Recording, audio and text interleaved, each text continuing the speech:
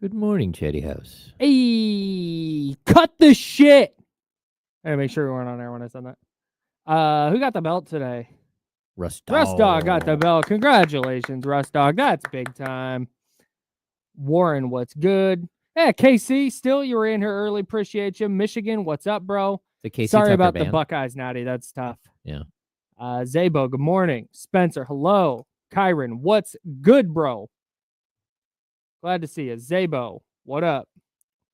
What's up? What's up, Katrina? What's up, Greg? My And voice Steven. is pretty trash today. Marcus. Hi, Spencer. Tyler, hello. Oh, is the 95.7 chat back? I had a great talk with Matt Nahigian today. Salute to the homie. Maybe it's Kyle's. What's up, Tony? Maybe. Hey, this is weird.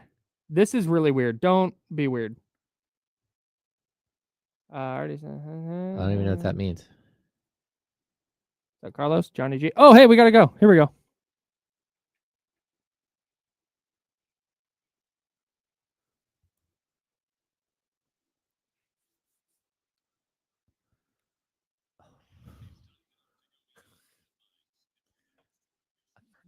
A rundown. It's a good start.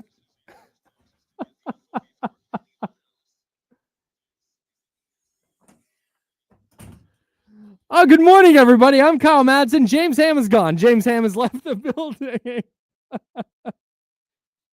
Printed out rundown so we could do the program today, and we forgot to get them. So James was out getting them, and now he's here. We are back. Not unlike the Sacramento Kings, who sweep their 3-game homestand. In fact, that's going to be our Jiffy Lube teamwork keyword of the day. We're just getting it out of the way early today. All right. Sweep. Enter that word at ESPN1320.com on the Jiffy Lube contest page, and you'll be entered to win a $50 Jiffy Lube gift certificate and an exclusive Insider's hoodie, the one James is wearing today. You can win that. If you want to see what that looks like, if you're listening on the radio, tap in at youtube.com/ESPN1320, twitch.tv/ESPN1320, and you can see that. You can enter to win one of those again at ESPN1320.com with the code word SWEEP, because that's what the Kings did on their 3-game homestand. They took care of business. They beat the Houston Rockets. They take care of business against the Wizards. They take care of business against the Warriors last night, 123-117. And now they hit the road. I think the best term that you use here is they took care of business. That's it. Like those are all okay. So the Rockets are a very difficult team, but the other two are not. And you have to take care of business against bad teams because good teams are on their way. Yep. Denver, New York, Minnesota, OKC, there are good teams on the horizon here. And if you don't take care of business at home before you head out on a 6-game road trip, you're setting yourself up for disaster. And if you entered last night at 30 and 12, is that right? 42, 30, 12. Yeah. If you entered last night at 30 and 12 and you slip up, whatever. Stuff happens. But because of that hole they put themselves in at 13 and 19 to start the year, you can't lose that game last night. And man, it really looked like they were going to. I texted you after the first quarter and I was like, this is a weird start. That's a weird start. Oh, yeah. That looked, and it wasn't, Golden State hit everything they threw at the basket and the Kings didn't, and it's tied, but it felt like the energy did not feel, it felt very Bucks-ish. The Warriors just weren't good enough to pull away early the way the Bucks did. And I said, I can't remember if I said this to you, but my thought was, okay, well, second quarter, they'll foot on the gas. They're awake now. They'll put this one away and they'll win this one by double digits. And then they went down by 18. Yeah. It's like, oh no.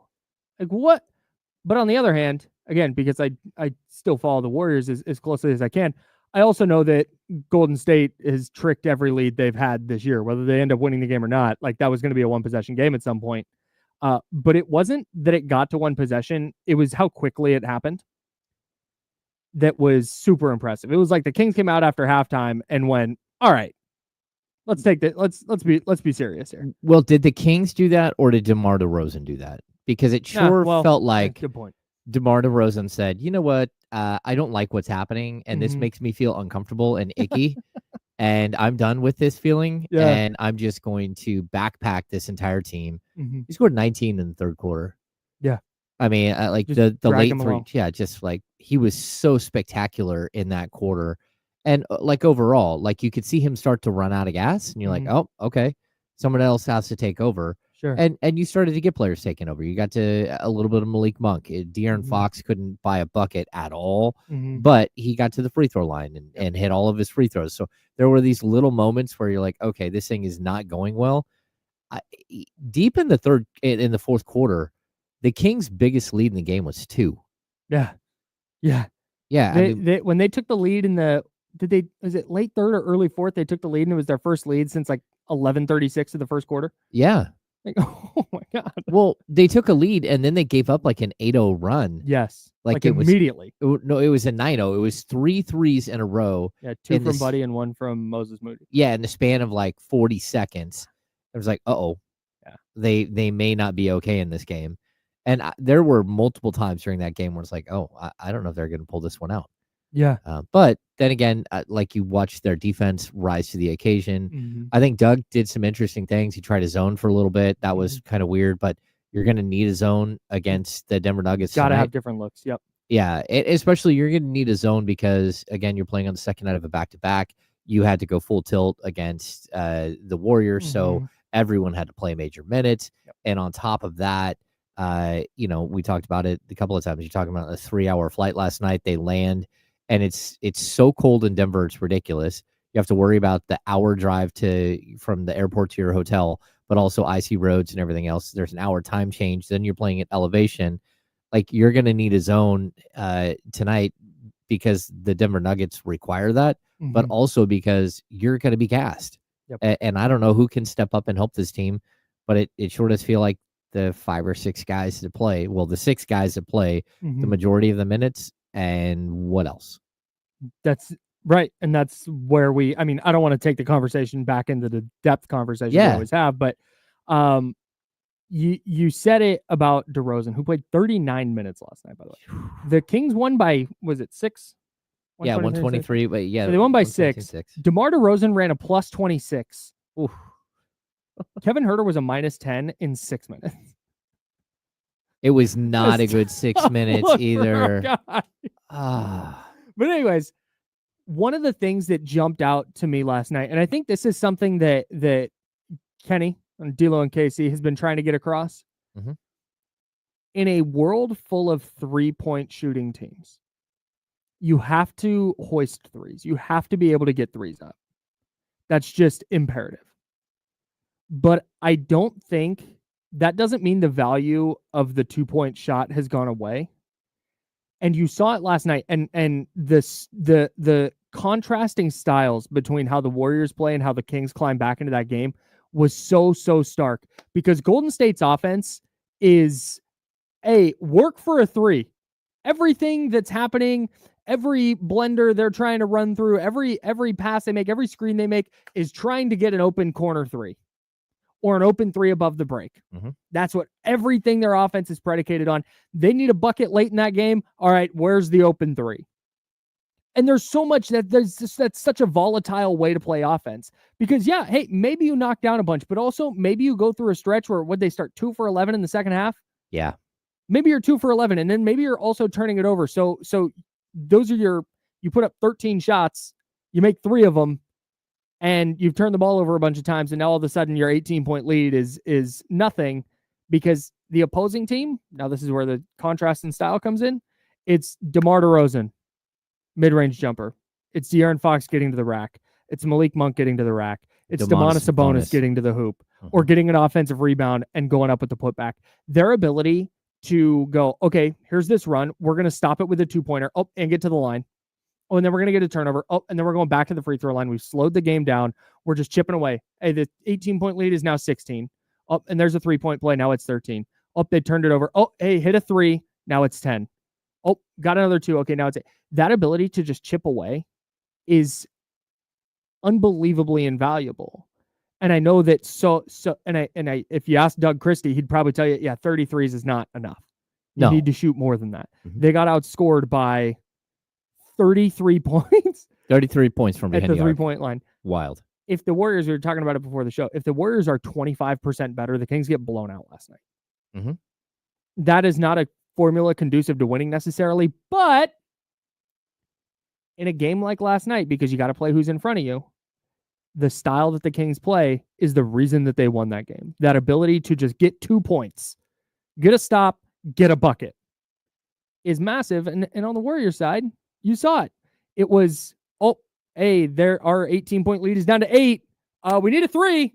Who's going to hit it? Yeah. And it didn't work. Well, I'm looking at some of the like standard stats. Like the Warriors made 43 buckets, and the Kings made 41. The Warriors hit 22 threes. The Kings hit 11. So already you're looking at a negative 35-point deficit, right? Like that's big. Like, how do you make that up? But then at the free throw line, that's the where Warriors only shot 13 free throws last night. Yep. And that's not an officiating thing. That's a play style thing. Of course. They live on the perimeter, and that's why you're not going to get a lot of free throws. In fact, Andrew Wiggins shot 5 of them. 3 of them came because he got fouled on a 3. Like that's just kind of where they're going to live. They go 9 points from the free throw line. The Kings got 30. The Kings make up 21 points right there. Yeah, they go 30 of 32 from the line. We talked about like last year, the Kings lost 5 games on the season at least, just on free throw shooting alone. This year, they're finding ways to win on free throw shooting, and it's something like in the fourth quarter, they are absolutely nails. Yep. Like watching them step to the line, it's like, okay, you're not even like panicking. It used to, last year it used to be like De'Aaron last night got to the line, they were up 2, and De'Aaron goes to the free throw line, and last year you don't feel good about that. No, you're going, God, make one, just make it a 3-point game, and he just goes calmly cashes 2. Didn't even hit the rim. It's such a huge deal. And I know free throws are free throws. Like nobody enjoys watching free throws, but they're key down the stretch. Yeah, and now the Kings are. I mean, they were first in the league in free throw percentage. They're second at 81.3%. Who's shooting better than 81.3% as a team? That's a good question. I don't know. I just know that's what. Like, I'm looking. Okay, I need to know who this magical team is that's shooting better. That's shooting better than 81% from the free throw line as a team. That's crazy. It's funny. You also brought up the 2-pointers, right? Oklahoma City, 82.8. There we go. Of course. The Kings are third in the league in 2-point makes, 6th in 2-point attempts, and 8 in 2-point percentage. This team does shoot a lot of 2s. You're trying to get that 3-point percentage up. You're trying to get the 3-point, like your attempts up, but at the end of the day, the Kings are still like kind of grinding, and they haven't got there yet. But I think that's okay if you're. Doug has talked a lot about this, and Doug, like we're best friends. Doug Christie, the head coach, has talked a lot about this, where they're trying to establish that identity, and if that's your identity, that's fine. And if you're going to be a grinded out team on offense, which they're not always going to be, but that's where the game falls sometimes. You just have to be able to match that defensively, and I think they do. You have to have that same toughness and that same grit on the defensive end where you're not giving up a bunch of 3s and trading it for 2s, which is what we saw early in the year. So I think whatever their identity is, they're finding it pretty quickly here. The other thing that jumps out statistically, you were mentioning, the Kings get outscored by 33 at the 3-point line, and the Warriors had 19 turnovers, and the Kings had 8. Oh, yeah. That is 8 turnovers in an NBA game is massive. That's something that that's a big deal to not, like, that's a very small number.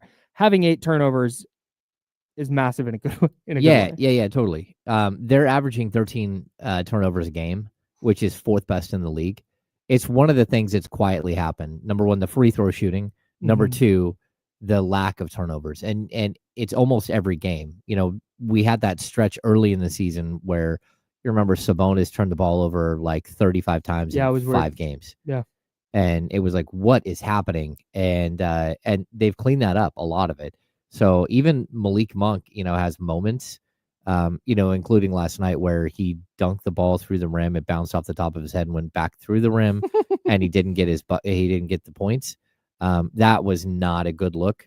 But that's an insane thing to have happen. There's the little mistakes that were made. Like the Kings were able to overcome those, and that's because they're sticking together and they're figuring out ways to fight through. And again, I hat tip to to DeMar DeRozan last night. I thought he was one of those catalyst guys that just like Yep. said, "Hey, look, we're not doing this. I'm 35 years old. I can't keep putting up with this, and we're going to win this game." And I think if there's one thing I would say, the Kings' identity that's developing is a team that is gritty and finds different ways to win. Yep. And it's not always the same thing. Yep. It's not we're going to beat you by 25. It's not we're going to hit a bunch of threes. It's not we're going to be a defensive like juggernaut. It's that we're going to figure out whatever way it is tonight to win, Mm-hmm. and that's what we're going to do. It's that adaptability. Yeah. Yep. Drew Down pointed this out in the chatty house, and I just wanted to confirm it, and I have 28-0 in fast break points. Oh, wow. For the Kings. 28-0. They give up 0 fast break points. The Warriors had 2 fast break opportunities. The Kings had 10, and they turned them into 28 points. Wow. I'd also point out 27 points off of the Warriors' 19 turnovers. Golden State got 16 points off the Kings' 8 turnovers. Yeah, those are big numbers. Yep. That's how you close the gap. And I'm sure points in the paint, the Kings dominated the points in the paint. They did not. Oh, really? Stunningly. They won it by 2. Oh, that's crazy. 44-42. Yeah, I mean, I would like to tell you that like this is like a benchmark win and all that stuff.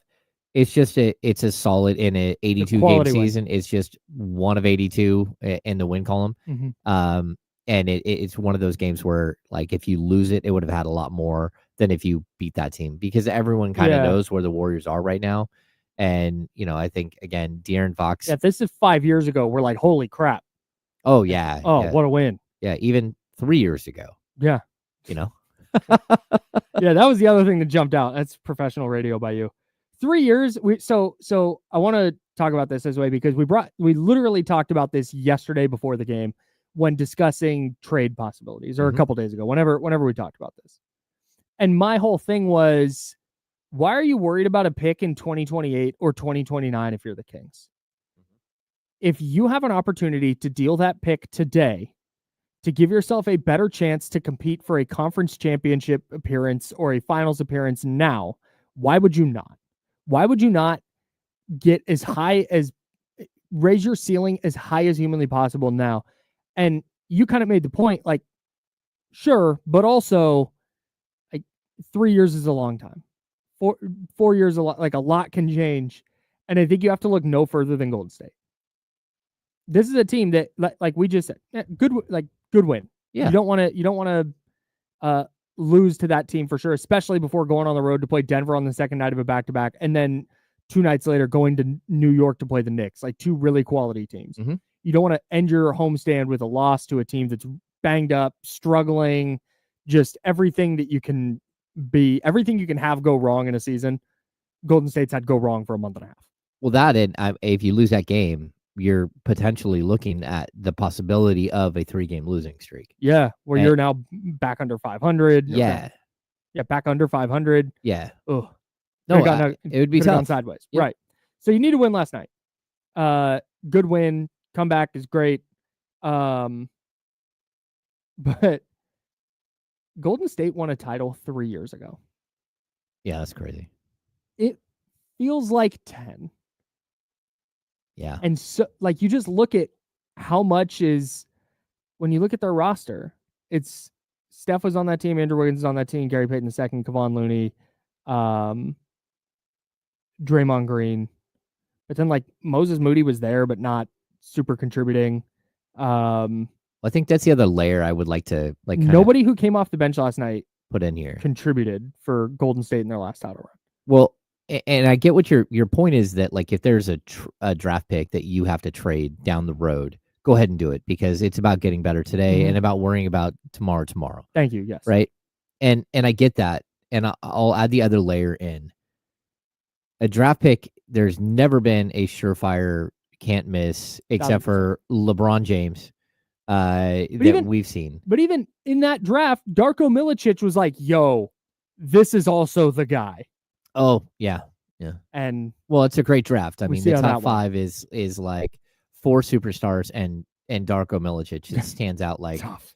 Like that's so tough. Just a really, I mean, it's like it's Carmelo, Dwayne Wade, Chris Bosh, and LeBron James with and then Darko. than Darko. But here's the point that I would make. Yeah. It's that we're still waiting in year 3 to know what Keegan is. The Warriors are still waiting to know what Kuminga is. They're still waiting to know what Moody is. They know that James Wiseman was no good as second pick in the draft, gone, right? So draft picks, not only do you have, are they just a coin flip, complete coin flip when it comes down to it? But on top of that, you may not know what a 2027 draft pick is really as a player until 2030. Yeah. That's like, it's the really tough reality of the situation. I mean, the Kings, like, God bless Davion Mitchell, number 9 pick in the draft. He's no longer with the team because, like, in all honesty, and he's struggling in Toronto. He wasn't good enough to play their style of basketball, and he's on to a different team. And so, like, you can hold on to these things so tightly and think that you've got something, but at the end of the day, you might have nothing. Even a top pick, you might have nothing.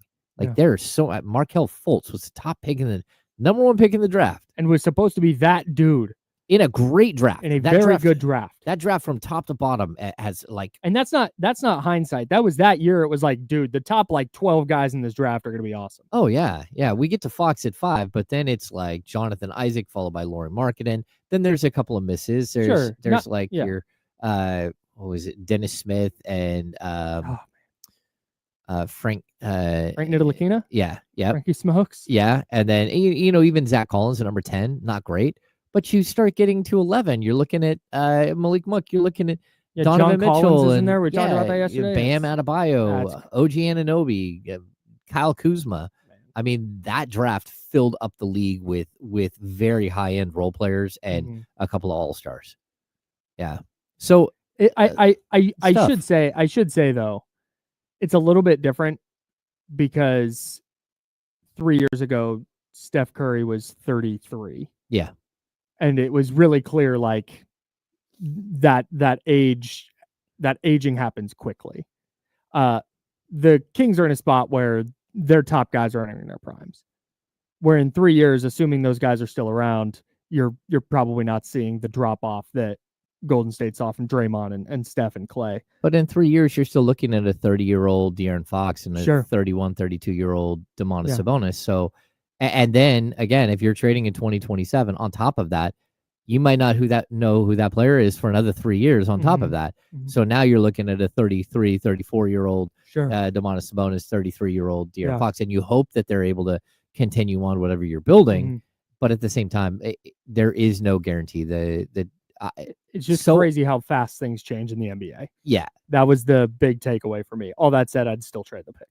Yeah, I mean, you have to be cautious, right? And you also have to look out in front of you and do your advanced research on what these drafts can look like. Because just because we're 3 years away from a draft doesn't mean that everyone doesn't know who the top players are in that draft. I mean, everyone knows, like, the Boozer twins are coming. Yeah. Not this season, but next season. You would probably be alarmed at how much NBA teams know about, like, 6th graders. It's weird. Yeah, at least the good teams. Yeah, the good teams. They're scouting AAU. Yeah, I mean, but it's the same thing. It's the same thing in, like, European soccer. That's even worse. You've got kids entering programs at age 8. Yeah, I think Messi signed. Well, Ronaldo signed with his club when he was like 6. Come on. And Messi's like 5 or 6. And, like, Marcus Rashford for Man U has been in the program, I think, either 6 or 7 years old. Yeah. So yeah, it's not, NBA teams aren't just now going, all right, let's see who's in the college ranks. Like, no, man. The guys in college now, they've been watching for 5 years. Oh yeah. They've been knowing. No, it's they what's coming. So that's why looking at, like, the 2027 draft, like, the Kings should already have an outline of, okay, how valuable is that draft? I think that's part of why you see teams looking for 2031 picks. Oh yeah. Well, that, and they also are projecting, like, who their team is going to be then and how bad a team is going to be. So again, we're talking about 7 years. We're talking at a point where, Domantas Sabonis and De'Aaron Fox won't be the same players if they're still on the team. Yeah. Keegan Murray will be like a 31, 32-year-old. I mean, Mhm. that's where we're talking about. Man. That's a long time from now. And that's why a team like San Antonio is looking at that and saying, okay, well, we know that our 20-year-old superstar is going to be 27 then. Right. Yeah. And now we have more, to add to what we're building if they can keep him and all that stuff. They can't keep getting away with this. To quote Jesse Pinkman. Oh. Ridiculous. Slow start last night bother you at all? I mean, sure. I don't know. I just don't want complacency to set in, because like I said, if Golden State is any team in the top 10 in the West and the Kings play like they did to start that game last night, I don't think they win. Okay, maybe. I mean, I get what you're saying, but I also think like this team has an ability to like crank it up in a different way. Sure. And they're always in games. So, I mean, even, the game that ends up being the end of, Mike Brown's run here in Sacramento, I mean, they lost on a foul on a 3-point shot, so like the game was still there. They had all of those games. So what we talked about, weren't they up like 11. 17 in that one though? Maybe. I mean, that game seems like it's 5 months ago. But at that point, they're 3-11 in games decided by 5 points or less, and that might have even made them 3-12. I don't know what the number was, but it was adding on to what was already bad that was happening. Yeah. And so when I look at that, look, they need to figure out how to win games no matter what. And totally. That's who they are. And so is it concerning? I'm hoping complacency isn't setting in. No, I'm where with all you. of a sudden night in and night out they're having to, because that's just not a way that's conducive to winning a lot of basketball games. No, but I think you can also look at their team and go, they're not firing on all cylinders right now, and they keep winning. That's very true. Like there's a huge they've raised their floor significantly over the last month. Yeah, totally. And I would also say like there's got to be like, we're not gonna like hit the red button and sound the alarm, but there has to be at least some concern about De'Aaron Fox's numbers over the last 4 or 5 games. And just like his play and what's happening on the court. I think defensively he was incredible, but all of the other things that go into winning basketball weren't really there last night. And you're sitting there watching, like there's a lack of like force and energy there. And again, he doesn't look like a player who wants to go to the basket after taking the big spill with I swear, maybe I'm alarmist here. He looks like his gait is weird. He looks like he's hurt. He looks like he's walking like it hurts. Yeah. So we'll see. One thing I will say about the slow start last night. DeMar DeRozan 4 points on 2 of 5. He had a board, an assist, a steal, and a block. Malik Monk 4 assists, 2 points, but those were at the free throw line. He went 0 for 4. De'Aaron was 1 for 3, 2 points, no other stats. Keegan 5 points, 1 of 3 from 3, a rebound. And then there's Domas, 7 points, 5 boards on 3 of 4. He's just such a workhorse. Can we follow my guy here? Can everybody get on board and follow him? It's just weird. Everybody looked like they could. That was the last place they wanted to be. And there's Domas, like it's game 7 in the finals. Yeah, ripping down every rebound. He's up to 14.2 rebounds per game. Oh, it was so funny. He drills his first 2 threes. He's at 48.5% from 3. Yeah. Just incredible. Yeah. Heck of a player. All right. That was a heck of a first segment. We got to step aside for a moment. We'll look ahead to tonight's game. Not the Warriors here at Golden One Center. The Nuggets and the Kings are at Ball Arena? Pepsi Ball Arena? Something like that. Yeah. I think that's right. I think it is Ball. Yeah. It used to be the Pepsi. Yeah, that's definitely true. I think it's Ball Arena out in Denver. We'll look ahead to that game and more Kings trade reports. Yeah. That we'll get to. Something like that. I think. We'll talk about it. He's James. I'm Kyle. We're the Insider, sponsored by Jiffy Lube. And this is ESPN 1320, Sacramento Sports Leader. I don't know why I always say that because we have a thing where the voice guy says it. And here he is. It's funny for the people watching on the stream. We're clear, by the way. It's funny for the people watching on the stream when I'm like, voice guy, you say that because they don't hear voice guy. Here he is. Oh, no, he was gone. Sorry, everyone. Okay, I'm going to go edit. Oh, yeah. Sorry. Domas did airball 3, and then he hit his next 2. That son of a bitch. Can't believe it. Airball the 3. Man, Denver's on a run. Denver's good, dude. Or Jokic is good at least. Yeah. 3, 4, 5, 6, 7, 8, 9, 10, 11. They're 11-3 over the last 14.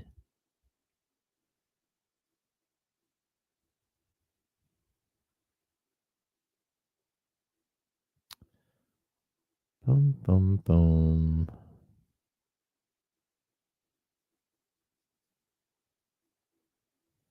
Yeah, I agree with you, Sass. I think he just got them right back in the game. And then they just fed off it. And there was a clear handoff moment where it's like, okay, I'm starting to run out of steam. The jumper started going short a couple of times. You're like, oh, that's somebody else got to pick it up.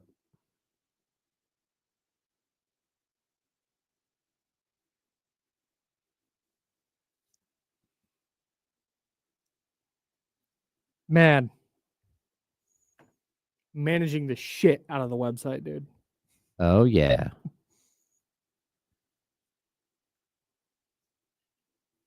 There's no chance. It's Ball Arena.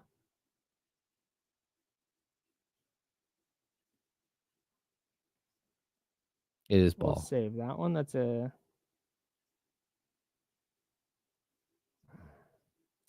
Aaron Gordon is not on the injury report last we saw. No, but I looked. He's been coming off the bench. He's played in 5 of the last 6. He's coming off the bench, and he's only playing 21, 22 minutes a game. But he's been really, really effective.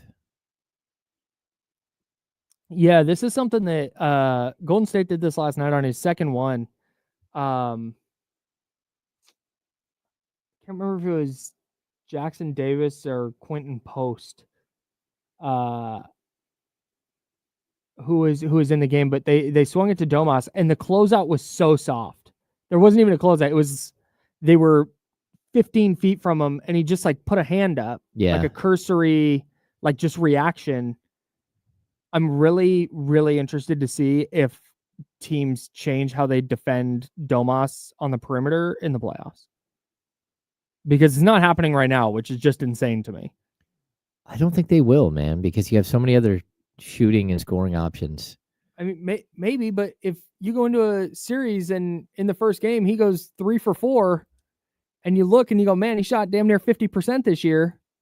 Yeah, but 3 for 4. When you would worry about is if he goes 6 for 8. That's the difference. I think teams are willing to give up the 3 for 4 or the 2 for 4. Maybe. Even in a series, you're going to keep giving in, letting them take those shots.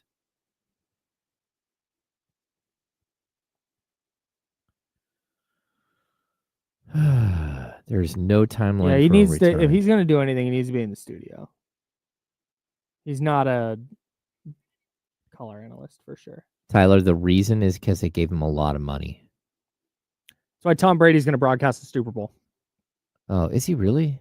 Oh, that's right. Oh. Despite the fact that Greg Olson, who's also on Fox, is 15 times a broadcaster. Yeah. There's no timeline for return for Greg Popovich as he tries to return from the stroke. I don't know that he'll be back. I'm not going to do this, Michigan. You can't control Manny. Marcus, are you not listening yesterday? Every lens that I'm viewing the Kings through right now is the playoff lens. There it is.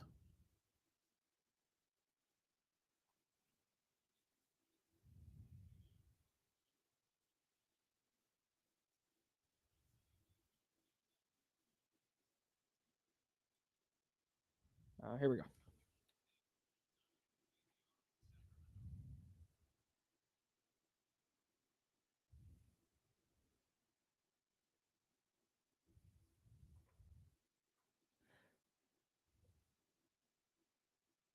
Kings Nuggets tonight in Denver. James Ham's there. I'm Kyle Madsen. We are sponsored by Jiffy Lube.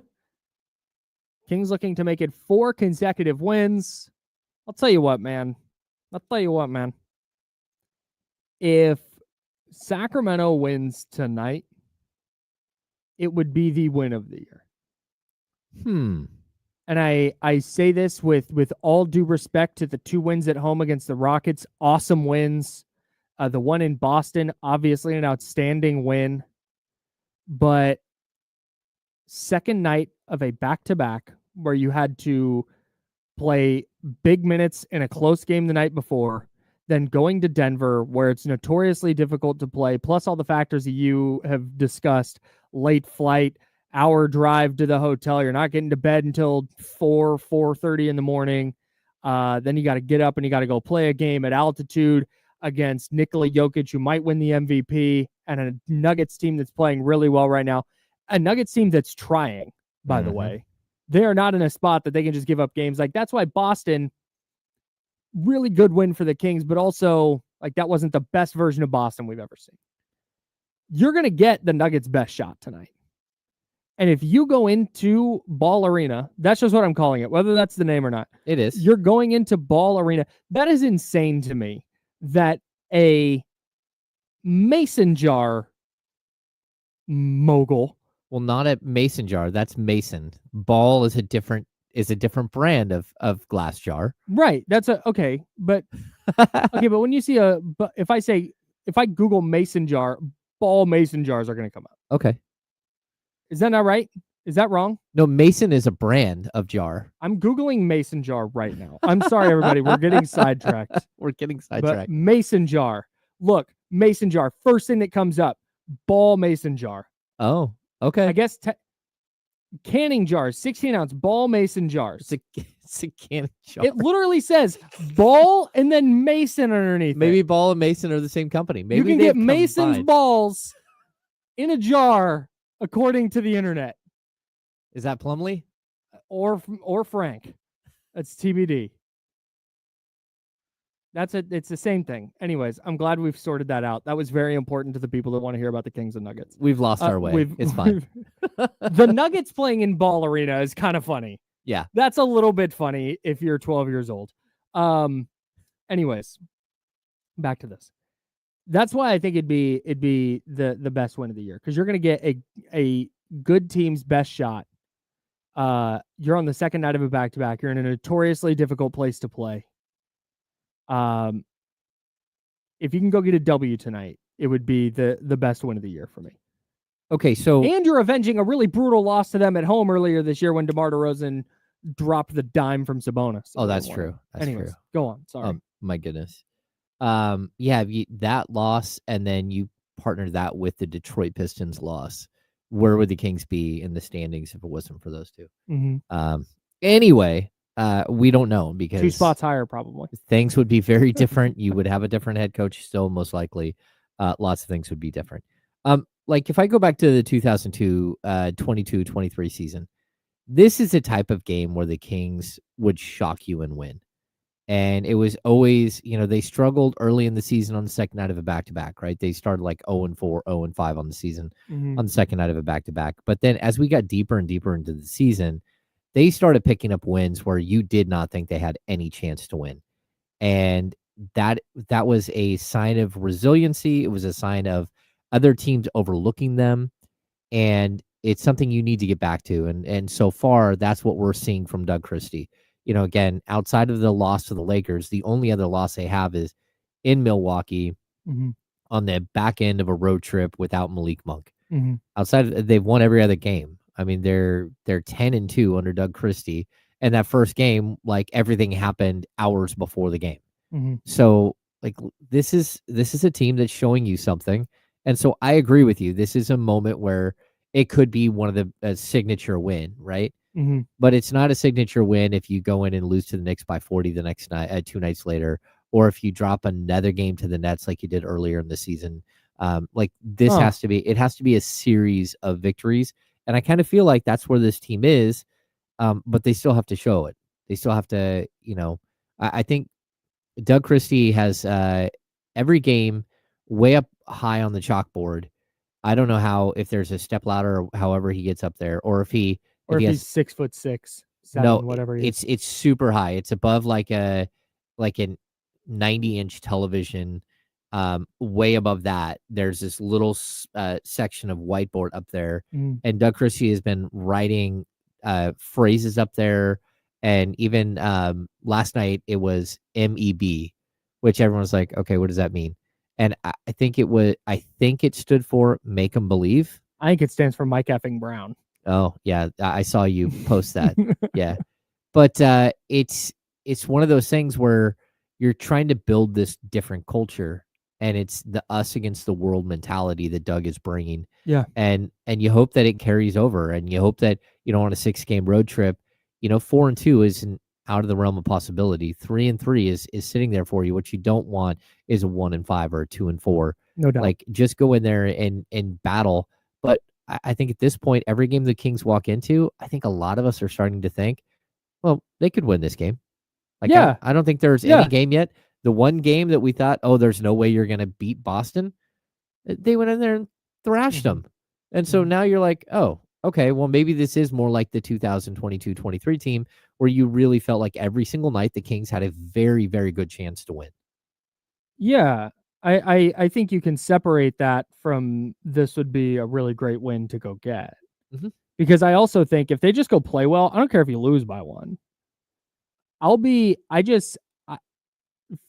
For me, if you're just looking for just a continued upward trajectory, I don't think that means you need to win every single night. Obviously, you'd like to win every game. Obviously, they're going to try to win every game.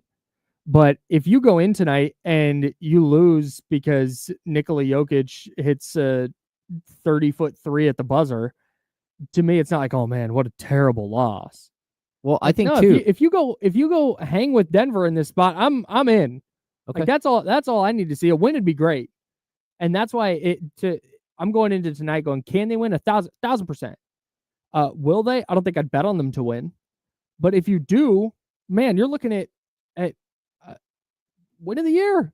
Yeah, that's where I'm at tonight. If you lose by a couple, just don't get mollywopped. Don't go throw your jerseys on the court and be like, okay, well, this is a schedule loss. We're done. We're not going to win this one. I don't think they will. I don't think that's their mindset. I'm okay if they get to the mid-third quarter and you just see the legs, go away. Yeah, sure. I'm okay if I see that. And then if that is the case, like, I need to see Kevin Huerter step up. I need to see Trey Lyles step up and try to give the team a lift. Keon Ellis off the bench, Devin Carter off the bench. I need to see those guys step up and make a difference in that moment. Yeah.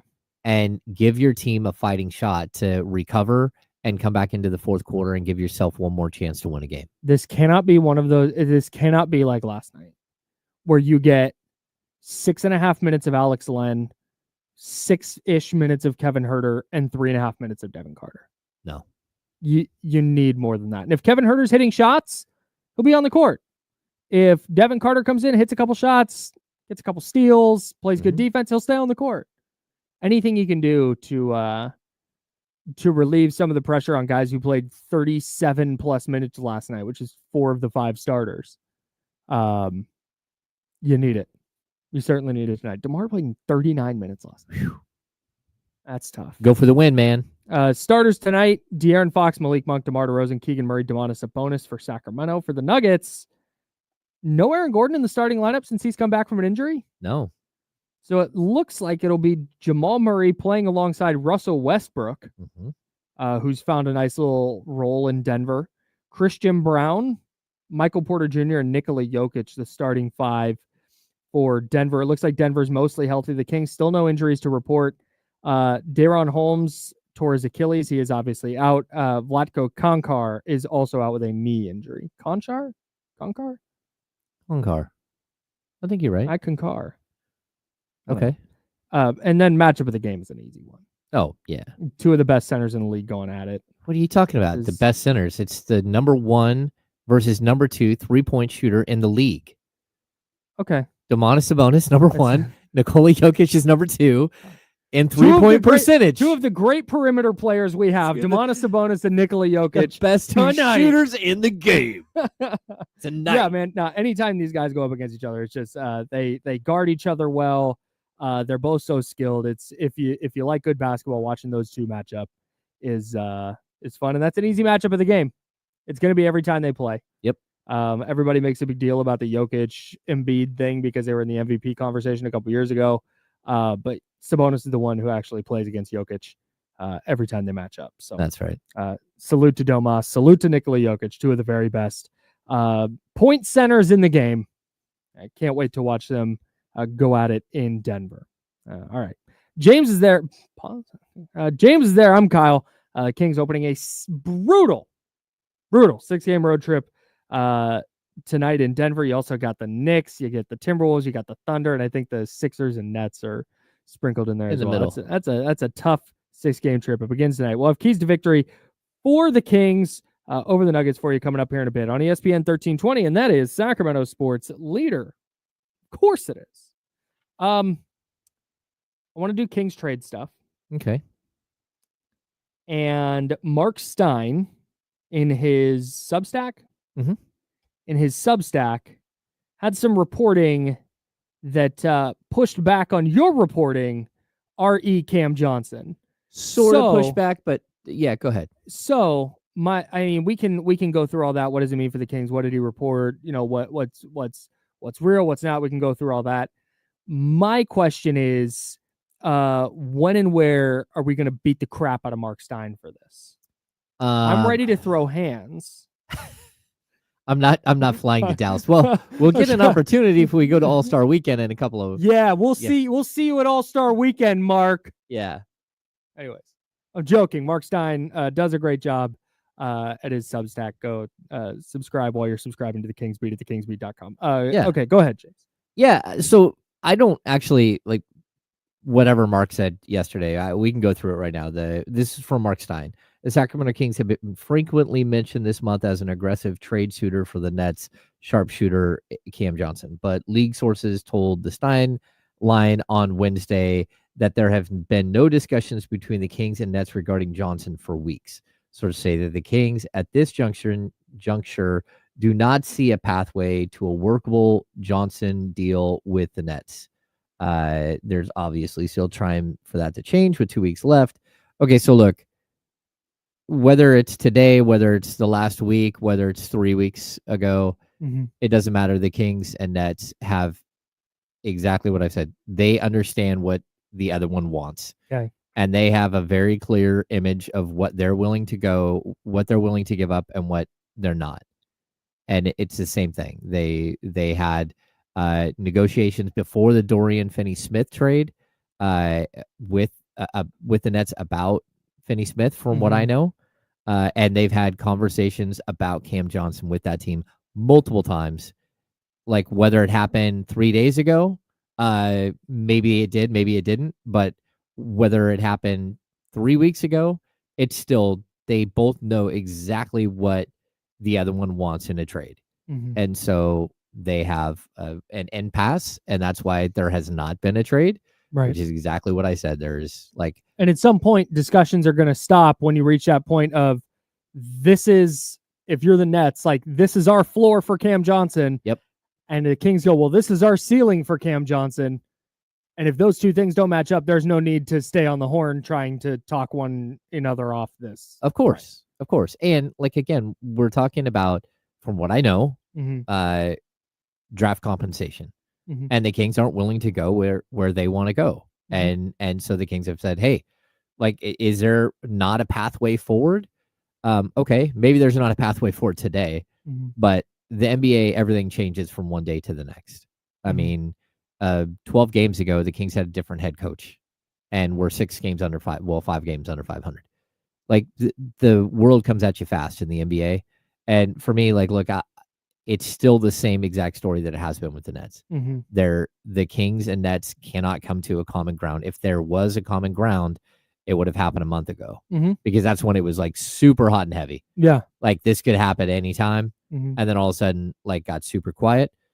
Like, whether they've talked in the last week or not, I don't know. And like, whether Evan Siddery's report that there's a plan A and a plan B, like, I don't know. I haven't been told that there's a plan A and a plan B. You'd hope there is, and maybe a plan C and a plan D and a plan E. Yeah, exactly. Exactly. So when we write about the potential for Cam Johnson to come to Sacramento, it's because there are reports out there.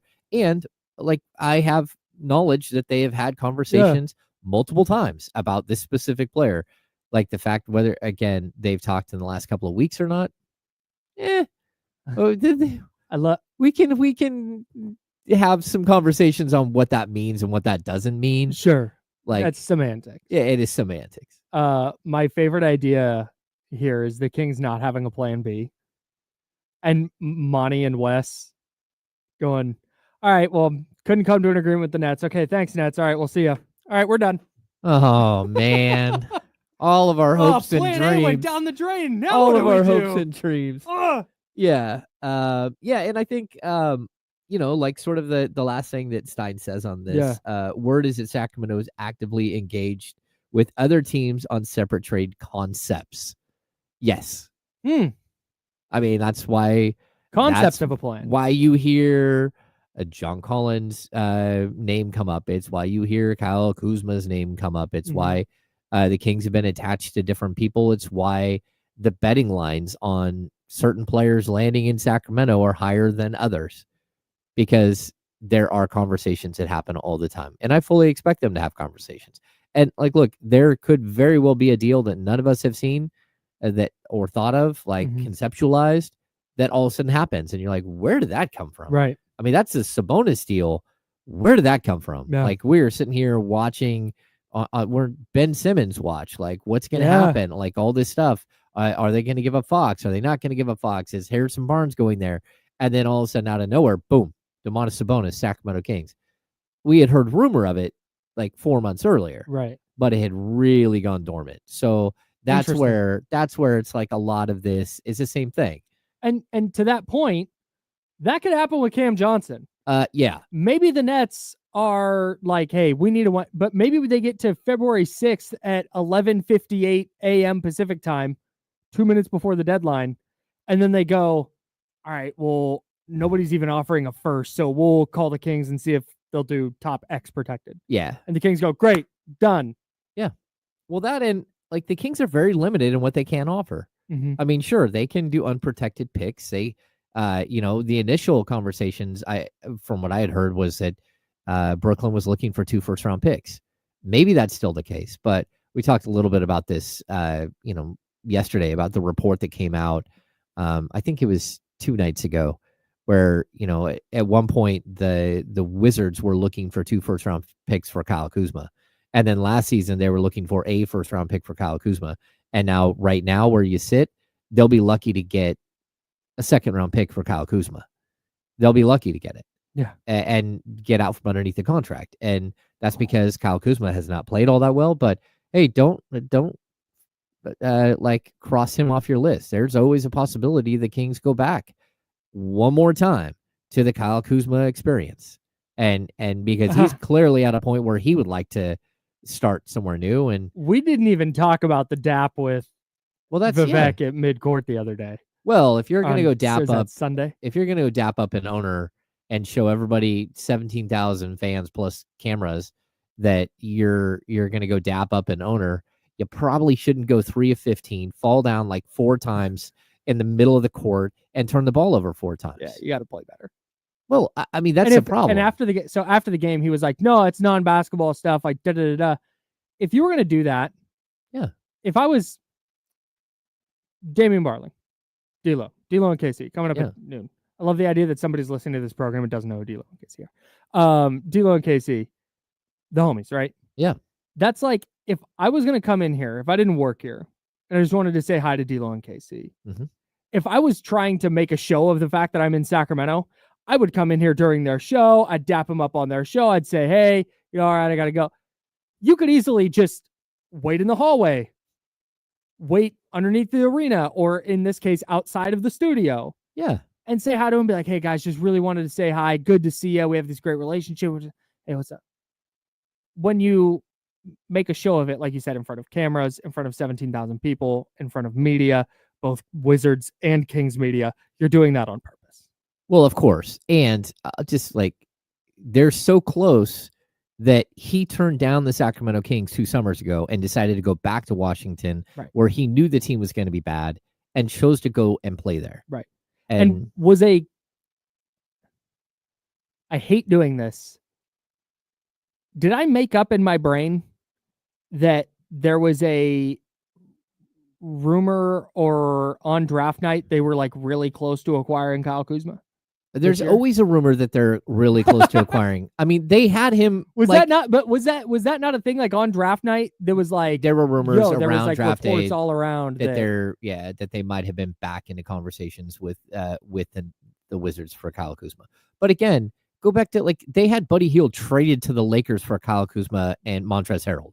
Like it was a done deal, man. And the Wizards, what a swept sliding doors moment, and brought Russell Westbrook to the Lakers. That like literally the deal was done. I forgot Russell Westbrook played for the Wizards. Yeah.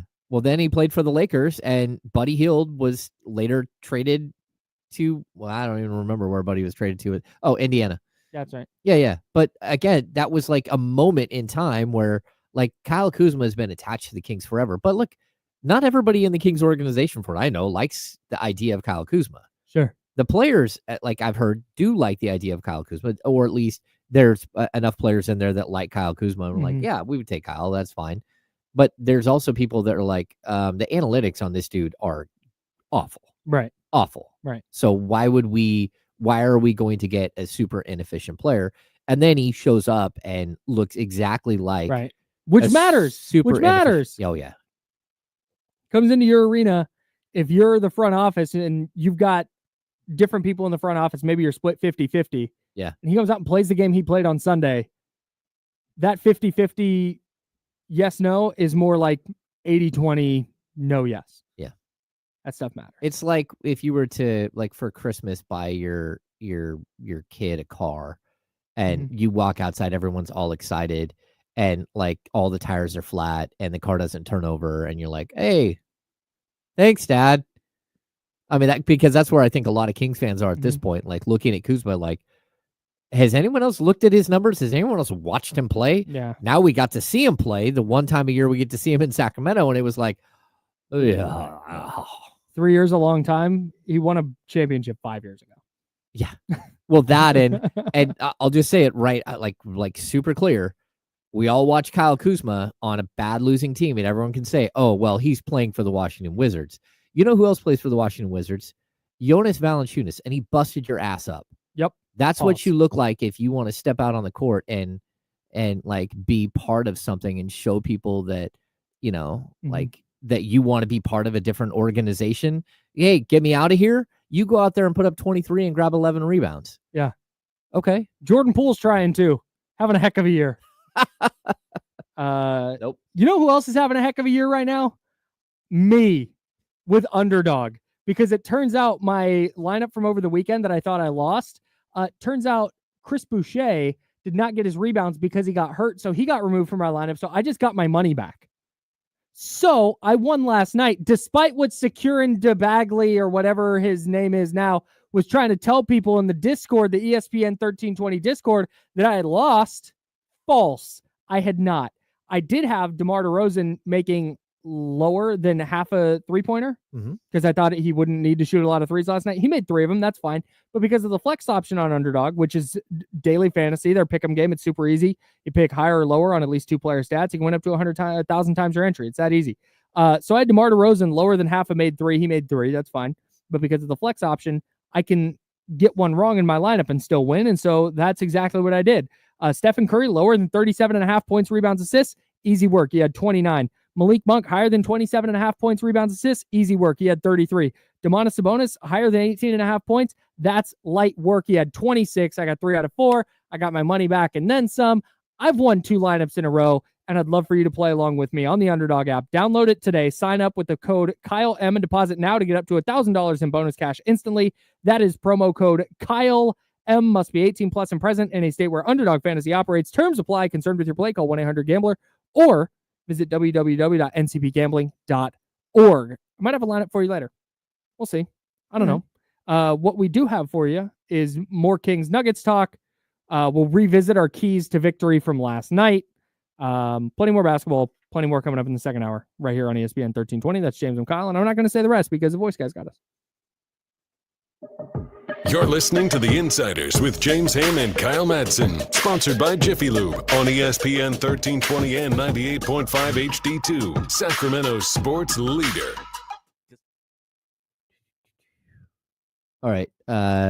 Ryan Mulvaney. Hello, Ryan. How are you? Hello, Ryan. It sounds like Timberwolves might try to move Julius Randle at the deadline. Is that something the Kings would look into, or is just bad now and not worth pursuing? Somebody asked a really good question the other day about usage and the players that the Kings were looking at and what their usage looked like. And that's where Julius Randle really becomes a problem. Like, the Kings already have decently high usage players, right? So that's why a lot of times they're looking for players that are between like 20 and 24 usage and could probably go down from that number. That's just not typically what Randle is. Right now he's at 25.4, but for his career, well, 2 years ago he's at 29.9, 29.5, 28.7, 29.3. Like, he has a usage of like a point guard, and the Kings don't need that. And so I would be very, very reluctant, because what that means when you have high usage, it means that you're a guy who holds onto the ball a lot. And it's okay because for De'Aaron Fox to be like the one guy with a heavy usage on the Kings, because he brings the ball up all the time and he sets the offense up, and then he's the guy with the ball in stance, right? But the Kings need players with, again, sort of the ability to play off the ball and the ability to play without the ball in their hands for the entire time. And so his usage is a little too high for me. And Julius Randle's not a shooter, which makes it really hard for him to coexist with people like De'Aaron Fox and Malik Monk and Domantas Sabonis. Yeah. This is another good question. Tom L. I feel like Tom L asked a lot of good questions. Salute to Tom. You do. Why do you think Monty values financial flexibility so much? Is this some small market issue, or make your boss financially happy financially issue? No, the reason why is because Monty is brought up, I believe he's brought up in the school of Daryl Morey, and Daryl Morey's like real like game-changing thing that he's done to the NBA is he star hunts. He's just always looking for a superstar. And sometimes you have to get like an undervalued guy that can become a superstar, or you have to draft right. But either way, that's why he's always looking for roster flexibility. It's because he's looking for a swing for the fence move, and it doesn't always work out. And I would even say that's probably why a lot more deals fall through with the Kings than go through. And it's because they are looking for bigger fish than like a just a small additional, pickup. Even like if you look at Trey Lyles and what he's meant to the Kings, Trey Lyles was like a toss in on a deal to match salary, and he just ended up being way better. The real player that they got in that trade was Dante DiVincenzo, and at least that's what they thought. And it ends up that Trey Lyles ends up being a better fit for the Kings than Dante, and they move on from him and all that stuff. But hopefully that makes some sense. Jean Paul's Guy Santos did look like prime Peja last night.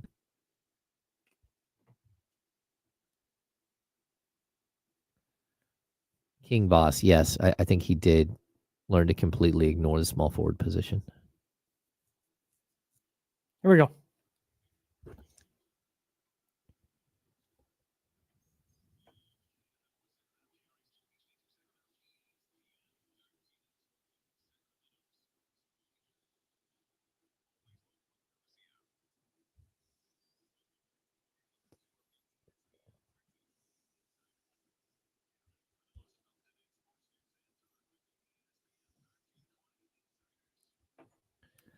Hour number 2, that's James Ham. I'm Kyle Madsen, rocking with you until noon. Then we'll hand it off to D'Lo and Casey, and they'll take you up to 4 o'clock. It's Jesse Tapia in for the handoff today. I forgot to let everybody know that. Oh. That's the thing I forgot to do this morning. Okay. I was so consumed with prep for our show that I forgot to let everybody know that their schedules are all changed. Oh. That's cool. Okay. That's a nice thing for me to do. Well, I got to do that right now. Oh, so Jesse doesn't know yet. No, he should. I'm just gonna text him that, and once he confirms, I'll let D'Lo and KC know. Hopefully, they're listening. Oh, okay. And they'll That'd find be out helpful. this way. Yeah. But still, I'm going to text them because that's the right thing to do. And I did the wrong thing earlier. Just so you know, on the rundown, James, going to pull the curtain back a little bit. Just so you know, on the little sheet that we use to prep our show, we're going to flip in the 11 o'clock segment. We're going to flip the two things. Okay. Okay. That's what I where we're going assumed. right now. Okay. Yeah. Very good. We're going to revisit our keys from last night's game and find out how the Kings won and whether they listened to us. When we did our keys to the game, we'll be doing keys to the game tonight, coming up in a little bit. But we're revisiting those now from the Warriors game. James, your first key, please. My first key from last night's game was continue to prove that there's no letdown in this team. Mhm. And I think initially we felt a little bit of a letdown. Like Definitely. it looked like that they weren't the team, they weren't going to have a good night. They didn't have the energy, but they figured it out. And so that's all I think at the end of the day we can ask, that, you figure out a way to get a win. And so I'm going to say that first key, like there was a little bit of letdown, but they figured it out. They moved past it. Yeah, they continue to not, and this is something you said earlier, and it's been the hallmark of the early portion of the Doug Christie era. They find different ways to win these games. And that's what it was last night. We went through all the stats. Like, you look at the box score, and the Kings should not have won last night. Just when you look at the traditional box score, but then you start digging into the numbers and you start looking at some of the things that went right for them in the second half. They don't let go of the rope anymore.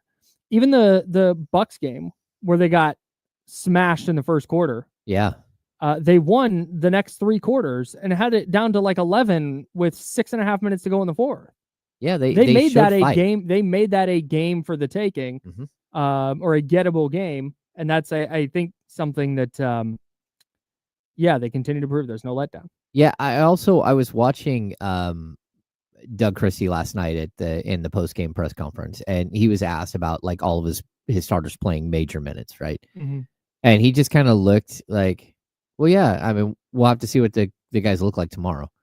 And to me, that was one of the first moments where it's like, hey, that's a former player saying, we got a big game tomorrow. And if somebody says they can't go, that's fine. Or if somebody says they need their minutes lightened, that's fine. If not, I'm going to coach this game like I have every other game, and that's to win the ball game. That's it. Like, step up. Yep. That's it. Like I like you get, it's a privilege to play 82 games in the NBA. Every game you should look at as a privilege to make it into the league and to play. I mean, Jimmy Butler keeps getting his paychecks taken away for those games. Like, his privilege has been revoked. Sure. And so for these players, suspended again. That's great. Again, another 2 games. Yeah. So what are we up to? 9 games suspension. Yeah. Yeah, that's a lot of money for a guy who makes $50 after million coming back. Yeah. They didn't tack on 2 games. You saw what he did, right? Yeah, he was late for a team playing. Yeah, and then just said, I'll just fly there myself or whatever. And they're like, yeah, whatever. But suspended. Yeah. Yeah. So you get what I'm saying, though? Like, there's this moment where Doug Christie, like, realistically, it felt like a former player just looking at us like, if I have another, if like when he was a player, if I had a back-to-back, I'm not making an excuse. I got a game the next night. Right. That's it. Yeah. Like, we fly to the next city, we play another game. It's accountability. Yeah. It's a game in, game out accountability for, you're going to have to show up and you're going to have to play hard. And if you don't, we'll find someone else who will. Exactly. It's not a pre-planned, oh yeah, we're going to lighten your minutes tonight, or like, nah, you're gonna, and we'll see how that plays out over 82 games. But for right now, it's super effective. Well, that, and it's like, hey, look, if you guys show me that you don't have it, then I'm going to go to someone else. That's fine. But for right now, the plan is to go out there and play like we have every other game, and that's to win. And my best chance to win is for some of you guys to play 38 minutes again tomorrow night. It's the way it goes. Yep. And so I just, there's a level of professionalism that he's expecting, and a standard that he's expecting. And if they can't meet it, they're going to find somebody else who can. And it's putting it on, because Mike Brown, I'm sure, had the same standard, but doing so the way Doug is doing it, it's being presented more as, you can do what you want. Like, you can, but you're letting yourself and the team down if you go, Not feeling it tonight. And that doesn't even necessarily go for playing on the second night of a back-to-back. That goes for last night. You're down 18 in the third quarter, and you might just go, you know what, I'm just not really feeling, not our night tonight. Yeah. But if you got 4 other guys on the court with you who are like, it is our night, it forces you to get up to that standard and that level. Well, that, and I think everyone talked about it. Oh, there's something about Doug. He's a former player, so he kind of knows what we've been through. He kind of understands it. Yeah. And then he's looking over at it like, hey, when I played in the league for 15 years, we didn't worry about a back-to-back because we played 4 games in 5 nights all the time. Yep. And that's the game. Yep. You go out there and you play the game because we love the game and we're excited to be here and we're putting on a show every night for the fans. Yep. That's it. My first key was get up early and they'll quit. That didn't happen. In fact, they did the opposite. They fell behind a bunch. I don't think Golden State quit. They just stopped hitting shots and they just weren't good enough to keep up. That's kind of how it went. Number 2 for you. Stop Steph and make someone else beat you. Yeah, mine was put 2 or more bodies on Steph at all times. Boy, it was brilliant. That was as because we literally yesterday said this is not when you throw 2 at Steph, because it used to be 2017. You can put 2 people on Steph, but then he's going to get it to Draymond, and Draymond is going to go downhill and think what you want about him. He's a very high-level basketball player, very high IQ basketball player. He's going to go down, and he's going to be playing 3-on-4 or 4-on-3, and he's going to kick it to Klay Thompson or Kevin Durant or Andre Iguodala or whoever it is. And now it's, okay, Steph's going to get it to Dennis Schroeder. Or Guy Santos. Shout out to Guy, bro. He just plays hard. Or the kid I don't want to drag. Quentin Post. Had a nice little run last night. There's a good little vibe about I feel good about that. Yeah. And he's getting, it's Dennis Schroeder getting downhill with Trace Jackson Davis already in the lane. And it's like Andrew Wiggins. There's just not. So, yeah, what they were doing was Keon picks him up full court or De'Aaron or whoever. And as soon as he crossed the timeline, you get doubled by Domas. And then he'd get rid of the ball, and then Domas and whoever else was guarding him would just stand there. Yep. Wall him off. Just get cool. You guys play 3-on-4. You enjoy that. We're going to stand here and make sure this guy gets 4 3-point attempts up. Yeah. One of which was a 35-footer. Oh, yeah. And it was a 35-footer. Like, I can't get a shot off. And it almost went in. Yeah. I'm throwing it up now. I don't care anymore. Yeah. Right. Leave me alone. Yeah. I'm going to shoot this. And you know what's funny is Matt Nahigian from 95.7 The Game, our sister station down there, the brand manager down there, tweeted like, I don't care the situation, I don't care the player, that's never a good shot. And honestly, when he threw that at the rim from 34 feet or whatever it was, I was like, not a bad shot. Better than anything else he's going to get if they try and get into their offense. Yeah. And I'd rather him take that than Guy Santos take a corner 3. No, totally. Anyways, the Kings did a phenomenal job. And it defending was stuff last night. Even when they got caught in switches, the Kings weren't switching the other guys. It was Keegan and Keon at the top of the key. Yeah. And it's like, go ahead and switch. Yeah. You're going to get one of our best 2 defenders no matter what. Go ahead and switch. Yeah. And then if that gets uncomfortable, we're going to double. Yeah. Either way, you're getting rid of the basketball. Yeah, if you catch Domas in one of those switches, we're just going to wall you off and run at you. Yep. Yeah, it was spectacular. Really good. Really well executed. Yep. For sure. Number 3 for you. My third key, let's see. Get De'Aaron back in the scoring column. And that did not happen. And there has to be some concern that's brewing because he just looks off. And I think he's hurting still. Yeah, I think so too, man. He just, his gait doesn't look right.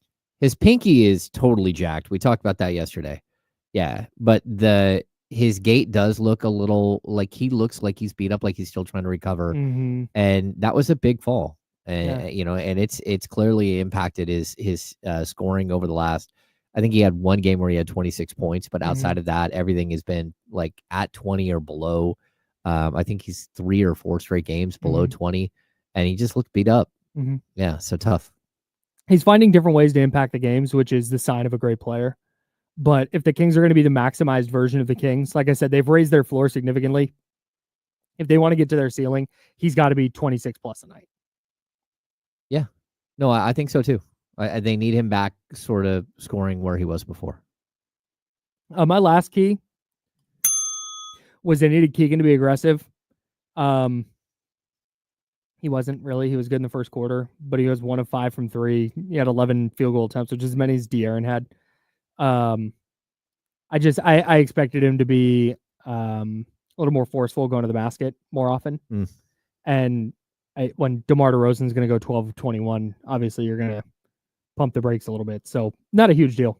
I just thought we'd see a bigger Keegan game, and we didn't. I think the Warriors are a much better defensive team than we want to give them credit for. Mm-hmm. And I think they did try to take away. Keegan did try to go at the rim a couple of times, and then got walled off and had to peel back out. Yeah. I think he did have a couple of nice dunks, and overall he's still growing. It's just not at the pace that you're like, oh, he's there already. Yeah. And you're just waiting for it to fully mature. Yeah. We'll see. I'm still. I don't know. I don't know where I'm at with Keegan anymore. I was the circumstances are strange. They're a little odd. Yeah.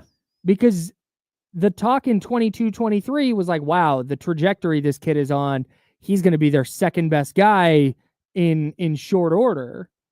And now we're 3 years in, or 2.5 years in, and he just kind of looks like, oh, offensively, he's just kind of largely the same guy. He's a better defender now, better rebounder now. He's impacting the games differently. I just don't know if I keep kind of waiting for this. Oh man, Keegan's a 20-point a night guy. And I just don't know if he'll ever get there in this ecosystem. Yeah, no, I'm with you. It's very possible. Adding DeMar DeRozan's one thing, and it's also when you're weighing who you're going to add here at the trade deadline. If you're given 3 players to choose from, and you can see how each of those players would impact Keegan Murray differently. Cam Johnson versus Kyle Kuzma versus John Collins. All of them would impact. John Collins is going to come off the bench, but he's going to want to get a bunch of shots up. Yeah. Kyle Kuzma probably going to want to get a bunch of shots up. Cam probably not nearly as much. So maybe that would help him grow. But then you're going to have 2 Keegan type players. So interesting stuff. Yeah.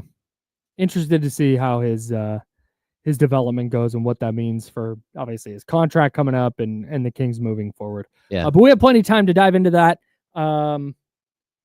Let's get into the Sacramento Kings and Denver Nuggets tonight. Ball Arena in Denver. The Kings kicking off a 6-game roadie, second night of a back-to-back. Is there a place you'd want to play less than Denver on the second night of a back-to-back? No, it's the worst. Yeah. Even DeMar talked about it last night. He said it's almost like it's a joke, like a running gag around the league. It's a scheduling loss for a lot of teams. And this is the first time that DeMar DeRozan since college has been on the West Coast. So oh yeah. So it's one thing when you're in San Antonio and you've got to fly, and you gain an hour. I think that they're in a different time zone. Yeah, they're mountain time. Yeah. So that's one thing, but it's a whole other thing when you're coming from the West Coast. And, again, when you're coming from Toronto, you're going backwards again. Right. So it doesn't hurt as bad. Yeah. But yeah, this is the first time he's been on the West Coast. And it's always interesting hearing different players talk about adapting to the altitude and how different NFL teams try to do it too. Because if you go play in Mexico City, the elevation in Mexico City at the stadium there's just insane. Yeah, Aztec. Yeah, and so you get the 49ers went and trained at I think the Air Force Academy to try and get into elevation, but then there are teams that say don't do that, you're supposed to get there 48 hours before, because you don't want to adapt too much. There's the science behind it is so odd, but hearing different players talk about how there are some players who will say yeah, you feel it right away. There are other players who are you don't feel it in the first burst. It's when you go sit and then have to get back out on the floor that you really feel. Oh yeah. Or the first time out when you're trying to catch your wind and it's oh my God, I can't. So that'll be interesting to watch tonight and see if it has an impact on the game. What will impact the game is if the Kings follow our keys to victory, which we'll get into now. James Ham, key number 1 for a Sacramento Kings victory tonight against the Denver Nuggets. Let the bigs battle. Okay. I want to see an epic Domantas Sabonis, Nikola Jokic, knockdown, drag out. Give me dueling triple doubles. Yeah, dueling triple doubles. Spectacular. I would love that. I want both of them to go 3 of 5 from 3. Go Man, out if there they- and prove that you're the best shooters in the league from behind the arc. How many? If I told you over under 5.5 combined made threes for Domas and Jokic tonight. Over under 5.5 made threes. I'm going to take the over. Over 5.5. I dig it. Yeah, man. This is the one. And the thing with the Kings is I don't want to leave Domas necessarily on an island. You got to throw different looks at Jokic, because if you try one thing, it might work for a minute, and then he's going to figure it out, and then he's just going to carve you up. So how the Domas Jokic battle we talked about it, that's our matchup of the game, all that. But how the Kings go about defending Jokic outside of just Domas, it will define the game for me. Yeah, I totally agree. Yeah. And like, look, the Kings have other like Alex Len is had he does all right against Jokic, and for that matter, Trey Lyles is a problem because he drags Jokic outside.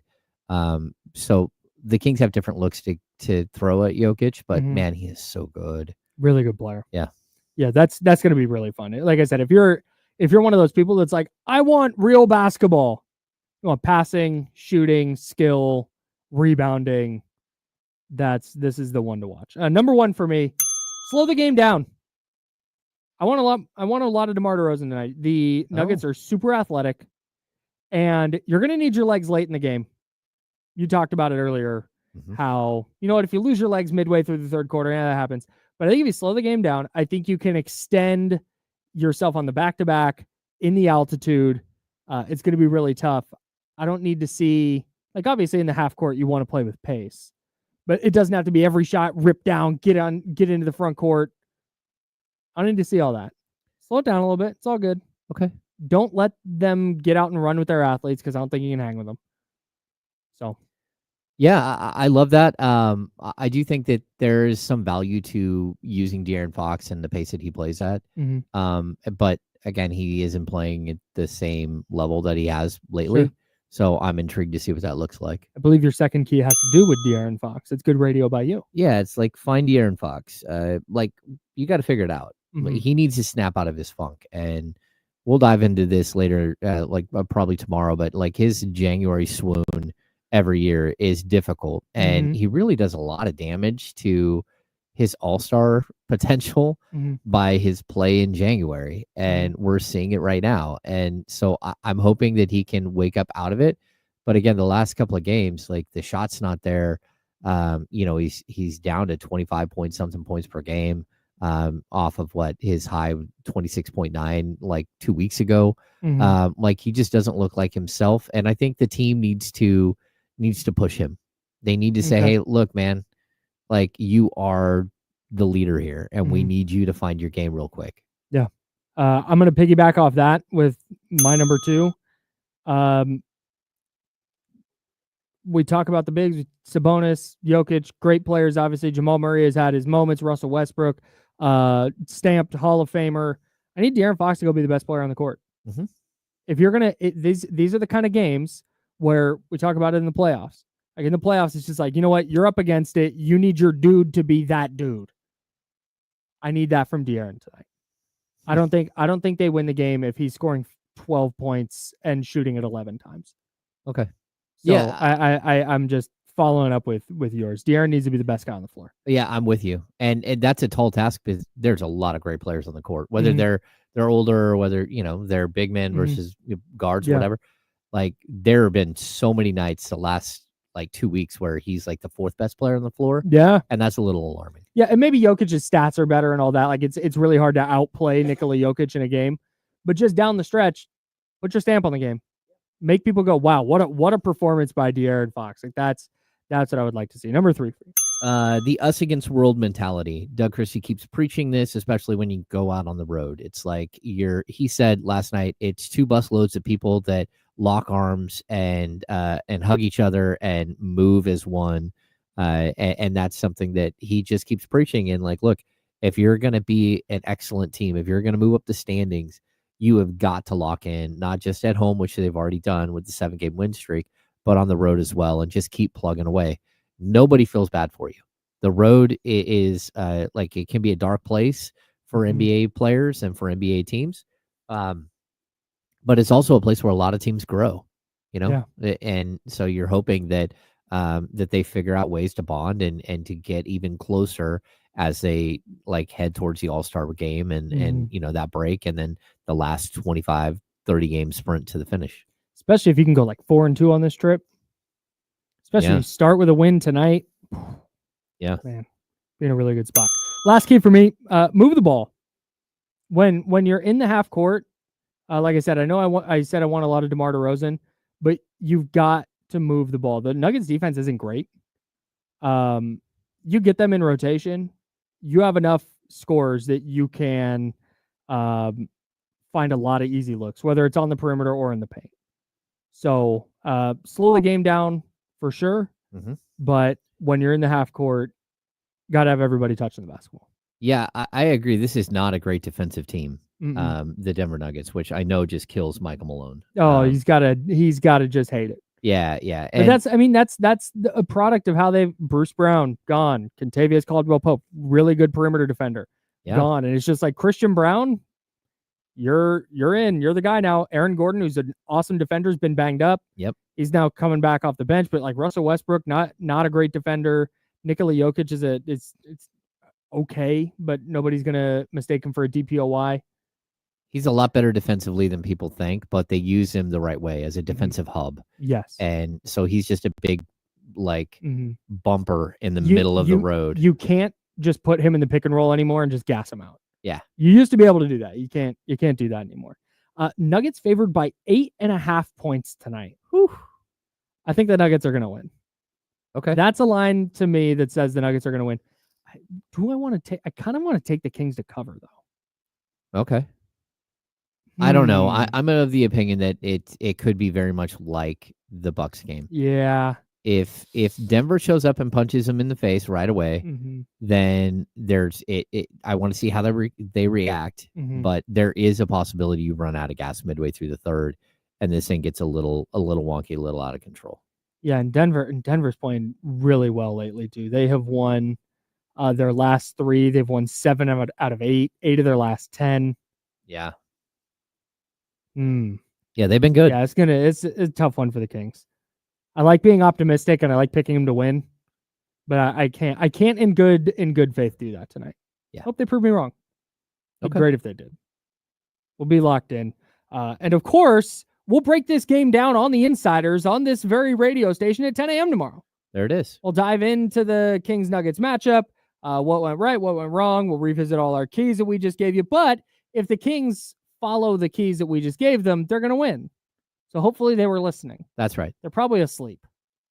Yeah, I would assume a lot of them are still asleep. At 12:30 Mountain Time right now. Mountain Time's the weirdest time zone, by the way. It is. It's very strange. It takes up like a 6-mile sliver of the United States. Sliver of the United States. It's like Colorado and a little bit of Arizona, and that's it. Yeah, it's like the A and the Louisiana Purchase. Like just exactly. Yeah, exactly. That's exactly what it is. All right, that's James Ham. I'm Kyle Madsen again. We'll break down all of the Kings Nuggets matchup tomorrow on the Insiders at 10 a.m. Sponsored by Jiffy Lube right here on ESPN 1320. That is Sacramento's sports leader.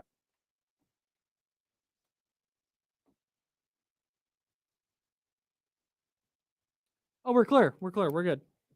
Clear. All right. So let me look. Since Doug took over, the Kings are 5th in the NBA in pace. Their offensive rating is now 4th best in the league at 118.7. Denver is 1st at 121.9 over the last 12 games.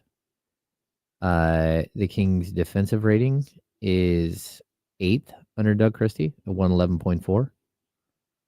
Their net rating is 4th at plus 7.3. Denver is plus 11.7 over the same stretch. And the Kings are the best defensive rebounding team in the league per percentage.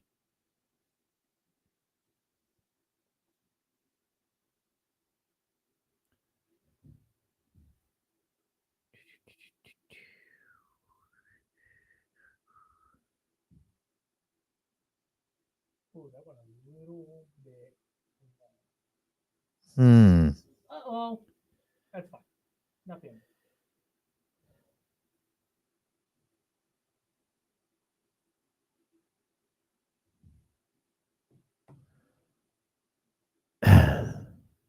What's going on, everybody? Oh, there's Jesse Tapia. The Jesse Tapia. You're out of program one. Welcome. I'm so nice. Like, man, what a guy. Looney just went as a player and got old. And He also got sick. did he get sick in the game last night? Yeah, that's why he only played 9 minutes. Okay.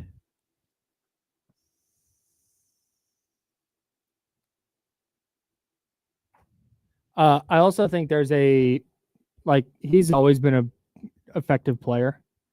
But I think there's an inflated perception of him in Sacramento because of what he did in the playoffs.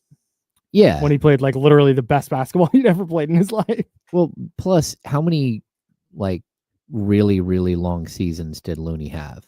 Like he was in the playoffs for yeah, and he had hip injuries to start his. It's crazy. Go watch his UCLA highlights. Yeah. Like putting the ball on the deck, like shooting jumpers off the dribble. It was crazy. Then he had hip stuff, but you could tell because even in early in his career, the Rockets would try and ISO James Harden on him, and it didn't work. He's always been a really effective defender, good rebounder, good passer. He's just not super mobile. And in the modern NBA, if you're not a mobile big, it's really hard to stay on the court. Yeah. What's up, Chatty House? Plus, I think just the mileage. You can see the mileage. Oh, just took its toll. that too. Yeah, that was the point I was trying to get to. Yeah. Yeah. There we go. We'll move Jesse in the middle. Happy Thursday, everyone. Happy New Year. What's up, Zabo?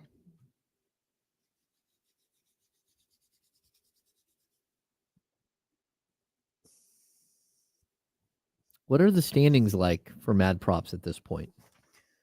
Honestly, the only thing that matters is that we have fun, James. What's up, Marcus, Michigan? I agree. Yeah. Let's not talk about the. That's what standings. losers. Down. That's what losers Hey, say. man. Fucking standing. Yeah. Ridiculous.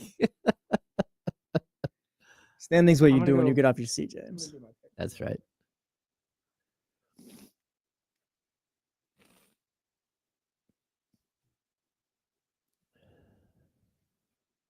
We were talking about this on the show on D'Lo and Case yesterday. Funny thing is, I bought a new pair like last month too, so we just re-upped. You're an Air Force One guy all the time. Yeah. I don't really like buy shoes or anything like that. I'm all white tees. Keep it simple. All right. What's up, Johnny G? Rest Dog.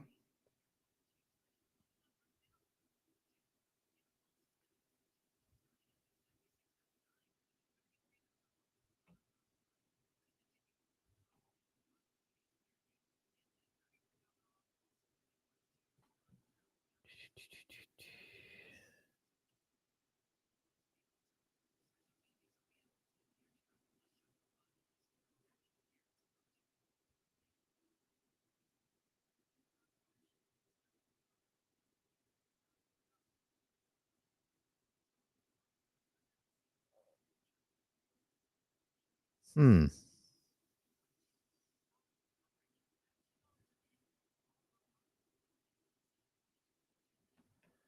we're awfully quiet all of a sudden. What's going on? I'm locked into Mad Props. I'm trying to figure out what I want to do here. I was texting my brother. Oh, sweet. How many siblings do you have? Just one. Okay. Yeah. Close in age? He's 4 years younger than me. Oh, okay. Yeah. Cool. Shout out to him. I have an older brother. He's 15 months older. And then I have a younger sister, and she's like 8 years. What's that? You feel good? I just wanted to input my prize picks first. Or not prize picks, but Mad Props. I feel like you feel great about him every week. Goddamn right I do.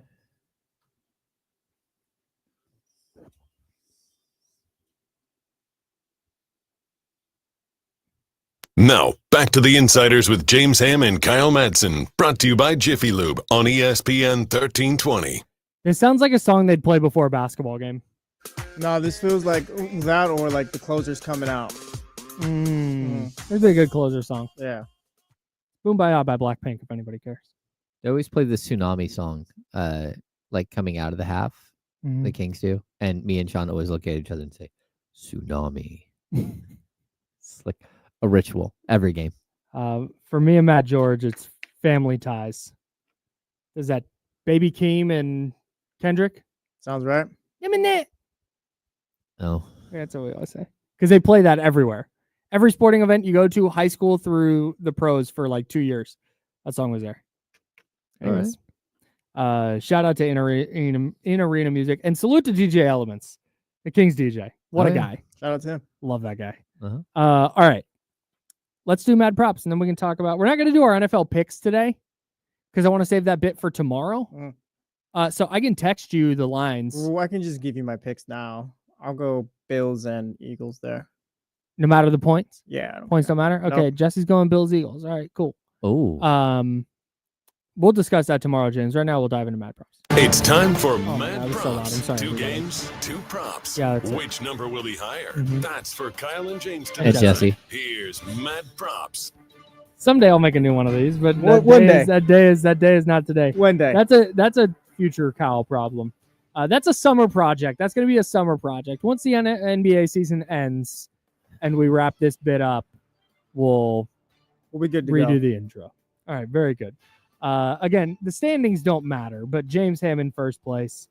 Jesse, I believe you're in second place. No, I believe if you're gonna read them right. I'm in second. You're in last. Well, it's more if you're in first or second. Oh, okay. But I'm 99.8% sure.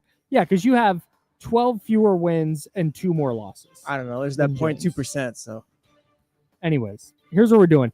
Kings game tonight against the Denver Nuggets, up against the NFL championship games this weekend. Oh. The Sounds good. AFC title game between the Bills and Chiefs, and the NFC title game between the Commanders and the Eagles. So, James Ham, we'll start with you.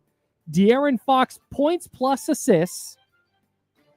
De'Aaron Fox points plus assists, Okay. or Eagles points against the Commanders. I am going to go. Ooh. I think I'm going to go Eagles. Okay, Jesse. I'm gonna go Eagles as well. Wow. So I went De'Aaron Okay. because at some point he's going to have like 25. Are we sure? He seems like he's Yes. pretty banged up Yes. right now. I think at some point, watch him not play. That's probably what's going to end up happening. I could see 30 from Fox. I just Right. think. So 30 is about the number that I landed on. Okay. I think Jalen Hurts' knee is messed up.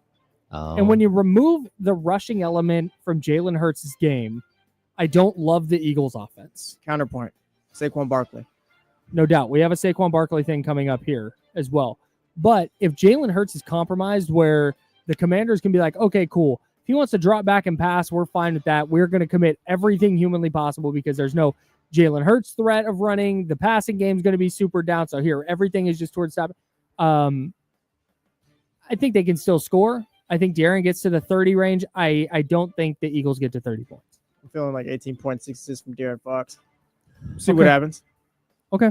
I think the Eagles will probably score around 32. So we'll see. Yeah, I think the Eagles will be in the 30s. Just because it seems like that game is going to be like crazy like last Mhm. week. Okay. That's fair. Maybe I'm wrong. Number 2, Jesse Tapia, producer of D-Lo and KC, coming up here at noon. It's true. The Kings high scorer, so whoever it is, Mhm. whoever has the highest point total for the Kings, or Patrick Mahomes' pass attempts against the Bills. I'm gonna go Kings highest scorer. I think someone's gonna have to be a superhero today. Oh. I'm going to go Mahomes. Oh, no. What's the weather? Do we know? Don't. It's Kansas City, so it's cold. I'm going to guess the weather's not going to be good. Okay, I'm going to go Kings high scorer as well. Here we go, James.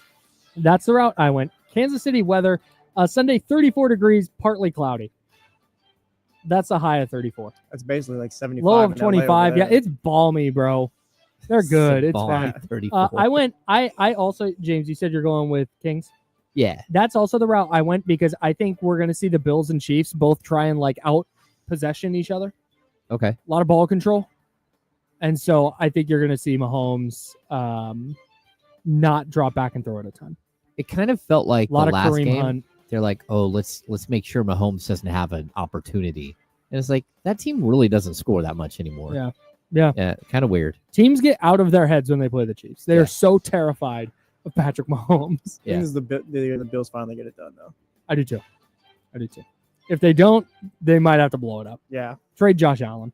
It's not Oh. happening for you. Oh, It's not. James Ham, Malik Monk, points, rebounds, plus assists, or Saquon Barkley's longest run. oh man, Saquon. Yeah, same. Jesse? See, I said I think it was the last prop. Someone's going to be a superhero for the Kings. I'm counting on Malik Monk to kind of go off today. Ooh. But I don't know if I'm counting on Saquon to rush for 60, have a 60-yard run or a 30-yard run. I'm gonna go Malik.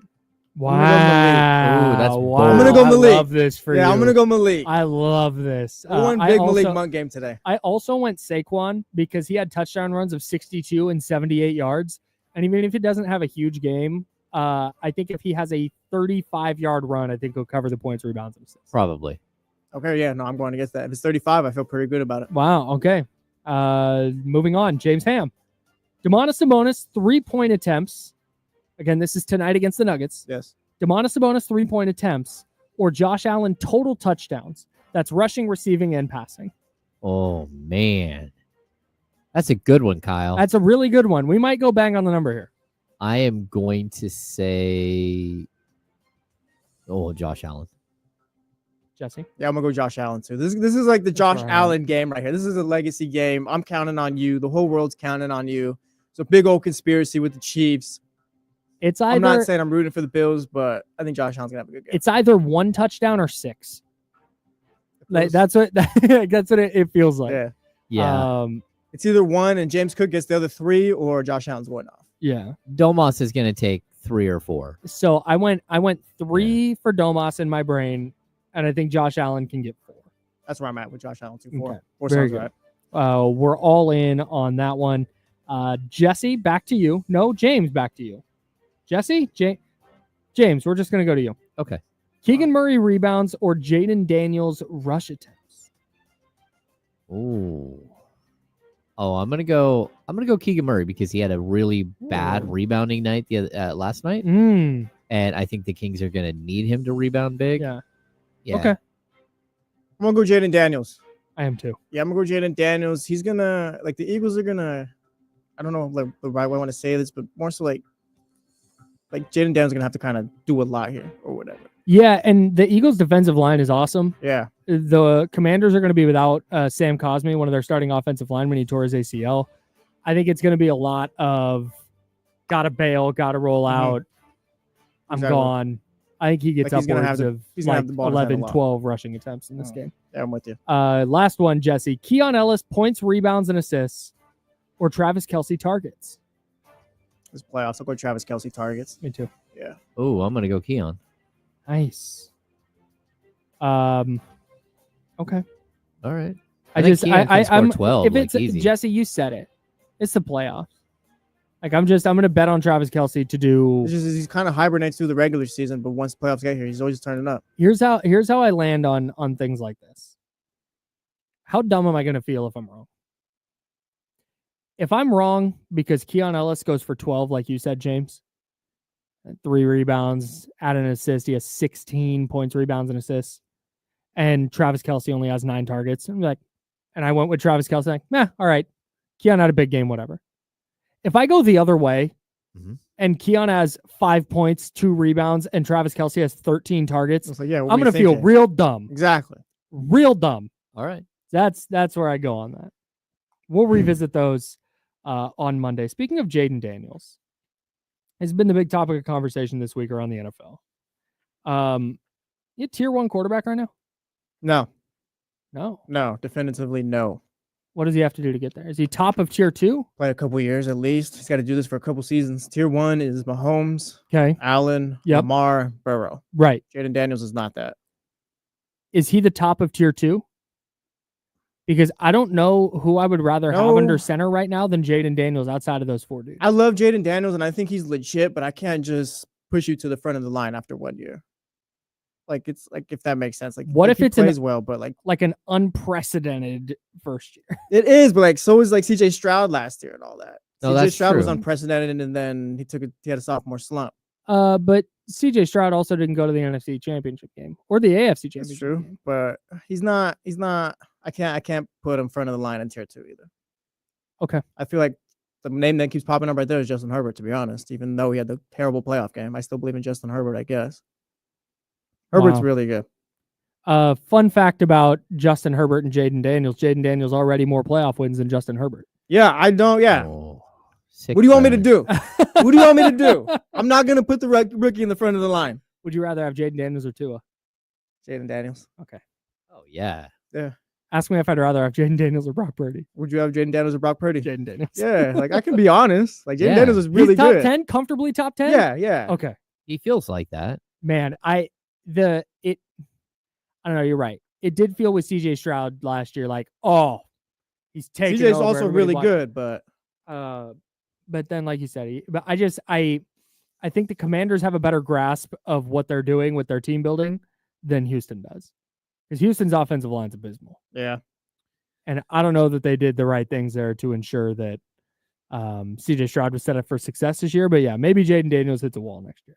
Not putting Jaden Daniels in the front of tier 2, but there's not too many quarterbacks I'd take ahead of Right. him. Like but That ties into him by just being so young and so good, I guess, though. yeah.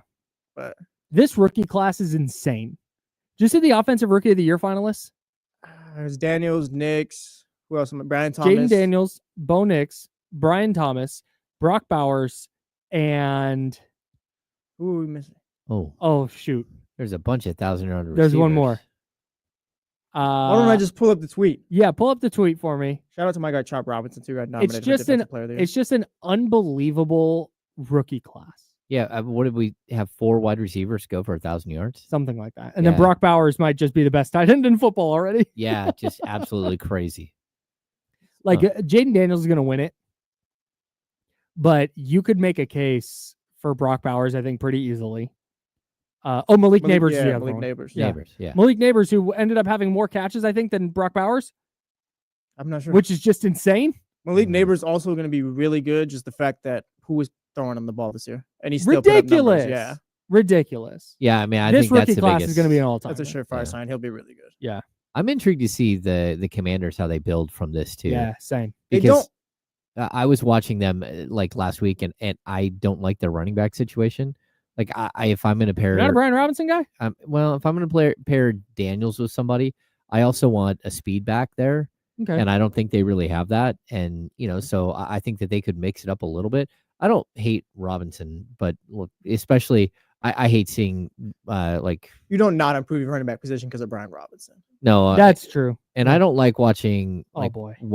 Josh Allen run between the tackles at like the 10. That was brutal to watch, just him getting crushed. Mhm. Like, and I don't want Daniels to be in that situation. So I guess having a guy like Robinson, like that's fine. Mhm. But they also need somebody with speed. I get your point with Josh Allen, but also let's Ray Lewis playing quarterback. Josh Allen, the way he's built, that's a Yeah. middle Oh, linebacker. yeah. Dude, he's And anyone else, I'm like with James, like, yeah, maybe don't run the ball. Josh Allen's like, I'm maybe not gonna make this tackle right here. And he get hit hard though. He does. Yeah. my cousin Devin. Has never been a big sports fan, but has family ties to the Bills. Like he's trying to get into it, he's getting into it because of the Bills and Josh Allen. And he texts me and he's like, "Hey, the Bills beat the Chiefs earlier this year. Does that mean they're gonna win the Super Bowl?" And I want to be like, dude, I think Josh Allen is just so much of an alien that nothing is gonna matter. Like whatever the Chiefs do, whatever Steve Spagnuolo does, it's just not gonna. He's going to be able to overcome that defensive advantage that the Chiefs have been able to create against all these teams lately. And the Chiefs offense is going to get exposed as this like pretty middling offense this year. Yeah. And the Bills are just going to run away with it. But I can't escape a half decade of the Chiefs and Patrick Mahomes just figuring it out. Like it's not logical. It doesn't, I don't have like empirical evidence. It's just, They play Again, it clean goes back to- football. right. It goes, yes. And it goes back to, and they're going to get some calls. And it goes back to for me, what am I going to feel more dumb doing? Am I going to feel more dumb going, it's the Bills' year, they're going to beat the Chiefs and then have the Chiefs win? And I'm like, oh. Or am I going to feel more dumb if I bet on the Chiefs and like, oh, you know what? Yeah, hey, the Bills just figured it out this time. I'm going to feel way more dumb if I bet on the Bills and the Chiefs win. Because it would be like, of course, it's Patrick Mahomes. It's the playoffs. Of course they won. You should have told your cousin, like, he needs to make a tattoo bet. Like, if the Bills win the Super Bowl, he has to have a tattoo of Josh Allen's face, like, on his calf or something. That's what you should have, like, tell him to push all in. Push all in, so bro. He goes, so I shouldn't bet my life savings on the Bills. I was like, for sure, don't do that. No, do it. Cousin Devin, do it. Do it. Like, you're bad influence. No, Cousin Devin, you have a lot of sports fandom time to make up for. Like, yeah, you could use some hurt. All right, so yeah, if you win, great, but if you lose, like, welcome to the club. Also, I want to let everybody know real quick as I try and awkwardly transition to the Kings because Jesse, I want to loop you in on a conversation. As a fan of the NBA's finest team, the Boston Celtics, do you know what I'm not going to do because I'm a good person? No. Push an old lady over? I don't know. Well, that for sure. Just start naming all these. Yeah, Are you not going to kick a dog? Yeah. I just saw this via the NBA History Twitter account. Oh. Do you know what happened 10 years ago today? Today is January 23rd, 2015. Yeah. I don't know. Jan 23, 2015. Isaiah Thomas was a Celtic at the time. Klay Thompson scored 37 points in a quarter against the Sacramento Kings. I saw that game. That was a Friday night. For that. Yeah. I was at a McDonald's. I've got the highlights up right here. And I was going to pull them up and be like, hey, guys, remember this? I'm not going to do that. I was at a McDonald's. I'm not going to be petty. After a high school football game, watching the little TV right next to the play place. Klay Thompson just lighted him up while made him McChicken. That was insane. The most insane part of that was, and I legitimately, I want to move on to something different, but the most insane part of that was how many of those shots, it was like, was it Ray McCallum and like Nick Stauskas, like in his jersey, like playing good defense. Yeah, he was just throwing the ball up in the air. It just didn't matter. That was ridiculous. Yeah, but I mean, you just like said it, like Ray McCallum, Nick Stauskas. Well, that's tough. Yeah, good point. How legitimate was Klay Thompson's 37? Really? You know what? So that was when I was the Ray McCallum era was right before I moved out of Sacramento and moved down to Arizona, and I was just all in on Ray McCallum at that time. Like, this guy's dope. I was there. I was part of the Ray McCallum hive. And don't act like you weren't. I know there are people in the chatty house right now that are like, I really liked Ray McCallum. I'm surprised he didn't stick around the league. That was it. He just looked like one of those guys. Same thing with Malachi Richardson. They seemed like those kind of dudes. It was just like, hey, you know what? This guy just kind of does the right stuff. I can give you Ray McCallum. I can't give you Malachi Richardson. I was like, yeah, I think they just kind of do the right. Like, they may not be great players. Justin Jackson, same thing. Like, I don't think they're going to be great, but they just kind of do the right stuff. And they're going to be in the league for 10 years. No. You fall in love with those guys a lot. Colby Jones. Yeah, same exactly. deal. That's exactly what I was going to bring up right now. Yeah. Okay, so he scored 52, right? Yeah. 37 points in one quarter. Oof. Boy, there are some names on this Kings roster. Quincy Miller played 34 minutes for the Kings that night. Is that not? Is Quincy Miller getting 34 minutes on the Kings the entire season this year? I don't even remember Quincy Miller really. He played 6 games for the Kings that year. Why would you play 6 games and you got 34 minutes in one of them? Yeah. Like that's a very, like, the Coke machines on that team, Derek Williams. Hey, can I tell you something about what Quincy Miller is up to? Yeah, what's that? First of all, 32 years old. Is it a bad or a good thing? He plays professional basketball. Good thing. I'm sorry. He last played for the San Miguel Beermen of the East Asia Super League and the Philippine Basketball Association. Wow. I would like a Beerman jersey. That sounds like an experience. Wow. It definitely does. That's crazy. Hooping overseas just seems wild. We can get Jack Cooley back on to talk about this. Okay. Because Jack Cooley in the Japanese league that he plays in is like he's going to get his jersey retired by his team. Oh, he'll be a Hall of Famer. He is an absolute icon over there. Oh, yeah. My brother used to live in Okinawa where Jack plays. My brother was in the military. He was stationed there. And he's at the mall.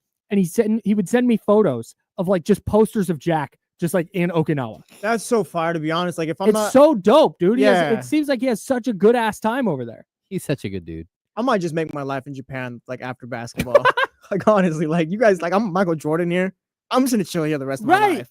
That's like amazing. You're just A legend. Like what? I'm gonna go back home and pay for meals. Meanwhile, here I eat for free. Right. There is a steakhouse named after him. Is that facts? That is a fact. Oh, I'm not coming back. I'm never I'm not leaving, coming back. Yeah, no Coach. chance. Not Yeah. no. No. Shout out to our guy Jack. We'll get him That on the sounds like we'll get the him on the life. program. What was your Kings conversation though? Or your We'll question? revisit this. We'll revisit this again tomorrow.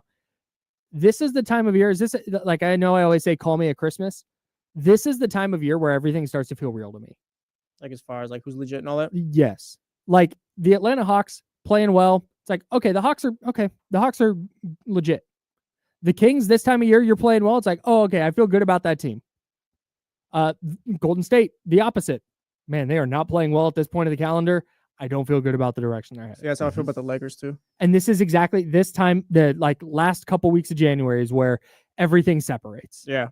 Except for a team like the Celtics, where it's like, Yeah, they're just in doesn't. neutral. Yeah, like we're coasting down the hill. call us in April. Well, to Yeah. be fair, they are 31-13. Like it's not like they've just been like just falling over. Like they had a couple like a Jesse, month bad stretch, but like they're Jesse, fine. you have to understand. I was in here on this show talking about the Celtics like they were going to win 75 games this year. See, and they did that last year. They coasted from game 1 to the end of the finals. They coasted. Right. And I thought they didn't get the respect they wanted and they were just going to go insane. But yeah, they did. They did have a bad month. They were, oh, never mind. I can't get their record here, but anyways, they lost a bunch of games through December, Yeah, they weren't great. but they've won their last 2. They blew out the Warriors. They beat the Clippers in overtime last night. They got the Lakers tonight. Then they get the Mavericks. Oh, Jalen Celtics says turn it Boston is a 500 team in January. Your team's a 500 team, Jesse. Damn, Jesse, you can just sit here and take that? What am I going to do? My team sucks. Oh, what do you guys got coming up on D'Lo and Casey? Matt George, the Kings comeback. Kings. A lot Good of vibes. Yeah. Love that. D'Lo and KC coming up next. James Ham and I, we're done for the day. We will be back tomorrow, 10 a.m. right here on ESPN 1320. We are sponsored by Jiffy Lube. This show is called The Insiders. And until tomorrow at 10 a.m., drink water. Be nice, people. Bye, friends. Chatty house. Appreciate y'all. Have a good evening. And hopefully we're in here tomorrow talking about a Kings W. See you guys.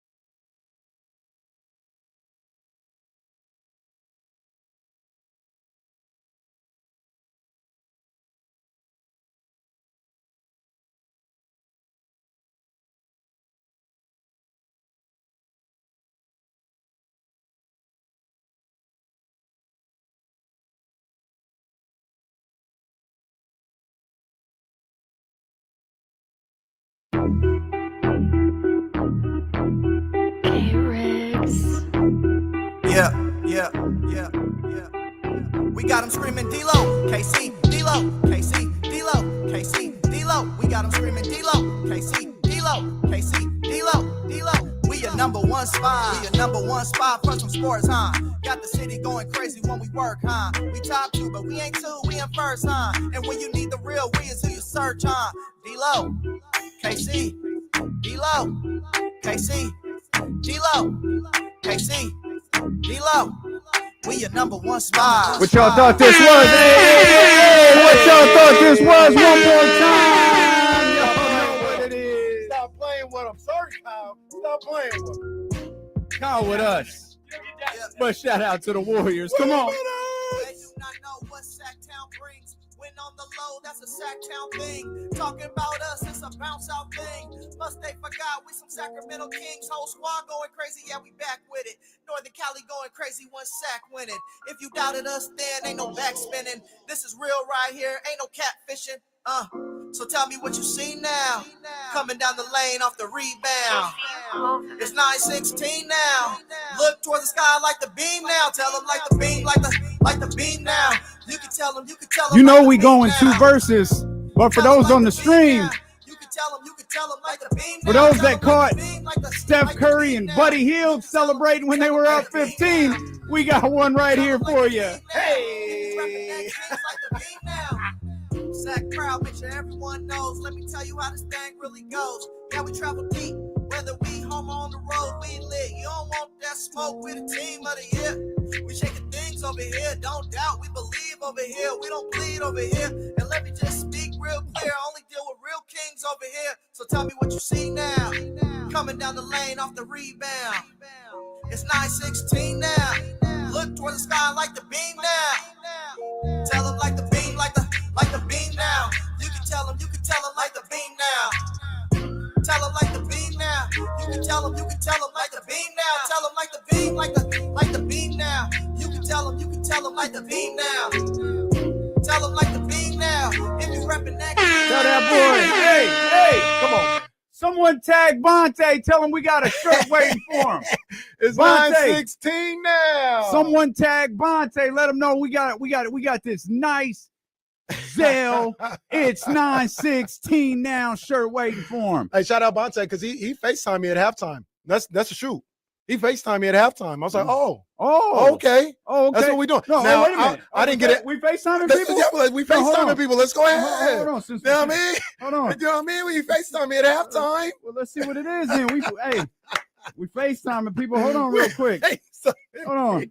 Hey, hold up. Hey. Yeah. Yeah. Let's see if man's picks What up. up, though? Hey. Can't you leave FaceTime voicemails or FaceTime Oh, yeah, messages? you can leave the videos. Oh, yeah. If you don't pick up, you can leave the videos. Look, Bonte busy? But Bonte, you weren't busy at halftime yesterday. Bonte, you was working at halftime yesterday. Come on, man. My boy Bonte, pick FaceTime up. me, man. Oh, He FaceTime me. How do That's okay. We got a video coming up. I We got a wanna- video. I wanna- There we go, right there. Oh, look, there we go. look, We make the video right there. Record video. 4, 3, 2, 1. Hey, man. What up, big dog? But, hey, so we FaceTiming people now? We FaceTiming people at halftime? Okay. Hey, show them over there. Show them what's over there. What's- Right over there. Oh, yeah, because that's what we lit. That's what we lit. Hey, Come on, man. Hey, Bonte. Hey, we're sorry we missed you, man. I didn't know we was FaceTiming people at halftime. Let me tell you, hey, let's get comfortable here. Y'all are really good about celebrating, like when the game starts. Like Steph just out there. Yeah. Oh, yeah, Buddy, I saw that. Y'all see Buddy skipping into the Buddy locker was room. skipping in. Boy was skipping in like I'm about to beat up my old He team. was skipping. Hey, Bonte, hey man, we're sorry we missed you. We got a shirt for you. I don't know if I can hold the phone in the shirt. I'll hold Yeah. it, Here big dog. you go. Hold that up. That's I'll for hold it, Bonte. big dog. Hey, Bonte, we got you one of these. It's 9-16, baby. We got you one of them right there. I don't know how long this message could be. I might do the whole damn show on this message. But we're sorry we missed you. Since we FaceTiming people now, we're sorry we missed you, big dog. We'll catch you next time, B. We love you out We here love in you, big Sacramento. dog. No, man, that's the way to start the show. That's the way to start the show. You're over right here there. FaceTiming people. Man, I wish you would. What other Warriors fans can we FaceTime? Now, I will say this. FaceTime Butcher Boy. See what he's doing. Press in, because I'm gonna tell you what happened afterwards. I did that. I didn't get a chance to pick up, so I didn't talk to him at halftime. But okay, yeah, it don't matter. But you know what I mean? It was there. I saw all my people last night. Golden One Center was packed. SARS was in the building. I saw a girl, Sarah Hodges was in the building last night. You know how different like we are than everybody else? I'd FaceTime Guru right now, but there's no chance in hell Guru's got the onions to pick up the phone during the show. No, look, I'm gonna tell you right now, we gonna FaceTime him during his commercial break. So make sure he pick up. There you go. Okay. I'm gonna find out. I'm gonna pull up that yeah, screen, pull up that 95.7. FaceTime Matt Nahegan. Oh, that's a good one. I don't know if I have Matt's number. Matt, I don't think. Hey, is Kyle in there? Kyle ain't in there. He's out there. Okay, I'm gonna text Kyle to give me Matt Nahegan's number. We hollering at the entire Bay Area today. Yeah, the entire Bay Area. Because we up now. We up now. It's over for them boys, man. It's over. That was the best they could play in that first half, and it didn't even matter. It's over. It's over. That's the team. Man. They had guys in there. I said, who the hell is Post? Hey, who is this guy? Yeah, it's over. Well, it's funny now.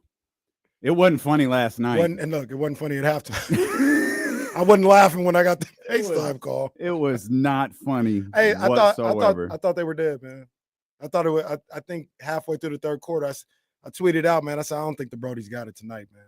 I thought they were dead. I thought it was over, and they erased that 18-point lead in a quarter.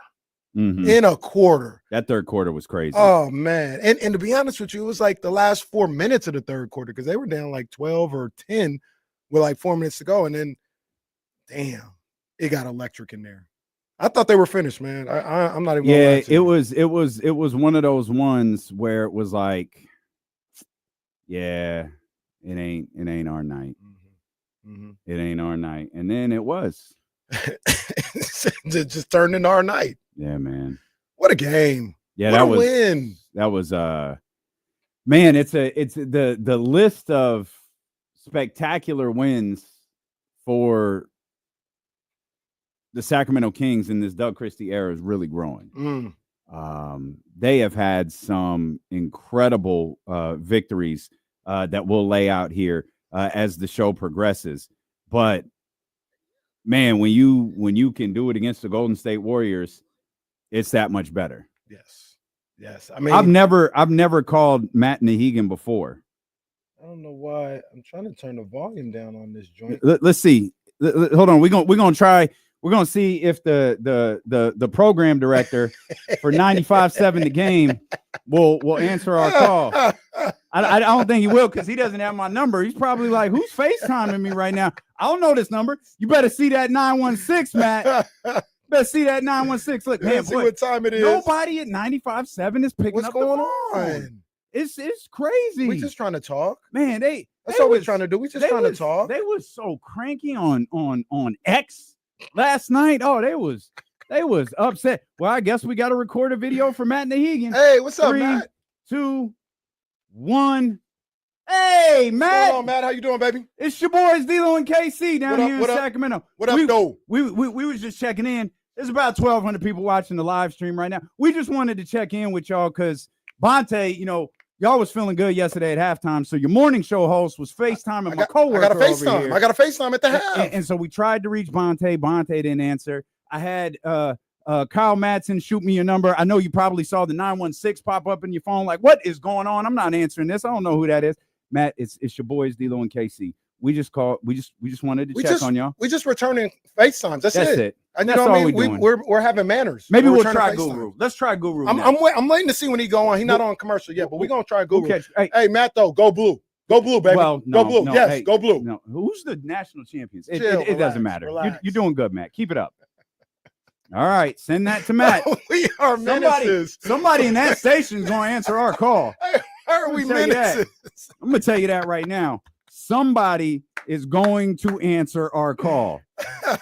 I don't give a damn what game of the year it is. Somebody going to answer our call. What do I have, Butcher Boy? Do I have? I must have him named under. I don't know if Butch would have Joe. I don't know if he'd have fun with it though. Joe. But Butch will get. Do I not? I know I have Butch's number. There he is. But get upset. Oh, oh no. See, let's see if we can get Butch.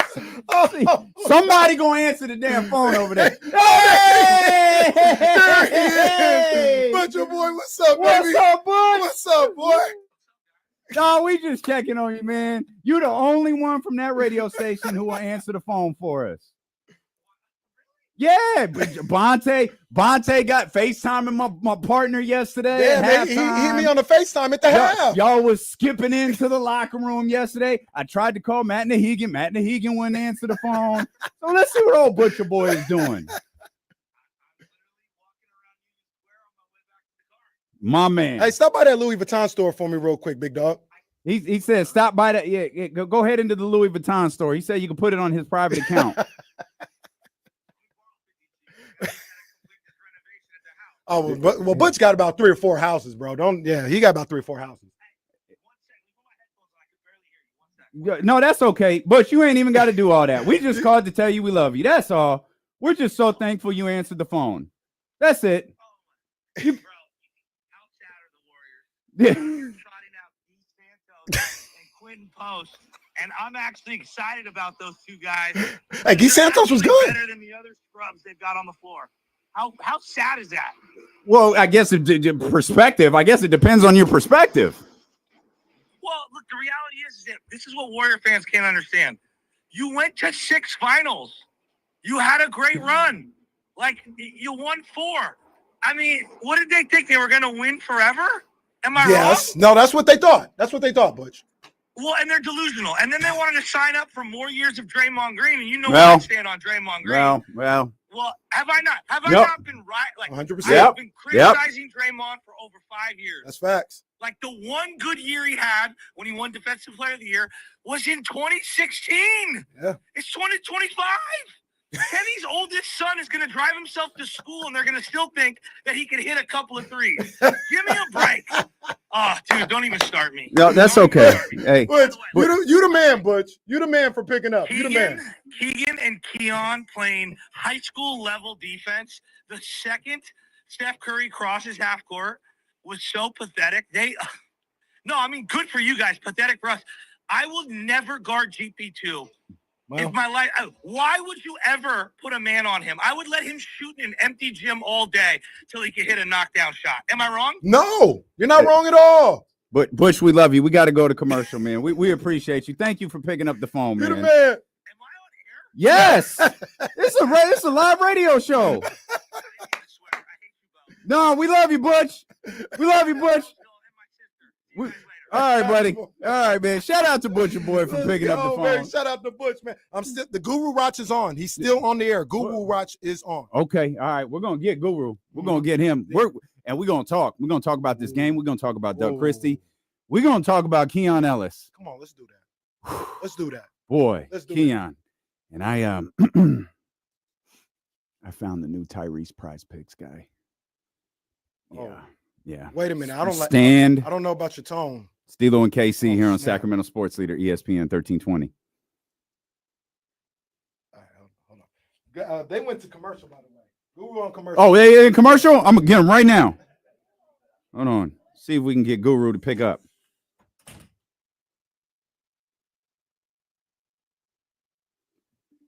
Guru ain't going to pick up. Come on, Guru. You're on commercial, baby. Pick up.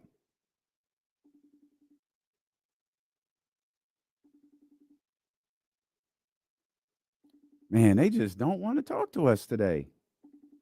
They don't pick up? No, they don't want to talk to us today. Dude, you on commercial, dog. They don't want to talk to us.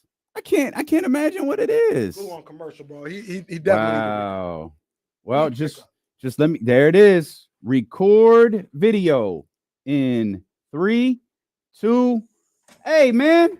Hey. What's up, baby? Guru, you on commercial. Go pick up, go. We was trying to, bruh, you's on commercial. Why don't you pick up?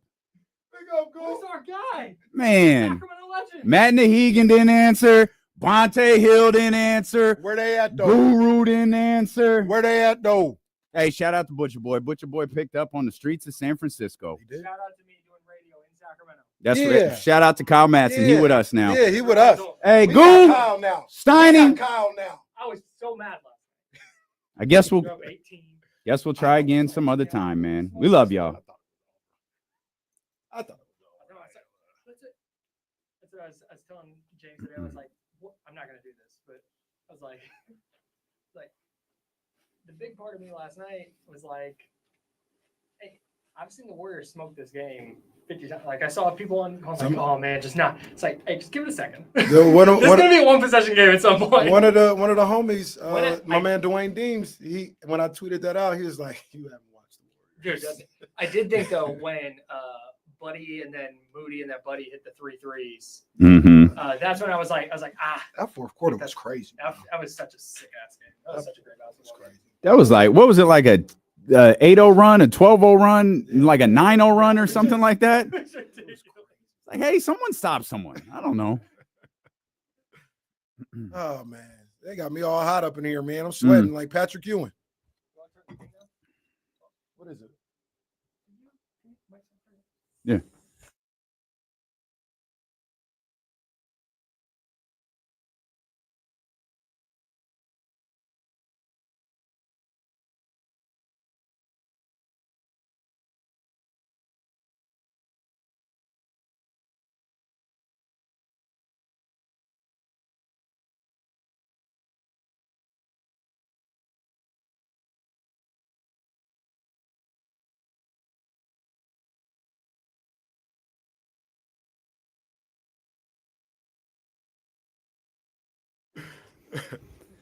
Scout was a good call. Man. Kenny Thomas. Shout out to El Ray. Oh, I'm not plugged in.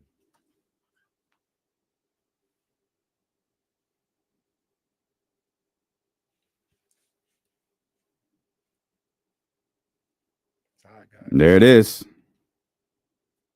We knew this was coming. K-Dot's guest, SZA. Oh, yeah. NFL Right. reportedly urges Kendrick Lamar to steer clear of Not Like Us during the Super Bowl. He will allude to it. I don't think he'll play the song. I've maintained the same thing since the beginning. He's going to do the song, but he's not going to do the song. You're going to get Not Like Us, a chorus or something like that, but he's not doing the song. I don't even know if words. The beat might be played.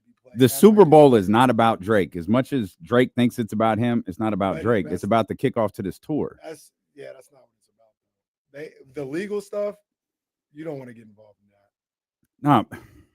All right. I'm not. I don't. No fly zone. Drake is a no fly zone. I don't have no problem. I don't have no problem with it. But I'm just saying, like the legal stuff. If you're the NFL, you're not in no stupid ass beef. But you're about making billions. There's no legal stuff involved. If they get brought into defamation because of allowing us on, that's why they're asking. But they're not. He's not saying that the song, the lawsuit isn't the song is defamation. The song, the lawsuit is that the record label amplified the song. And if you're the NFL, don't put us in there talking about we amplified it too. That's all I'm saying. That's where they're thinking. Yeah, they're they're clear, but they're clear because the NFL is clear because that falls on Rock Nation. Wow. It falls on the promoters. Like the concert literally has a promoter every year. Oh, wait a minute. Hold on a second. We got a call. Right on time. We got a call. Hey, wait a minute. Wait a minute. Hey. There he there. What up, my boy? Oh. Hey, no, Bonte, I hit you back.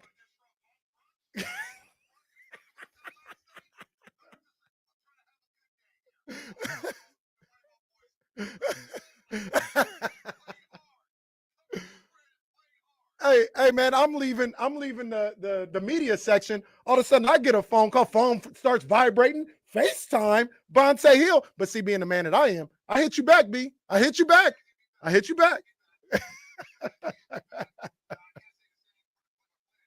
Oh.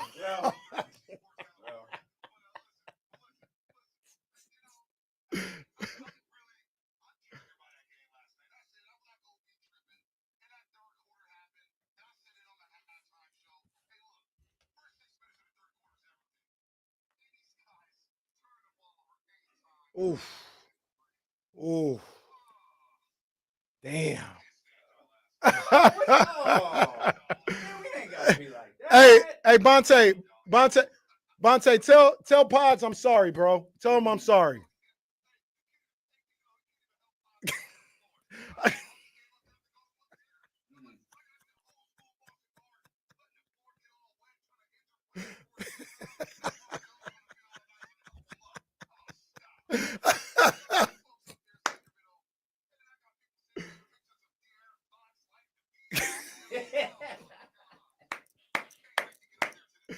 Oh man. Hey, go enjoy your breakfast, man. Go enjoy your brunch, dog. Oh.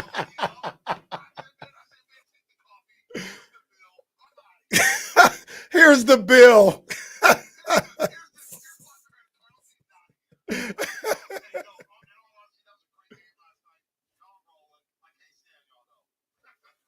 Hey, that's all right. We love you, boy. We appreciate you.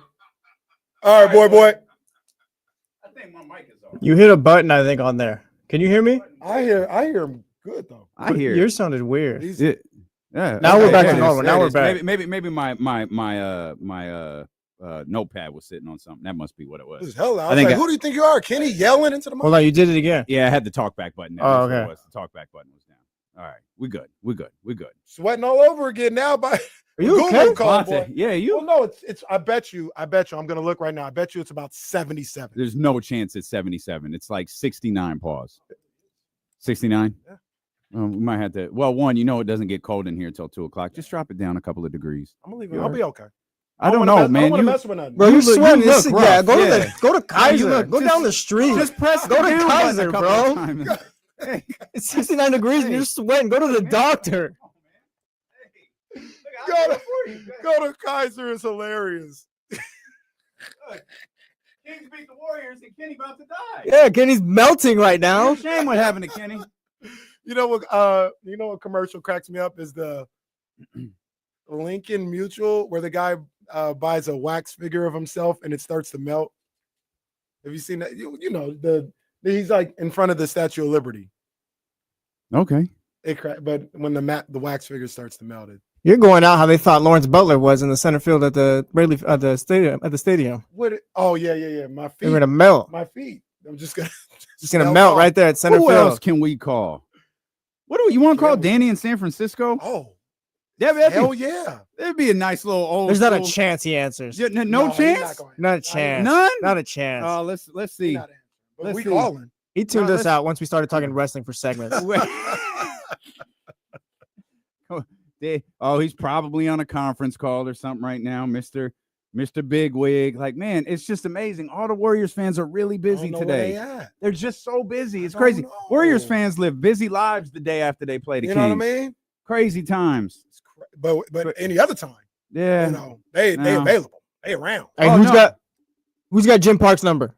Oh man. Hey, can we DM? Can we get Jim Parks on the show? Like, I haven't even checked Jim's Twitter thing yet. We might have to look at it. Hey, Danny, I don't know if you remember us. What's up, man? It's old D-Lo and KC and about 1,300 of our closest friends watching on the live. We just reaching out to Warriors fans all over San Francisco. No one's picking up today. I guess y'all are having a meeting or something. I don't know what it is, but like that. We just checking on y'all, man. We love y'all. Hope all is well. Hope the podcast division is going good. Yeah. If you need a Kings podcast, I don't know. Well, maybe I don't know. We got people. Hey, GG last night. GG. That's what the kids say. Good game. GG. Hey, GG. We'll see you later, Danny.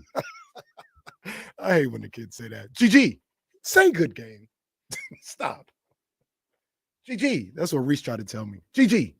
All right, bro. Kim's a Warriors fan. We could call Kim. I don't know. We could put her live on the radio. Yeah, though. we might have to. Kim will cuss. Be a Kim will little, cuss. be a little Yeah, we have to sketchy. wait till the break. Kim would cuss in the studio, like with the lights on. Like, hey, we're live. Like, oh, f that. No, all right. See what we haven't even talked about the. We just been trying to reach out. It's crazy. Everybody is busy today. Let's see what Jim Ain't Park nobody talking working about. that hard. What's Jim talking about? What was his last tweet? Oh, Fire Steve Kerr. Well, it had to have been. He talking about I'm something. just guessing, Pretty too. hot. Steph. Well, let's see. What do we got? Sacramento Kings are 10-1 over their last 11. Oh, they did a nice little retweet for the Kings there. Oh, he has a. Oh, there's a Bill Simmons trade idea for Anthony Davis. Oh, that I heard that this morning. That What do we your got? Where did boy- you hear your it? boy crazy. Where did you hear it? Whoa. I heard it on 95.7. Oh, okay. Your boy, by the way. No, that's your boy tripping. There's only one of us I subscribed think- to that show. I think it's I don't know if I subscribe either, but I think it's Anthony Davis to the Warriors for Draymond, Kuminga, and like Moody or something. Oh, I have it right here. It's Draymond, Schroeder, Kuminga, Trace Jackson Davis, Come on, man. a 2025 first, a 2027 first, and a 2029 pick swap for Anthony Davis. Come on, man. Yo, all right, Bill. All right, man. Let's see. Warriors are 9-19 in their last 28 games. This is a joke, and it won't stop unless and until Steve Kerr is gone. Fire Steve Kerr. Warriors are now this is a separate tweet. Warriors are now one full game behind the Suns for the 10th seed. Yes, they are the 11th seed and one game ahead of the Spurs, the 12th seed. Fire Steve Kerr. Fire Steve Kerr. Fire Steve Kerr. Fire Steve Kerr. Fire Steve Kerr. I'm glad he mapped out the seating for us. That is spectacular. Man. They had people. Oh, no, he said the game is rigged. Oh, Yes. free throws, huh? This stuff is rigged as F. Yes, the Kings, once again, the league is once again rigging the games for the Kings. I was gonna say, you know how down bad you have to be like, yeah, you know what? The NBA is really making this work for the Kings right now. We can't play this on there because I listened to it. We can't play it.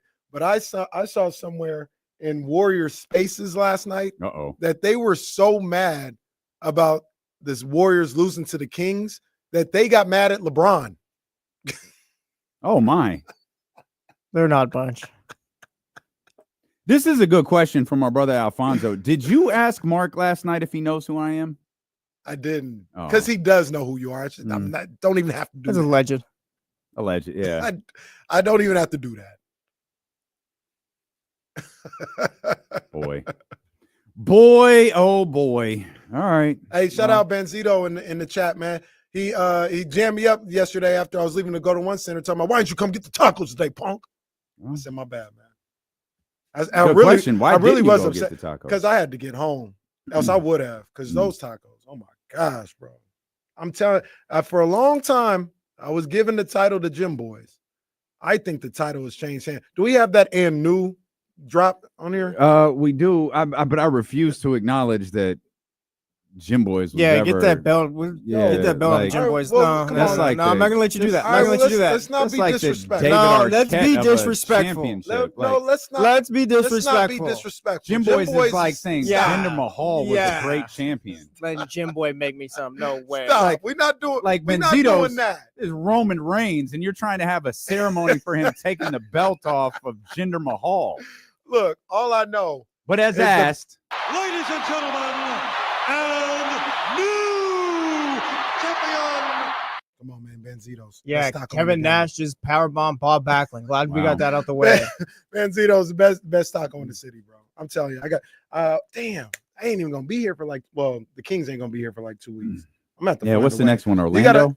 gotta let us know where you at in the 2 weeks, Benzito, man. Because, oh man, JC gonna have withdrawals. oh man, them tacos so bomb. Jesus. Hold on, where'd my brother go? I just saw. Shoot, my bad, Benzitos. I had he had a perfect response to what you said. There it is. Don't use the J word in the chat. Okay, no disrespect. I'm just saying that's an old legend. That's an old legend. I don't want to disrespect the legends. Yeah, but so is Bruno understand. Sammartino. Well, we don't disrespect Bruno, do we? We just don't talk about him. I will disrespect Bruno if we have to. Okay, there you go. And Well, Card Pros in the chat. I'll disrespect the J people. From No, my boys. he's not far off. Card Bros in the Nah, chat. he's on throws in the- point. no, he throws in the That's chat. a good one. Sparrow's Pizza got the title for best slice. Dash KC. Well, no, KC did drop that. Yeah, you know who has great pizza? yeah, and I'm Chuck not E. wrong. Cheese. You know how many people came up to me? At least 7 to 10 people came up to me after hearing that. I was like, nah, they sleeping on it. What kid. were you giving a They sleeping on it, speech in KC. elementary school that No, day? I was just going. It's just be out. I'd be at the mall or something. Yo, KC, they sleeping on it. They don't know. They don't know. That's all I'm gonna say. That's all I'm gonna say. And I didn't say it was the best. I say, yo, they kind of got some bomb pizza. But if you're co-signing, Benzito is the best. if you're co-signing Chuck E. Cheese, then I I'm don't know. telling you, I'm just telling you, the streets were like, yo, they don't know, KC. I feel you. That's all I'm saying. Hmm. Benzito is the best though. They got the belt, and it ain't going nowhere no time soon. Mm-mm. The Sacramento Kings are 23-20. 7th spot in the West. They're 1 game back from the Los Angeles Clippers, who lost to the Boston Celtics last night, and they play again tonight. Man, They are That's in not nice. Denver tonight for the first of a 6-game road trip. Man, there is so much to discuss with this game. If anyone else FaceTimes us back, or if we can think of Like it's anybody else to breaking news. FaceTime, we will stop what we're doing and pick up the phone. I've never gotten a FaceTime message yeah, I before. don't know what that so looks like. I have no idea. I'll be curious to see how that works. Because I've never sent one of those before. I hope Bonte keeps that voicemail we sent, that video message we sent forever. Man, DeMar, Domas, Keon, De'Aaron in the 4th. Those are all guys that we could talk about. I think Doug Christie deserves a lot of credit for that one last night too. Doug, Doug has found a way, and I don't remember. Maybe Keegan was asked what was said at halftime, and Keegan was like, nothing.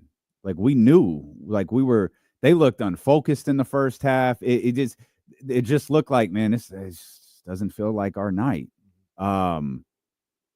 But that third quarter got going. Specifically, DeMar DeRozan got going, and Doug made what I think it's a sneaky, difficult decision. DeMar is doing what he's doing. The team is responding really well, and he just lets it go. I'm not going to worry about rotations. I'm not going to worry about clocks and minutes and rest, and I'm not going to worry about Denver tomorrow night.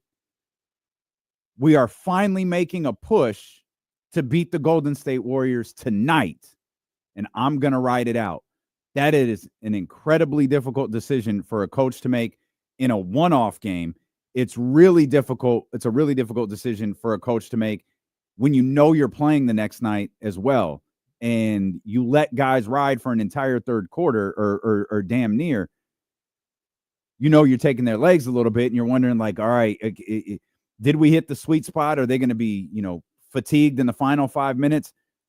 Doug went with, my guys are playing well. I'm going to ride it out. I'm going to let these guys continue to play. DeMar is going to play the quarter. Domas is going to play the quarter. De'Aaron, I think, came out the last minute and a half, 2 minutes or whatever it was. But he made what I think is a pretty tough decision, rode that out and trusted his big dogs to play as such. Yeah, he did a really good job. And I kind of noticed the same thing. And I know you were talking about third quarter and everything, but in crunch time in the fourth quarter, I looked out there on the court and I was like, all right. And I looked, and Keon had started to turn up. Keon was making some game-changing plays. And I said, okay. I was looking for Keon. I was like, oh, is he over there? Oh, they probably took Keegan out. And I looked in the corner. Oh, Keegan's out there. Oh, took Keon out. Okay. And like you just mentioned, he relied on his big dogs. You know what I mean? And they brought it home for him. And De'Aaron Fox, who offensively wasn't having this great game, played really good defense, at the end of that game. Hit some big time shots. Hit some big time free throws. That's it. I don't think he hit big time shots. He might have hit one. He hit that one mid range to put him up, I think 4 or 5. Yeah, he hit one, but more importantly, got to that line. 6 of 6. Yes. 6 of 6. Yes. Well, I mean, what a turnaround. Again, while you're there, 13 of 13. Does that sound familiar? 13 of 13 from the free throw line in the fourth quarter. And overall, De'Aaron Fox 10 for 10 from the line. Mm-hmm. I always thought, and I know he only had 14 last night, but I always thought that was the last component of his offensive game. You know, he had become a decent enough three-point shooter. And if we were talking about him being top 10 in the league in scoring, which he is right now, we're talking about him taking that free throw percentage from, at some points, it was like 73% from the line to about 85. And I don't know exactly where he's at right now, but moments like last night, and we saw the same thing in the Houston game, where in that fourth quarter, when they need to put games away, he's able to step to that line and knock them down. That was the next evolution for him as a scorer. Like I said, you mentioned 6 for 6 in the fourth quarter, 10 for 10 overall on the night. That's music to my ears. Music to my ears. I love seeing that. Yeah, those stats are incredibly important on a game. That's establishing habits, man. And this team has established habits in the fourth quarter where they can hit big time free throws, big time shots. And they did just that again in the fourth quarter yesterday against the Golden State Warriors. A really, really tough first half. Saw things open up in a major way in the second half, led by DeMar DeRozan. I wanted to make sure Keon scored 8 yesterday. Shout out Prize Picks, because the number was 6.5. And he scored all 8 in that third quarter. No shout out to De'Aaron and Steph. Couldn't make a 3 to save their lives. 6.5 was the number for combined threes. 0. That's crazy. Is what they got, but that's okay because I got paid off of Mike Conley, Good Domantas call. Sabonis, and I got paid off of Keon. That's what I got paid off of. I got paid too. I took my $4 and ran. I just kept looking like, so they ain't gonna hit A3, huh? That's all right. I'm like, come on. Like guys. Steph and De'Aaron combined hit no threes. I thought Steph alone would hit 5. What world is that? And Buddy just out here skipping around the arena. I lost on the Bro, if you don't get out of my house. I lost on the list for Buddy. I had him at 10.5. He got his little points last night. All right, whatever. Only Keon and Trey to kind of put a stamp on that point about Doug Christie. Only Keon and Trey played minutes in the second half. Non, starters. Yeah. Keon and Trey were the only ones who played in the second half. Devin, Kevin Huerter, Alex Lent, they all played in the first half. None of them touched the floor in the second half. And that's a tough decision to make for a coach to make, especially on the first night of a back-to-back. But I love the idea that we're making a run. We might have an opportunity to win this game after being down, 16, 17, 18, whatever it was. Like, let's ride this as far as we can. And he took it all the way to an 85-85 tie going into the fourth quarter, and the fourth quarter was a bit nuts. Yeah, the fourth quarter was crazy, and it was great, but it was crazy. But this is kind of what we talk about. And this is another element that maybe even Mike Brown didn't. I know for a fact Mike Brown didn't even have to have the luxury of. We definitely need another player for sure, to bolster the bench. But when you have a full roster, a full healthy roster, just playing Keon and Trey isn't that bad. Like having the 7-man, it's not ideal. It's not what you don't want. Play Keon. But look, I'm sorry. But I'm gonna defend him. He never had a healthy roster. The first time everybody was there was like January. No, you're right. You're mainly talking about Devin, right? Yeah. But, okay. Tried to stall him out. No, I don't know. But you're right. Like, no, you're right. Okay. All right. You're right. I don't think we need to stall anyone out, to be right honest. there. It's getting really difficult to stall anyone out. Yeah, there's no reason to stall him out, to be honest. Like, the man is 10-2. Yeah. Like, they play defense now. Did you see? They look happy. They look like Yeah, Wilt Chamberlain playing center all of a sudden. It's like they just broke up with an abusive girlfriend, and they are just elated to be out there in the club. They're at Tiger every night. I don't think we need to stall anything out. No, man. Did you see? I put it on the Twitter, and a lot of people saw it too, and just me. But that defensive possession that Keon had chasing Curry around and oh my goodness, the one that led to the turnover. Yeah. Oh my. The pop, because the Kings were still down when that happened. The pop. Yeah, it was turned up. It was turned up. Oh my, that was just fantastic. This guy is an all defensive caliber player. Then he had the block on Steph Curry at the end of the third quarter. I was trying to think about this. You guys can help me out. I don't want to be a prisoner of the moment, but I've just seen a lot of it. Is there a guard in the league that plays better defense on Steph Curry than Keon Ellis? I don't think I'm equipped to answer that. That would require a lot of film watching. I'm sure there are a lot of people who are pretend like they watch and say, no, it's this person, but I don't have any problem with you saying it's Keon Ellis. I know I'm just talking about two specific plays, but it's different than that. I've never seen Steph Curry pick the way he was last year in that play-in game by any guard, the way Keon did. And I've never seen multiple times now Keon block the shot of a Steph Curry. Never seen it. Never seen it. And then people talking about, what about Keegan? Keegan's not a guard. Yeah. I said a guard. Usually when you have Steph and you're trying to deter him, you put a Keegan on him. You got to put a small forward or a bigger guy on him to try to disrupt him. A guard that's about the same size as him, I haven't seen it. Keon does this guy, man. He's the truth on defense. He is the truth. He's the truth in general, but he's the truth. Kyle says Dellavedova. No. He almost died trying to defend Steph Curry. That was crazy. Delly had like one of the craziest nights. I was like, yeah, he's in the hospital right now.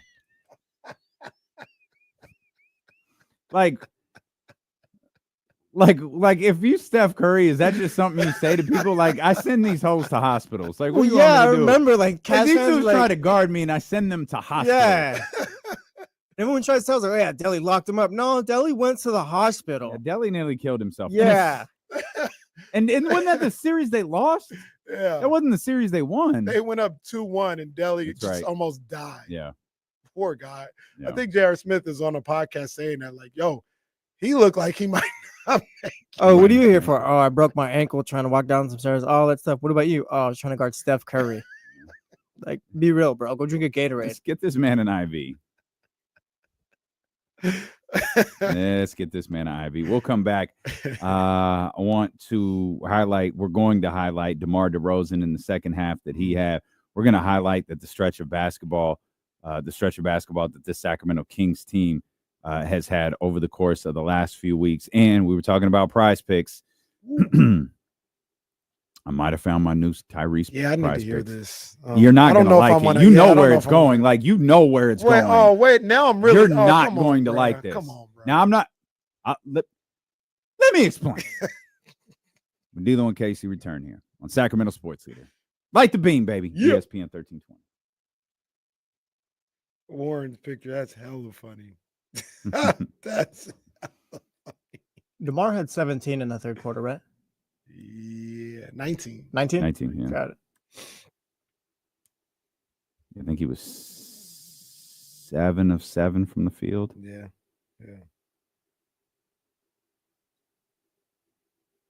Hey, Zay, if you can make a video of us FaceTiming everybody, that'd make a great reel.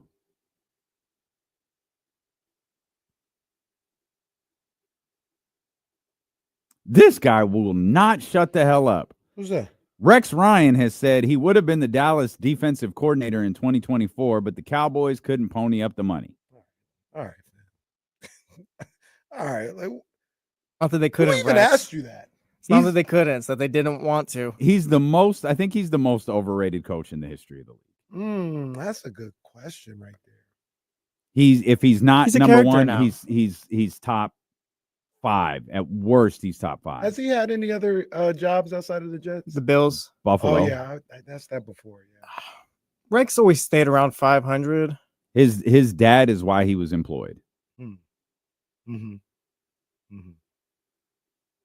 Because the other one never got a job, right? Rob, no. He never got a head coaching job.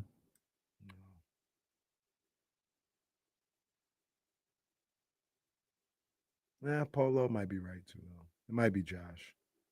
I don't know if Josh is this overrated though. No, Josh is not overrated. He's just one of the worst coaches of all time. Like he's with Urban Meyer.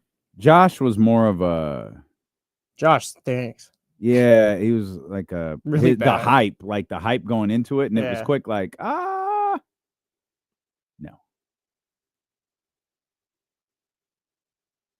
And Rex's second job was immediately after his first.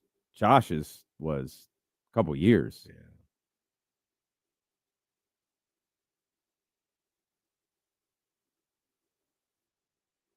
I saw the Draymond Green clip after the show, talking about Jordan Poole. Oh, Talking yeah. I saw about that Jordan too. need to get Yeah. over it. Like, no, bitch, you need to get Yeah, over it. yeah, what did- You're the one still you talking gotta about wear it. that, Said bro. Jordan's Stop looking for sympathy and stuff like that. Like, no, you're just the bad guy here, bro. No, Yeah. you're just trash, bro. trying to paint me out like I'm the bad guy. You No, are. you are. You are the bad guy. Caught it on video. I will have to say this though. Go ahead, cue it up. What are you doing with him? Uh-oh. Draymond got that fit off last night. He got that fit off. It was all right. The overalls. Yeah, the it was overalls all with the right. boots. No, it was all He right. got that fit off last night. Draymond Mhm. actually does know how to dress the majority of it. All I right, like the what glasses are you he had doing? on. Yeah, no, that's your Just say you had boy. nice overalls and leave it there, bro. Yeah, that's your Relax. boy. Yeah, you don't have to be best friends with the guy. Shopping with Draymond Green and Kenny Caraway. He got that off last night. I can't front.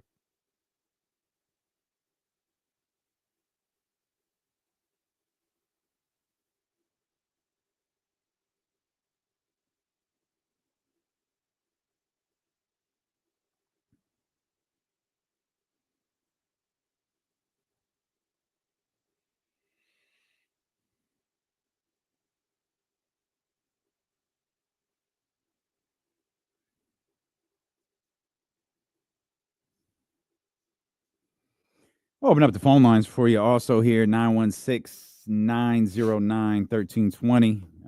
You want to talk about your Sacramento Kings? Now is a great time to do that. Get into the Elk Grove Kia talk line. From my experience, I had to check the lineups. It's 5 straight. Oh no. Oh no. De'Aaron Fox is my new Tyrese play.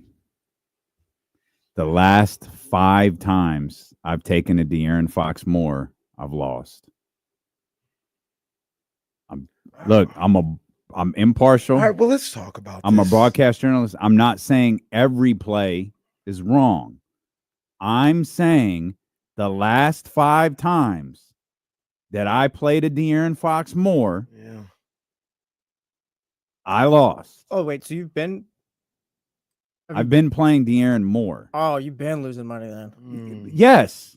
Thank you for phrasing it that way. mm. Thankfully, I didn't do the what's it called? The perfect Oh yeah. pick last night. I did the flex. Yeah. So you And get my to get a little flex was something. Steph and De'Aaron. Mm. That's the one that look, Steph isn't absolved of this. He didn't hit a 3 last night either. Yeah, it's Steph's But fault. my De'Aaron money is not paying off. The last time I won a De'Aaron more on Prize Picks was December 19th, 24.5 points. He had 26. Now, to be fair, I've only played De'Aaron 1, 2, 3 times since. See, and this is not a 4 times since, excuse me. So you're almost exactly in the same boat I am. Okay. Now, this isn't about De'Aaron Fox's play on the court. This is about Prize Picks. That's right. And we had our fun with Tyrese for weeks. Then I started to stay away from him because Indiana was playing better. Mhm. But yeah, De'Aaron's money is not paying off for me on the Prize Picks end. Does he need to I take just a need- seat? No, And I don't think so. I don't think so either because I don't think he has an injury that you could take a seat for. No, I don't think so. And I think that's, again, we're having our fun with Prize Picks and talking money and all of that. But De'Aaron Fox isn't playing bad basketball. Is he playing good offensively? No, but there is a massive difference right now between a struggling De'Aaron Fox or a struggling offensive De'Aaron Fox right now versus last year, Mhm. and his name is DeMar DeRozan. Yeah. When you have a guy like De'Aaron can lay back in a game, he could focus on defense. He could do a number of things. If something's wrong with his finger, which the pictures from practice were insane. He can hold his hand up his straight. untaped finger is disgusting. He holds his hand up straight and he's pointing forward. He looks like a cornerback or a safety with them broken ass fingers. He's gonna be Jim Harbaugh. That is terrible. Like, sir, just tape your finger forever. Like, it looks awful. I don't know if Pinky can move that way. I'm not gonna lie. Yeah, for real. But he's still, like, from an offensive standpoint, not great. But you look at last night, you look at the fourth quarter, offensively, found a way to make sure the Sacramento Kings won that game.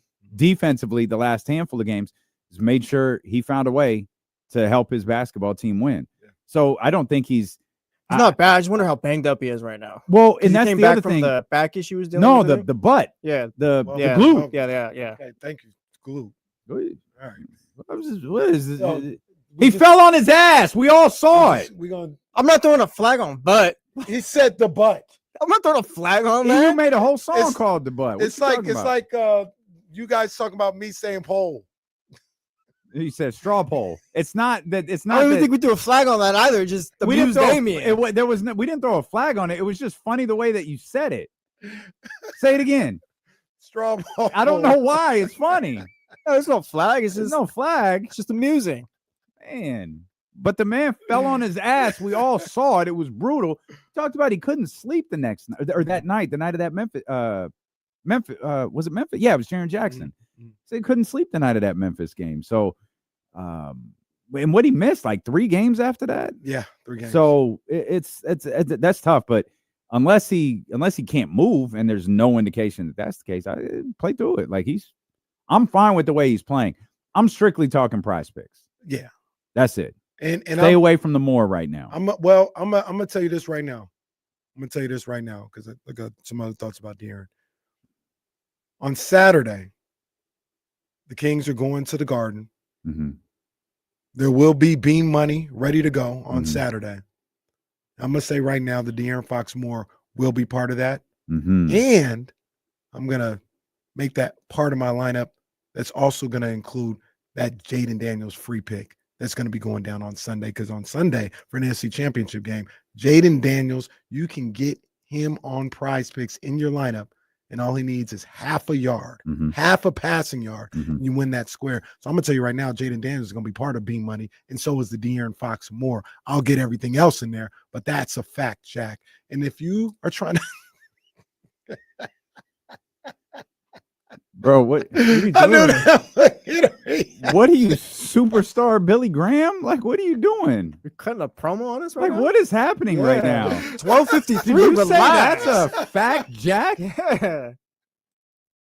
I doubt they even put that in the paper they give. Have you been hanging out with your white friends again? What are you doing? I saw a funny video. I'll talk about. That's a fact, Jack. So, What? All right, Grandpa. You sound like a 1980s wrestler. What are you doing? I saw a funny video I'll talk about during the break. But yeah, those two are going to be in the lineup on Saturday. I guarantee it. If you are trying to put your first $5 lineup in there on Prize Picks, just put in that promo code KIFM. Get you a free $50. You don't even have to win it. Just put the promo code KIFM and you get $50 guaranteed on your first $5 lineup. You must be present in certain states. Prize Picks, run your game. No, it was good. You just cut a whole ass promo right there. It was good. Now, so I agree with everything that you guys talk about with De'Aaron. I also think about this too. He does this. Mhm. He has these moments, Mhm.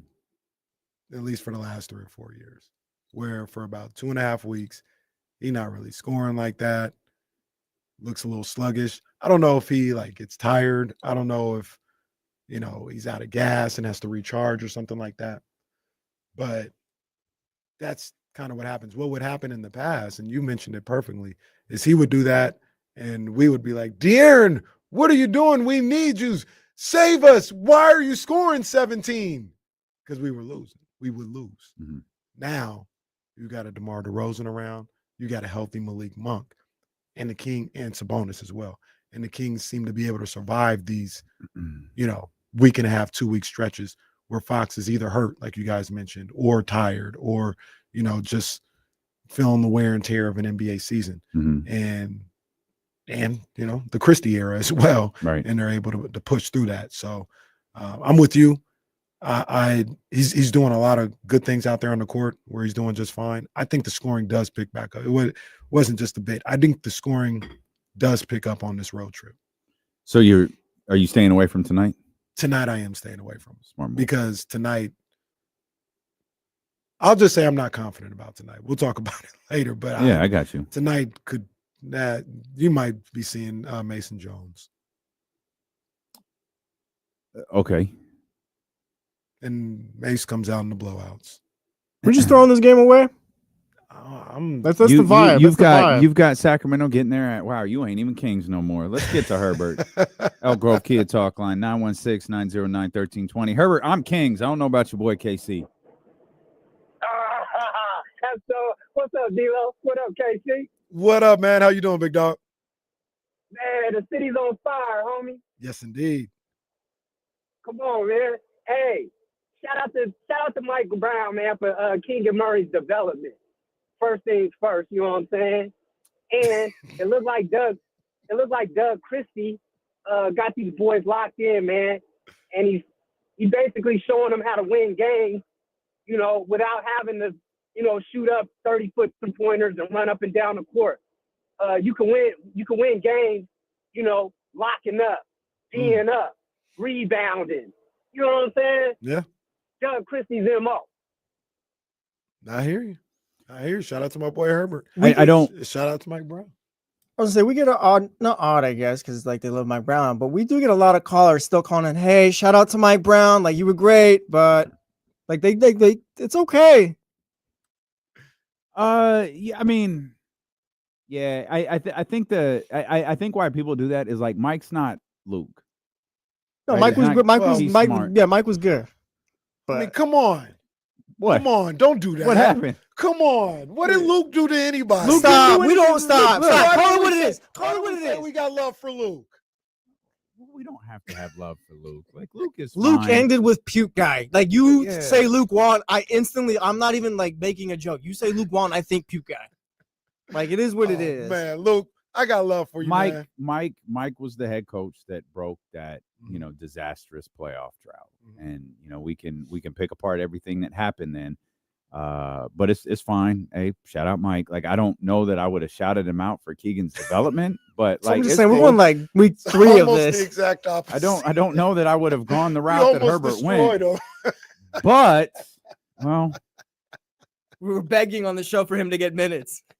but the one thing that Herbert did say that isn't indicative of Kings basketball under Doug Christie, but it is a unique component to last night's game, is the Kings were 11 of 30 from three. The 30 is the number. Mhm. Doug has been adamant, 40 plus, to like the Warriors hit 22. That's crazy. That was the one way The they could win. Warriors last night. hit 22 threes last night. The Kings hit 11. They took 18 more. Good thing the league is rigged, as Kings Twitter and I believe it was as Warriors Twitter and Jim Park were saying, and the Kings shot 32 free throws versus the Warriors 13. I do feel the need to point this out for those that struggle with basketball, and I'm talking to you, our dear friends. By the way, has anyone seen Drew Down in the chat? Is he here? Oh, We FaceTime Drew Down. He was here. He was here. Is okay, as long as Drew Down here. As long as I know our brother ain't ducking the smoke. Oh yeah, he was here earlier. He also knows his team stinks. he does. But it's probably difficult to get to the foul line when you shoot 48 threes. Kings shot 30, and they shot 32 free throws. And good for them. They hit 30 of them. They needed every one of them. They did. Every single one of them. But to again, I don't think that's indicative of the Doug Christie era of basketball. But 30 attempted threes is stunningly low. Yeah, that's like you mentioned. Doug is a big advocate of getting those threes up, and 30 he's going to want more, especially tonight. But finding a way to dig deep, DeMar DeRozan doing what he was able to do in that third quarter to get him back. Yeah. And the resolve of this team, that is Doug Christie basketball. Yeah. That is Doug Christie's fingerprints all over it. And, they just keep grinding. They just keep staying after it. Even like it's ironic that I was the one talking about I thought they were done last night when against Milwaukee, when they were down 28, I was like, they still got a shot. Like there's something about this team that I think is mentally and emotionally tough and gives them a chance in any situation. Sorry, I just looked up at the TV. There's a live basketball game on, and Tyrese airballed a 3 by probably 2.5 feet. Pacers are getting it handed to him in the fourth, but I looked right up, and there's Tyrese, and it didn't even look like a real shot. Bro, he threw a curveball at the hoop. No, that's for real. He missed by so much. Oh my God. Okay. Wemby threw the ball off of the backboard, caught his own. He just did an all-star game dunk in the game. Victor Wembanyama needs to be banned. Yeah, suspend him. Just ban him. Just like, I'm sorry, you're not allowed to play. Too much. Sorry, that completely distracted me. Almost need to rewind it. He missed by so far. Yeah, I want to see it. Yeah. Continue. I'll try to. This remote is but the best. they find ways to get it done now with Doug Christie at the helm. Now I was thinking about this last night. Excuse me. Is it just Doug Christie? Because I felt like earlier in the season when they felt a different way, maybe they were showing toughness. The Toronto game, they were battling back to try and win that game.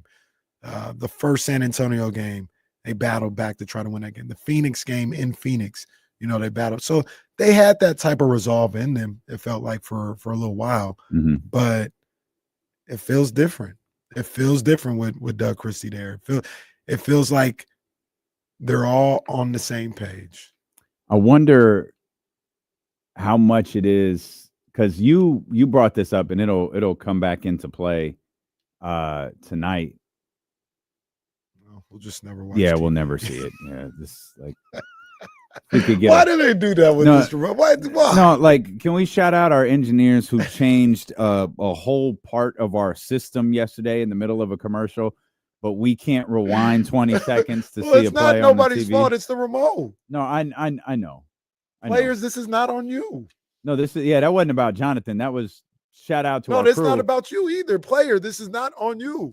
I literally can't. We're never going to get to see TV again here. There we go. You're just no, I can't find it, Kenny. Oh, we're live. You over here asking me to rewind stuff on a TV that's unrewindable. Man, I wonder how much of what the Kings are doing and the resolve that you're talking about right there is getting won. Because we'll talk more about this later because it fits. But you talk about that Denver game, which was they had just won 3 in a row. They had got back to 500.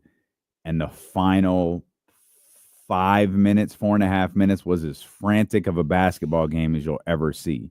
Shot for shot for shot for shot for shot, all the way until that final possession when I think it was Domas finds DeMar at the basket.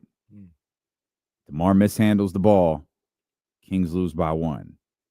Called it that day. The next day, you called it the game was a Monday. You called it on Tuesday. I said, that's all right. I didn't care about the result of the Denver game. We knew what was ahead. Take care of business moving forward. Like, settle into playing good basketball, and you'll be just fine. I thought they played great in that game. A mishandled ball at the end. Kings lose by 1. They were right there in position to win that game. I was okay with it. You said on Tuesday, watching them leave the floor, it looked like it broke them. Like, they looked devastated. That was game 1 of it was a 6-game losing streak, but the first 5 resulted in Mike Brown being fired. In that, we're getting roughed up by the Lakers twice, getting beat by the Lakers twice. The quit job heard around the world against Indiana, the Jaden Ivey 4-point play to end the Detroit game, Mike Brown's firing, the Lakers game a day later, and now they've settled into a completely, apparently different basketball team. They started getting some victories. Then they started getting those clutch time victories. There was another one last night. I wonder for them how much is you get the first one. Guys, we could do this. Look, we just did it. You get the second one. Now all of a sudden it's we can beat anyone. I go back to the Philly game. I'm going to harp on that Philadelphia game forever. That 15-0 run that sent them to another victory. They've had like a couple of those. Now you have comebacks of 18, 17, 18, all in this stretch of 12 games.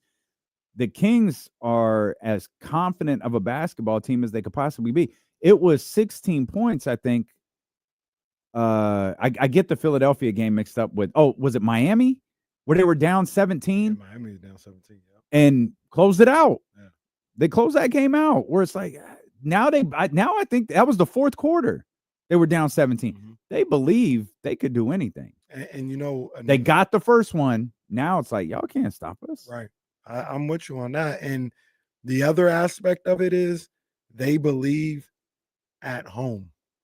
They believe, like, there is something about, I think they believe on the road too, but there's something about what's going on at the Golden One Center where they're finally, I think Doug talked about it maybe the other day or something like that. They've started to tap in to this home court advantage and the energy that Golden One Center crowd brings to them. They, for whatever reason, the last few years or so, they hadn't been able to tap in and use it. And Doug said they finally found a way to tap into that.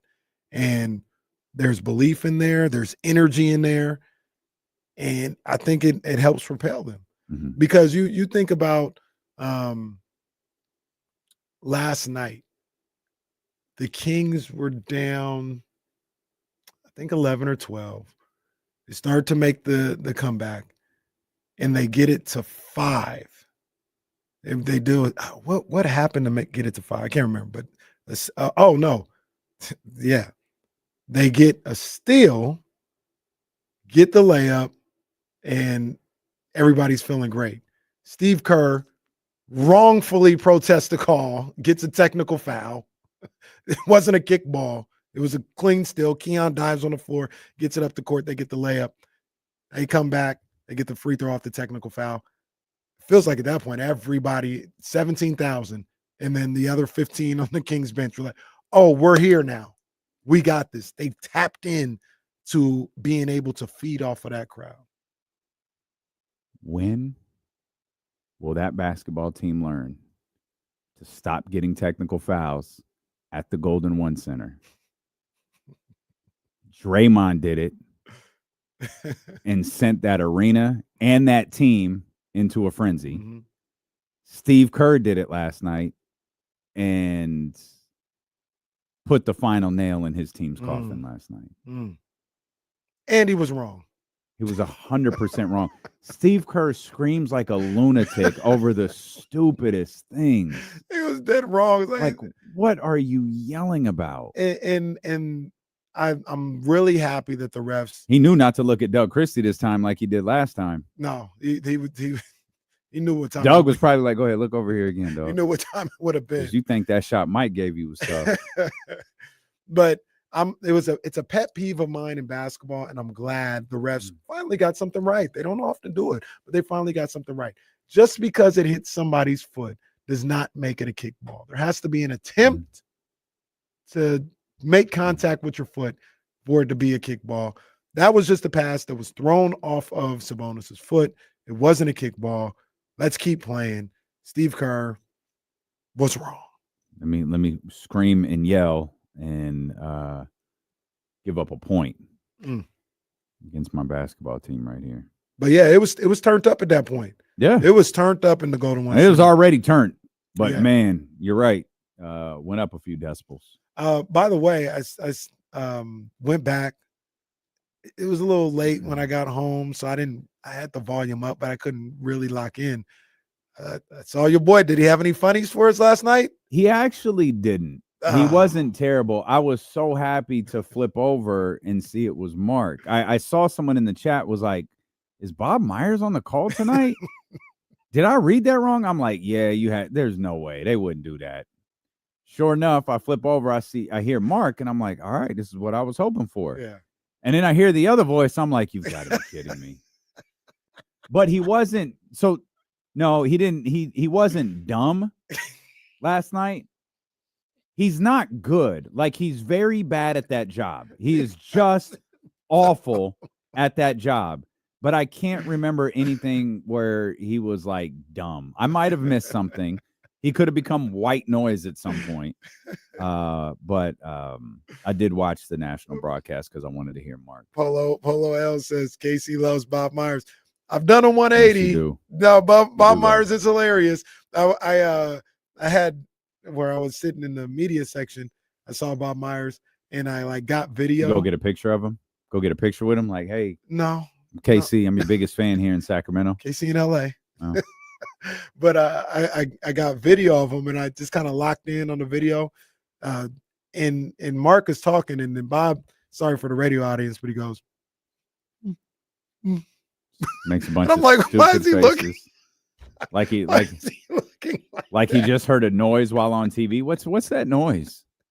I said, why is he looking like that? It just like this is for the streaming audience. This is just the video. Bob Myers. I'm just looking. It's kind of blurry. You can't see him, but he's just there, just looking. It's hilarious. He's hilarious.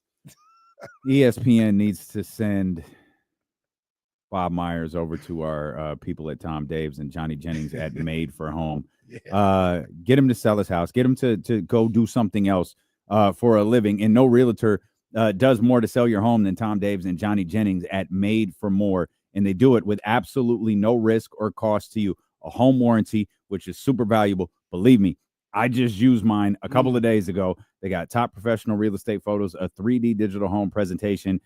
There's just a few of the tools that they will provide to help you sell your home. The Made for More team maximizes all you need to sell your home fast and for top dollar. When you list your home with Made for More, you get the area's highest rated team and all of the tools you need to sell. If plans change, no problem.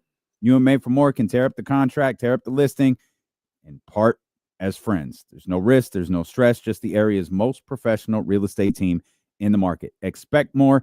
Get more with Johnny Jennings and Tom Dave's team at Made for More Realty, California, DRE, number 01982171. Just Google Made for More Realty today and get more for your home. We'll come back. We'll talk more Kings basketball. We'll talk a lot more Kings basketball. We'll talk to you, 916-909-1320. Steeler with KC here on ESPN 1320. I need a piece of candy, bro. I'll be right back. It's 9:16 now. What's today? Thursday.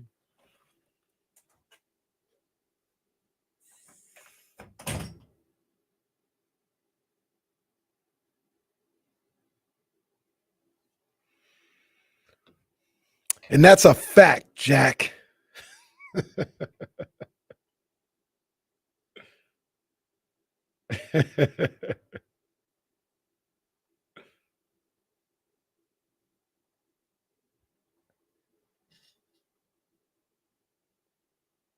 Wemby, 30, 11, 6 assists, 5 blocks. Woo. Wee.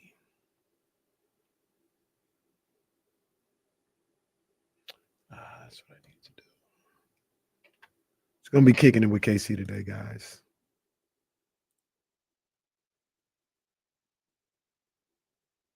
That's what we going to do.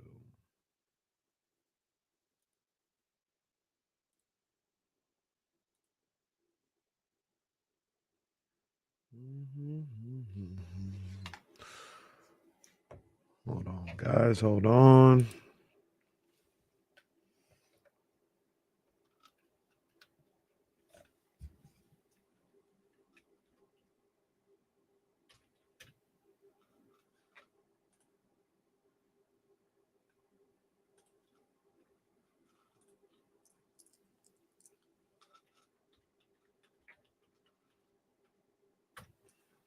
I saw in the chat, John Poles asked the question,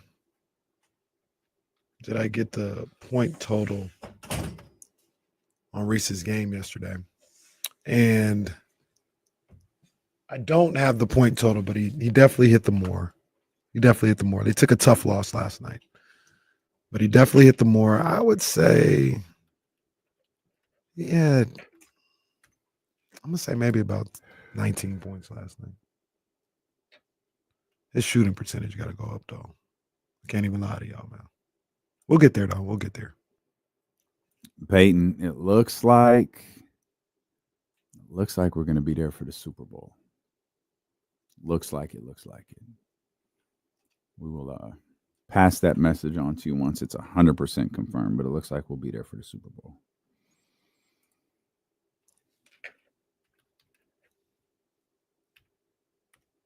I see BB Winans over there at Q1227. You know, man, Chef Q ain't. I got to go into the queue with KC. That way, Chef Q has to take a picture with me. Stop it. He just come over to me and say, "I told De'Aaron what you said." That was a classic. That was funny.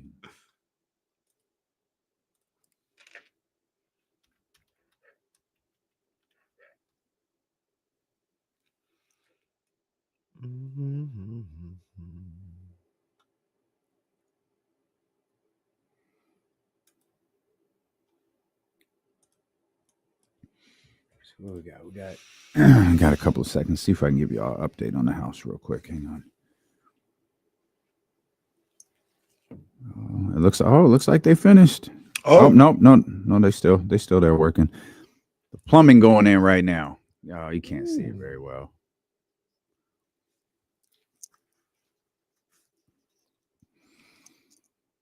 Yeah, they're doing some real work at the house now. They got the plumbing going in and the electricity going in for the Cabo de Dilo. Are you gonna have a diving board? Bro, I'm a grown-ass man with no kids. No. Well, I mean, you got family. No, I'm not gonna have a diving board. Never thought like, oh, I'm gonna jump off a diving board real quick. Never. Well, I'm not saying have a 17-foot high diving board. No, You can get the I'm little, not gonna have a diving board. the little one that just hangs over the pool a little bit. No, Like Chevy Chase had not in needed. Christmas Vacation. Do people still have diving boards on their Yeah, pools? like why would I do that? Diving Like, board. no. Have you ever like been to a pool with a diving board, like someone's house? Like it's kind of overrated. Yeah, it's 100% overrated. I think my in-laws' pool used to have a diving. See, my man, for those that are watching in the blue, he's on the Cabo deck. That's just going to be the little deck right there. And then it leads down into the pool. And then the shallow end is on this side, and it goes down to the deep end over there. What's the deep end gonna be? Is it 10 feet, 12 feet? No, people aren't going to die at my house. No, it's like 6 What do you feet. mean? Whoa! That's not the deep end. How we gonna dive into the pool? Are you Bro, putting a you're water not slide? diving. We just went over Not this. diving, but are we water sliding? We're not water Maybe sliding. a rock water slide. We're literally just hanging out in the water. That's all we're doing. We'll turn it It's- into raging. We'll turn it into raging water somehow. This pool from our friends over at Premier Pools is for vibes and vibes only. There we go. No mad at that. cannonballs? Now, I mean, the kids can come over, like Ryan and Reese can come over and swim and do all of that, but it is a vibe atmosphere. I'm not mad at that because I don't be doing all that swimming.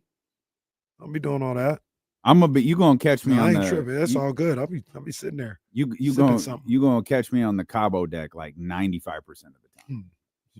Laying out Overlooking right the there. city next to your pool. That's not the city. You yeah. can see What- can see what's behind my house in the video. What's on the other side. Like literally, you said in the backyard, look out and see the whole Sitting city. there That's looking not out. what I said. I said on a walk where you You get- said no, now You said no, don't do this Crazy. because Casey tries to like change things around. You said I walk out of my house. that is not what I said. And I I said see the I went on city. a walk and there's a yeah. You certain went on a peak walk and- to the paper. Yeah, why would we even conflate the two? Like, why would we make this up?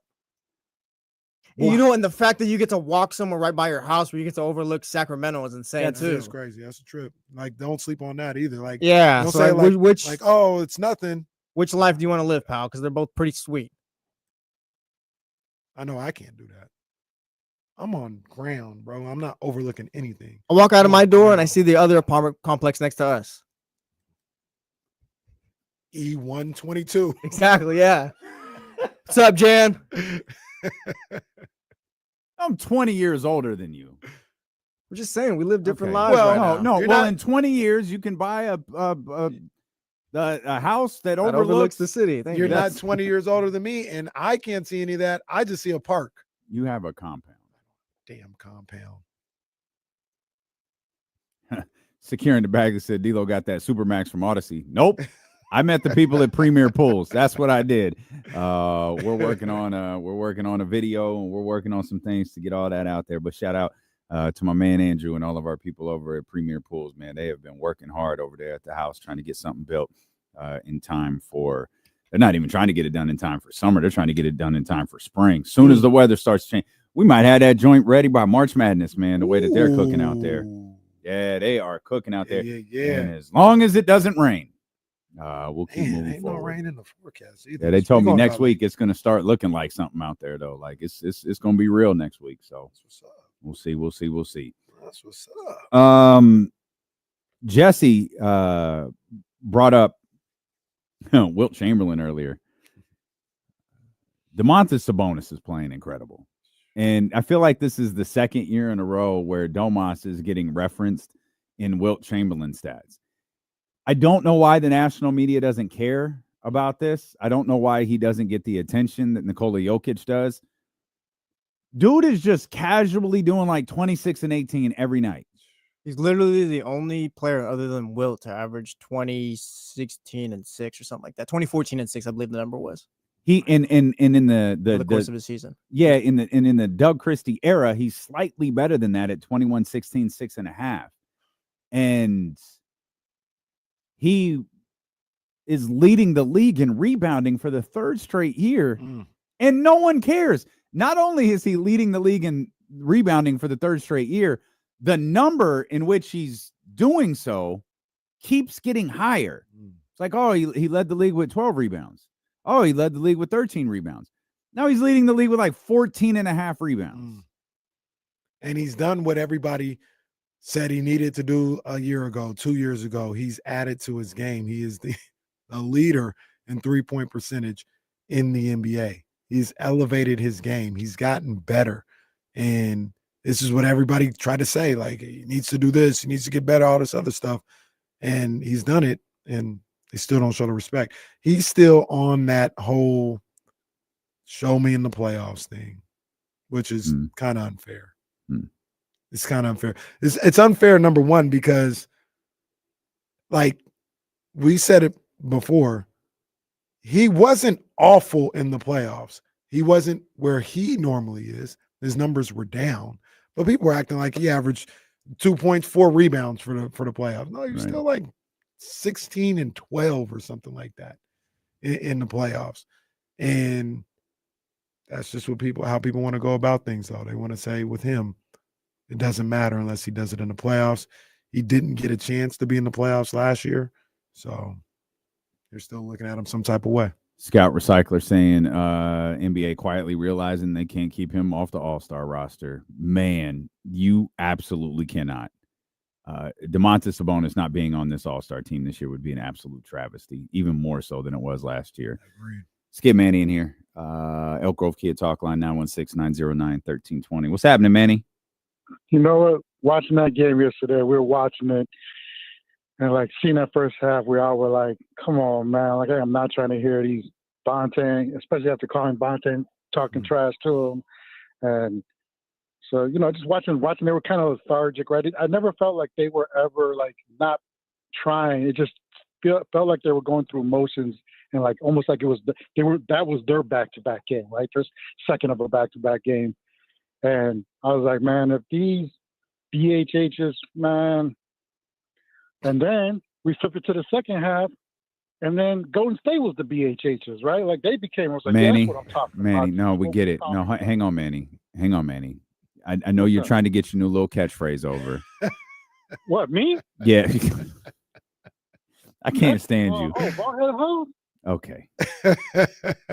But Sabonis, look, because you brought up Sabonis. We gonna stop talking about just all-star, and we're gonna start talking about top 5 MVP. Because right now, what he's doing is MVP candidate worthy.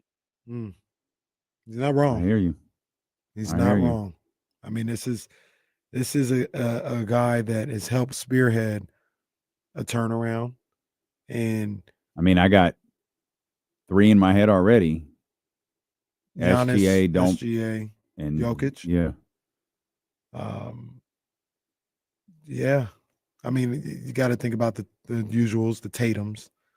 I don't know that Tatum can you get. talked about I Donovan. think they ignore Tatum. Yeah, They shouldn't, though. I mean, I think more people think like you and Jesse as it pertains to Donovan. Like they ain't gonna give him love for what he's doing. They ignore Domas, but he's still on our. Or excuse me, they ignore Giannis, but he's still on our list. That's true. So, Yeah, that's true. You know, Mitchell and Tatum deserve to be on, but so does Domas. Mm-hmm. Domas absolutely deserves to be mentioned when you talk about MVP.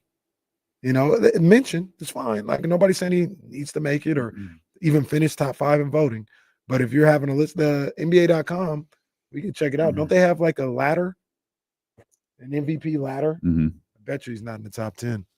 Mm. Which is kind of crazy. Like, Yeah, I don't even look at those. Who you putting? They're putting Kevin Durant in there. And no disrespect to Kevin Durant, but they like to do that often. KD, all right, man. No, That's the okay. Yeah, I don't know the We got Shea, Yep. Jokic, Giannis.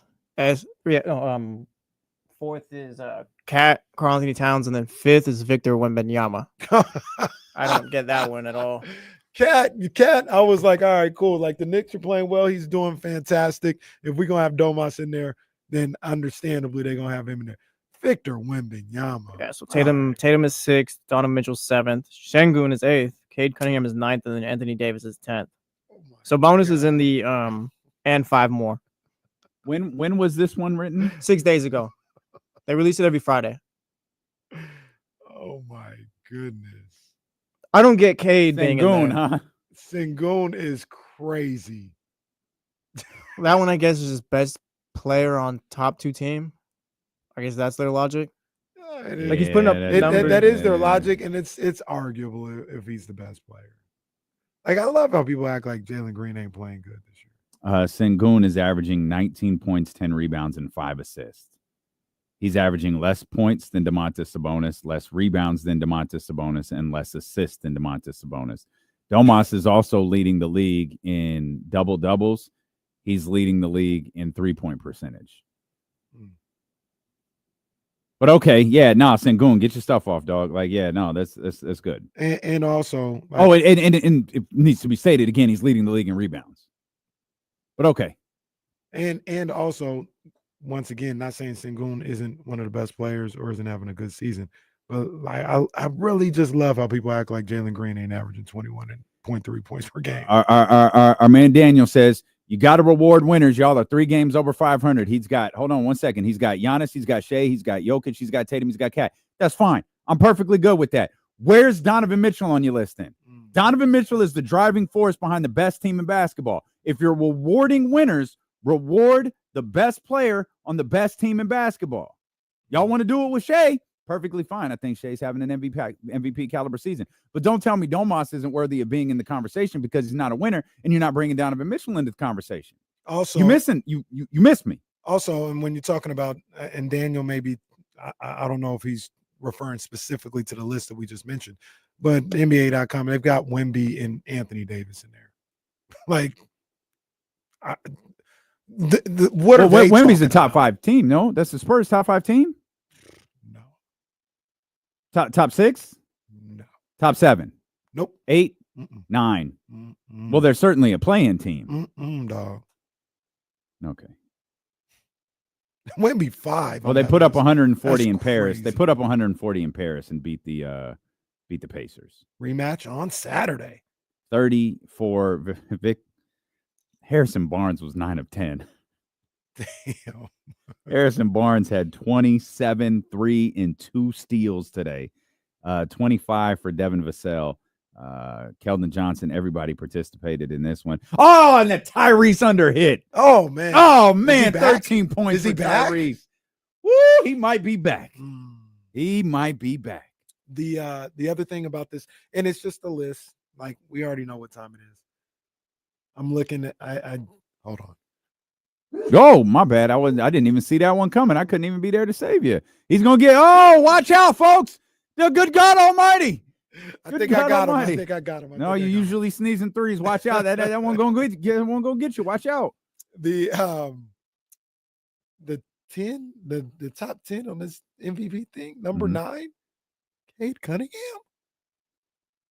Wait, what list is this? Well, I told you. You spoke it into existence. I told you. I know this man better than he knows himself.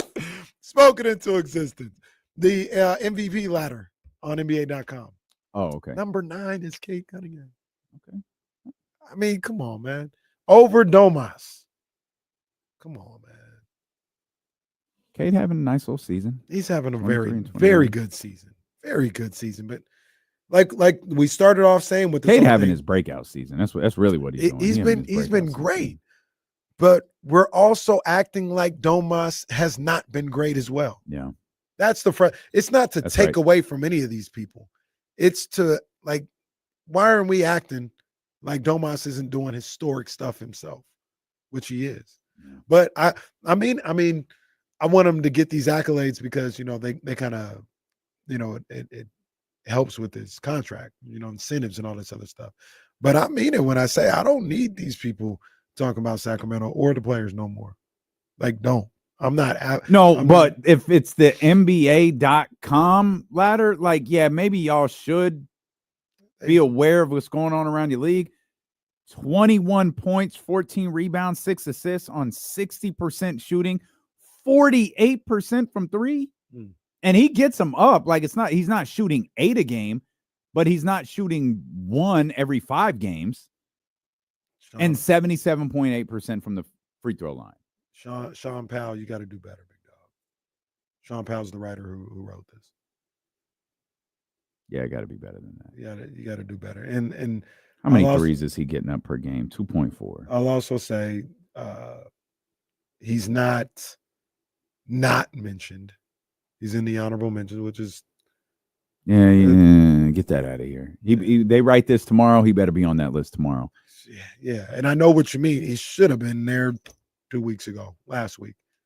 Yeah, Cade Cunningham in there. Come on, man. He did damn near might be player of the week again. What do I know? What do I know? Can I tell you my favorite part? Because we've talked about DeMar. We've talked about what De'Aaron did in the fourth quarter, giving love to Keon and Doug Christie. Can I tell you my favorite part of last night's game? And we talked about this at the very beginning when we were trying to get Bonte on the FaceTime and Matt Nahigan and all our friends. That's still ain't called. What time Guru show in? 2? 2, yeah. If Guru don't call at 10, he a sucker. We're gonna call Guru right at 2:00. Matt George joining us in the final hour of the show. Matt George in the chat. He's having fun. He's getting his jokes off. My favorite thing about watching the Golden State Warriors play is nobody celebrates in the middle of the second quarter like the Golden State Warriors do. Oh, Steph was dancing and he's doing the little thing and all the Steph is so cute. Then he's skipping and the Warriors are up 15 and he's shooting and he's no-looking passes and Buddy is just skipping off the court. And Draymond celebrating with his little fake glasses and his overalls. He got that fit off last night. And then it all went south. Then DeMar DeRozan took over in the third quarter and Steph wasn't dancing no more. De'Aaron Fox came alive in the fourth quarter and Buddy wasn't skipping no more. And then that beam was lit. And all them brothers could do is put their head down and walk back to the locker room. Forcing the people on ESPN to actually spend a couple of minutes and talk about how the Sacramento Kings came back from 18 down and beat their beloved Golden State Warriors. So I missed this. Who was talking? Was it Perk? Oh, they all talked about the Kings. They like the whole they had the Malika and that whole group was talking. No, I think they went straight to Van Pelt because Van Pelt talked. Was it Van Pelt? No, Oh, it wasn't Van Pelt. Domas? It was someone talked to Domas. I don't think it was Van Pelt though. That's what was going on. It was someone else. Someone talked to Domas. Well, because I was they were lighting the beam in the arena and it was Fox. I think it was like Stan Barrett. Might have been Stan Barrett that talked. He to him. usually does the LA. Yeah. But De'Aaron was lighting the beam with Scott Moak. Gotta get Scott Moak on the air too. He said holla at him too. Scott Moak said holla. Yeah, Scott Moak ain't never been on the show. Yeah, we got to holla at Scott Moak. But I saw Domas just kind of standing there, and I was like, what is he doing? Mm-hmm. What is he? Usually when they talk to the post game, do some over something like that, they're off by the bench, but he's just standing there. And now it hit me like, oh, he was getting ready for ESPN.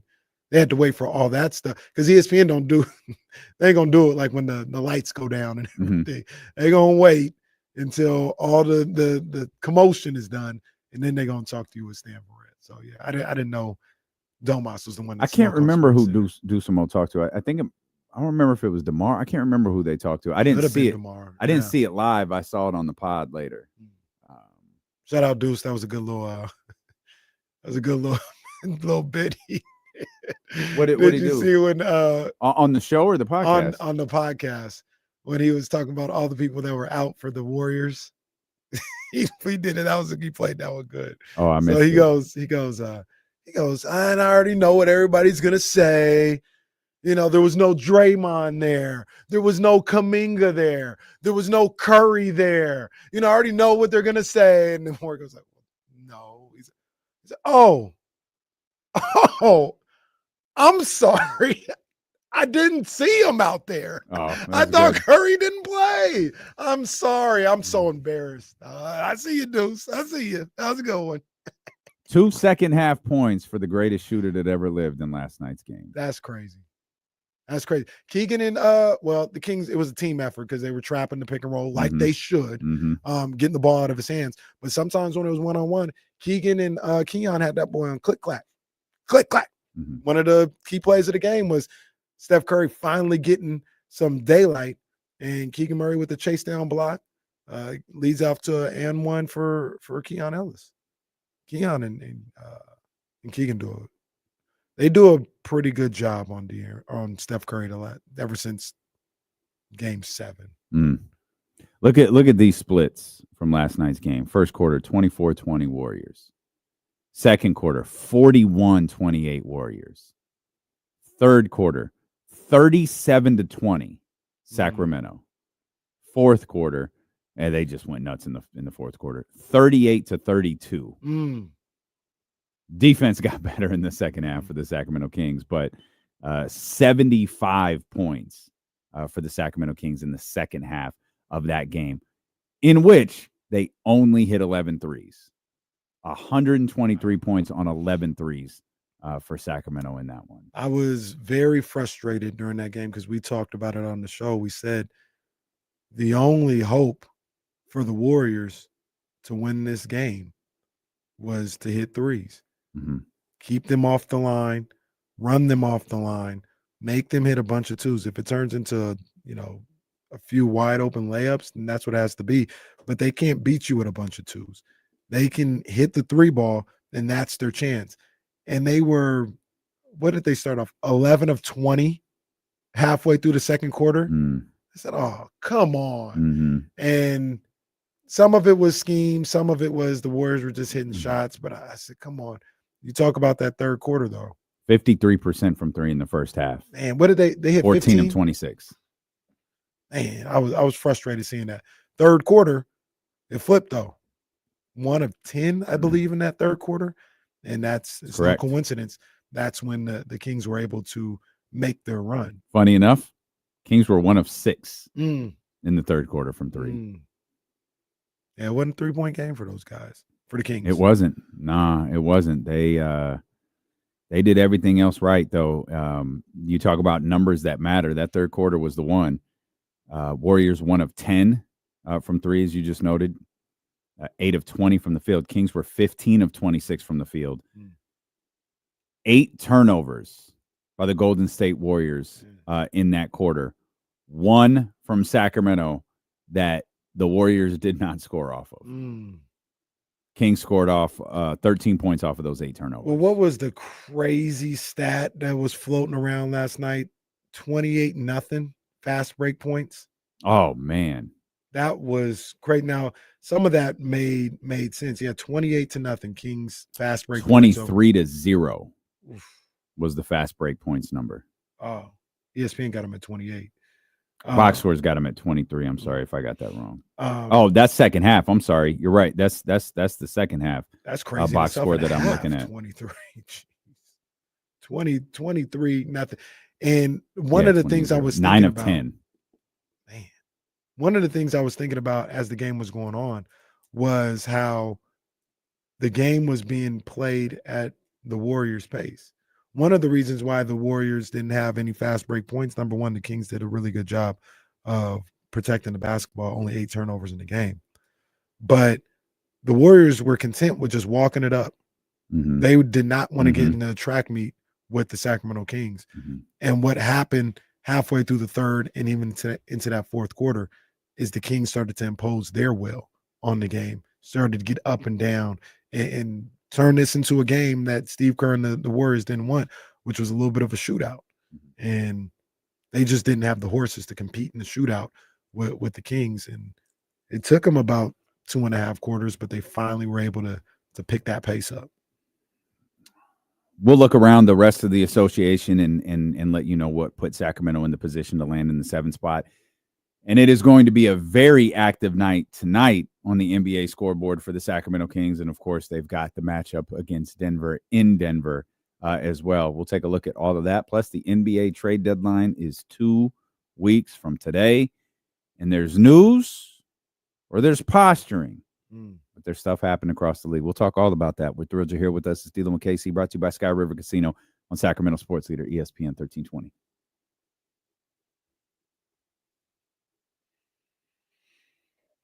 Rachel, Bob Fitzgerald was at your job? Wow.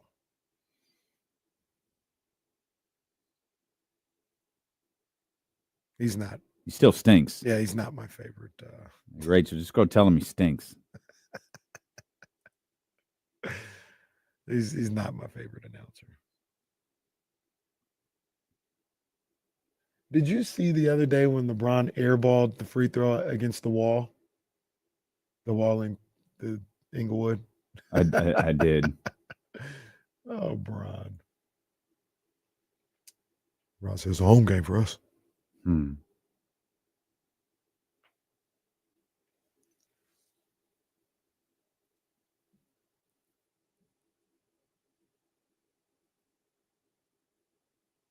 Nah, Tim Roy is really good. Tim Roy is he's a legend.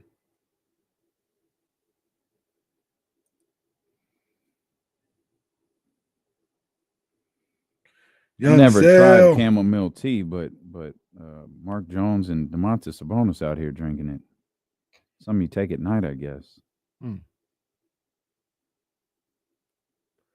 Well, Rachel, I have no idea who that is. So take your word for it. Never heard. Oh, maybe she meant the announcer, like the Scott Moak announcer. Oh, got you. Okay. Well, that person's perfectly fine. I mean, it is what it is. Affiliation.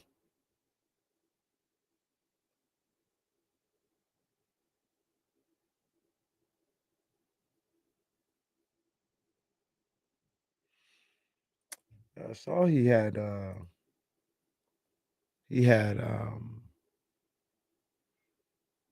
get surgery, a tendon in his wrist or something like that. I wouldn't expect him to be back. Man, Trista really works her ass off on social media.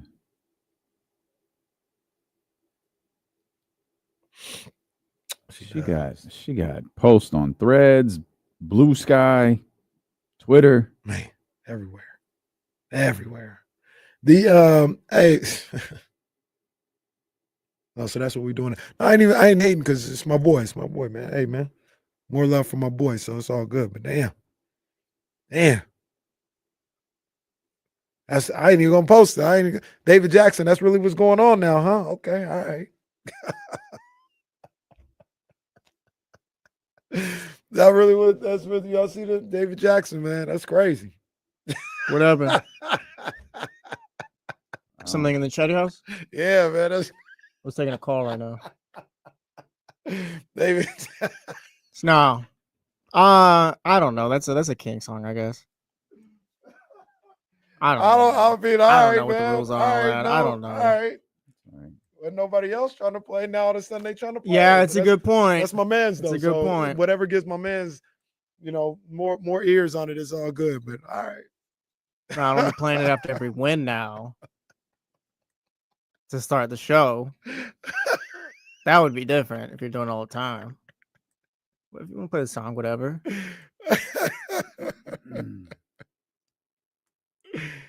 The other James, it's just it's TK's name. It's Trista Crick with the weird blue sky thing. It's my name.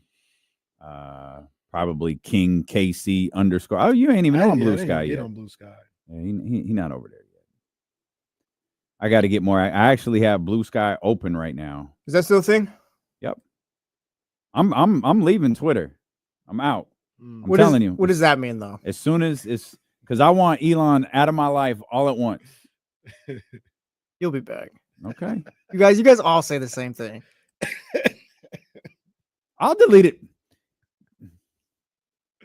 Jesse playing with me, man. Delete it right now.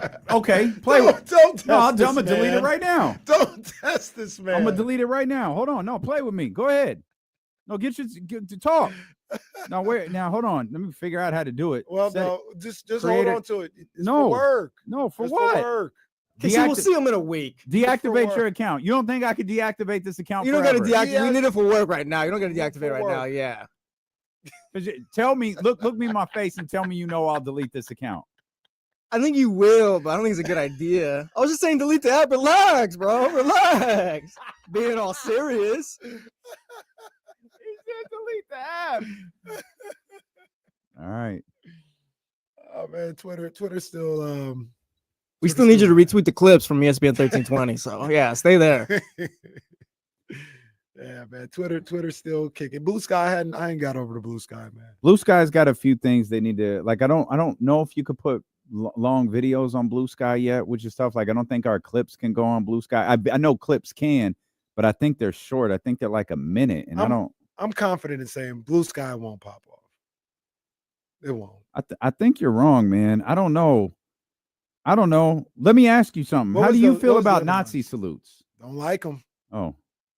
Because you supporting them in a major way. You repping the app. You repping the car. I ain't repping anything. I disagree. I ain't repping. I'm not wearing a T-shirt saying, "Hey, go do this." I'm not repping T-shirt. How long is this Do Some Mo clip right here? Because they got a video up. This is the video of John Bull just sent me this one. Yep. No, it was funny. Yep. Yep. Steph Curry did not play in the second half of this game. So when you lay that all out there, Morgan, you just have to. I love the look on Morgan's face. Okay, I see what you're doing. Steph Curry played in the second half.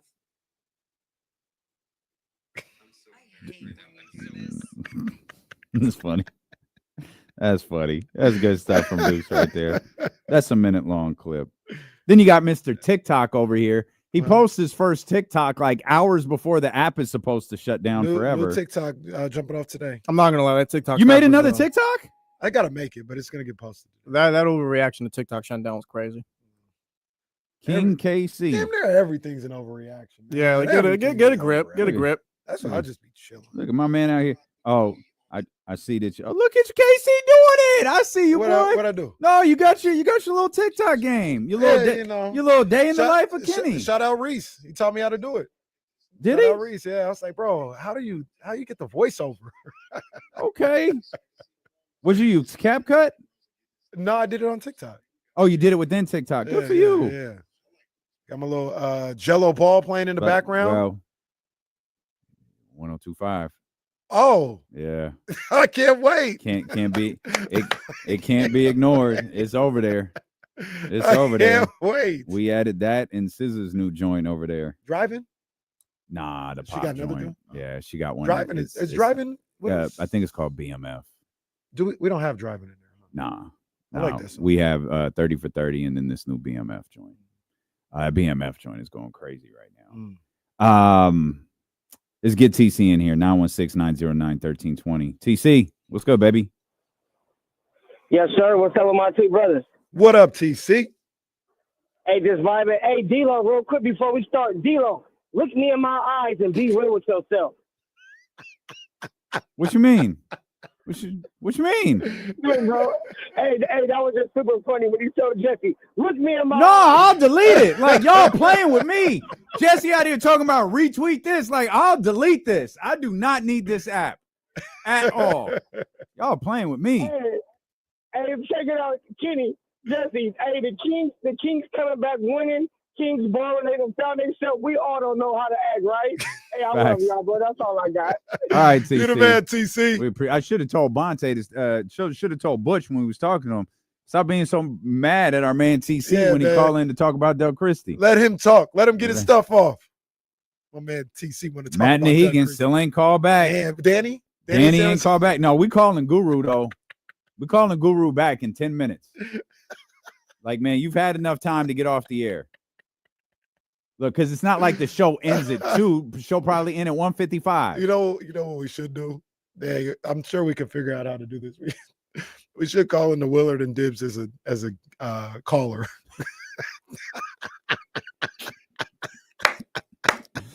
Oh, that'd be great. Yeah, that's great. That's great. Like, yes, we got Damian Kenny in the East Bay. We got Damian in the Oakland Hills. Wants to talk. Kenny in Walnut Creek here. I wanted to talk about the despicable performance from the Warriors last night. Scumbag. What did he say? Buddy Hield is disgusting. Oh, he had some. That was ridiculous. He had some gems. He said he was disgusting. I don't world-class tanker. I don't co-sign any of that stuff Jim Park be saying, but it's funny. It is funny. Don't be calling that man disgusting. The NBA refs are really disgusting. They manipulate these games like crazy. He said Keon Ellis is a Warriors killer. Huh? He is. Steph Curry took one shot in quarter 3, by the way. Man, that's crazy how ineffective he was in that second half. That had to do with not the Kings defense. That also had to do with Steve Kerr. Get Buddy Hield off the damn floor. Leave it to Buddy Hield to do something dumb out of a timeout. MFer stepped out of bounds from the 3-point line. I want to see. I'm trying to MFer. Like, what did it look like when it was going good? Steve Kerr's offense continues to look unwatchable. The good news is that defensively, they've held the Kings to 20 points in quarter 1. Wait a minute. Kings came out very flat. Wait a minute. I'm on Jim Park's Twitter, and I mean, I understand why they're doing this. It's just a funny visual of Warrior coaches and looks like a security guard beating the hell out of Trace Jackson Davis to get him ready. Go slide down Jim Park. It's a Warriors. I'm sorry, tweet. what? Slide down Jim Park's timeline. Finish your sentence, okay. Timeline. It's a Warriors tweet, and big fella's beating the hell out of TJD as he's trying to get the rebounds. How far down this timeline do I got? Oh, there it is. Yeah. Oh, man. All right, big boy. Okay. Oh, my God. What is happening in this video?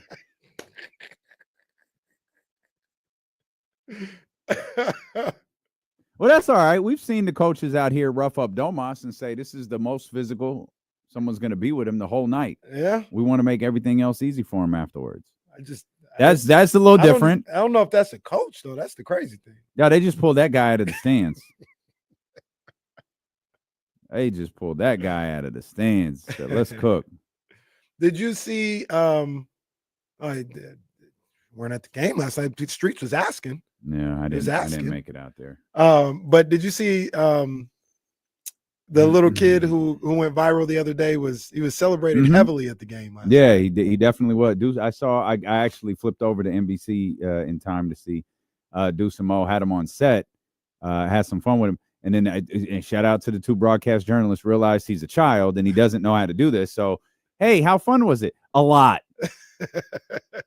And then Deuce asked him another question. Hey, who's your favorite player? And he goes, quiet. Keegan. And I can see, and Deuce is, all right, little fella, get out of here. Deuce should have had him.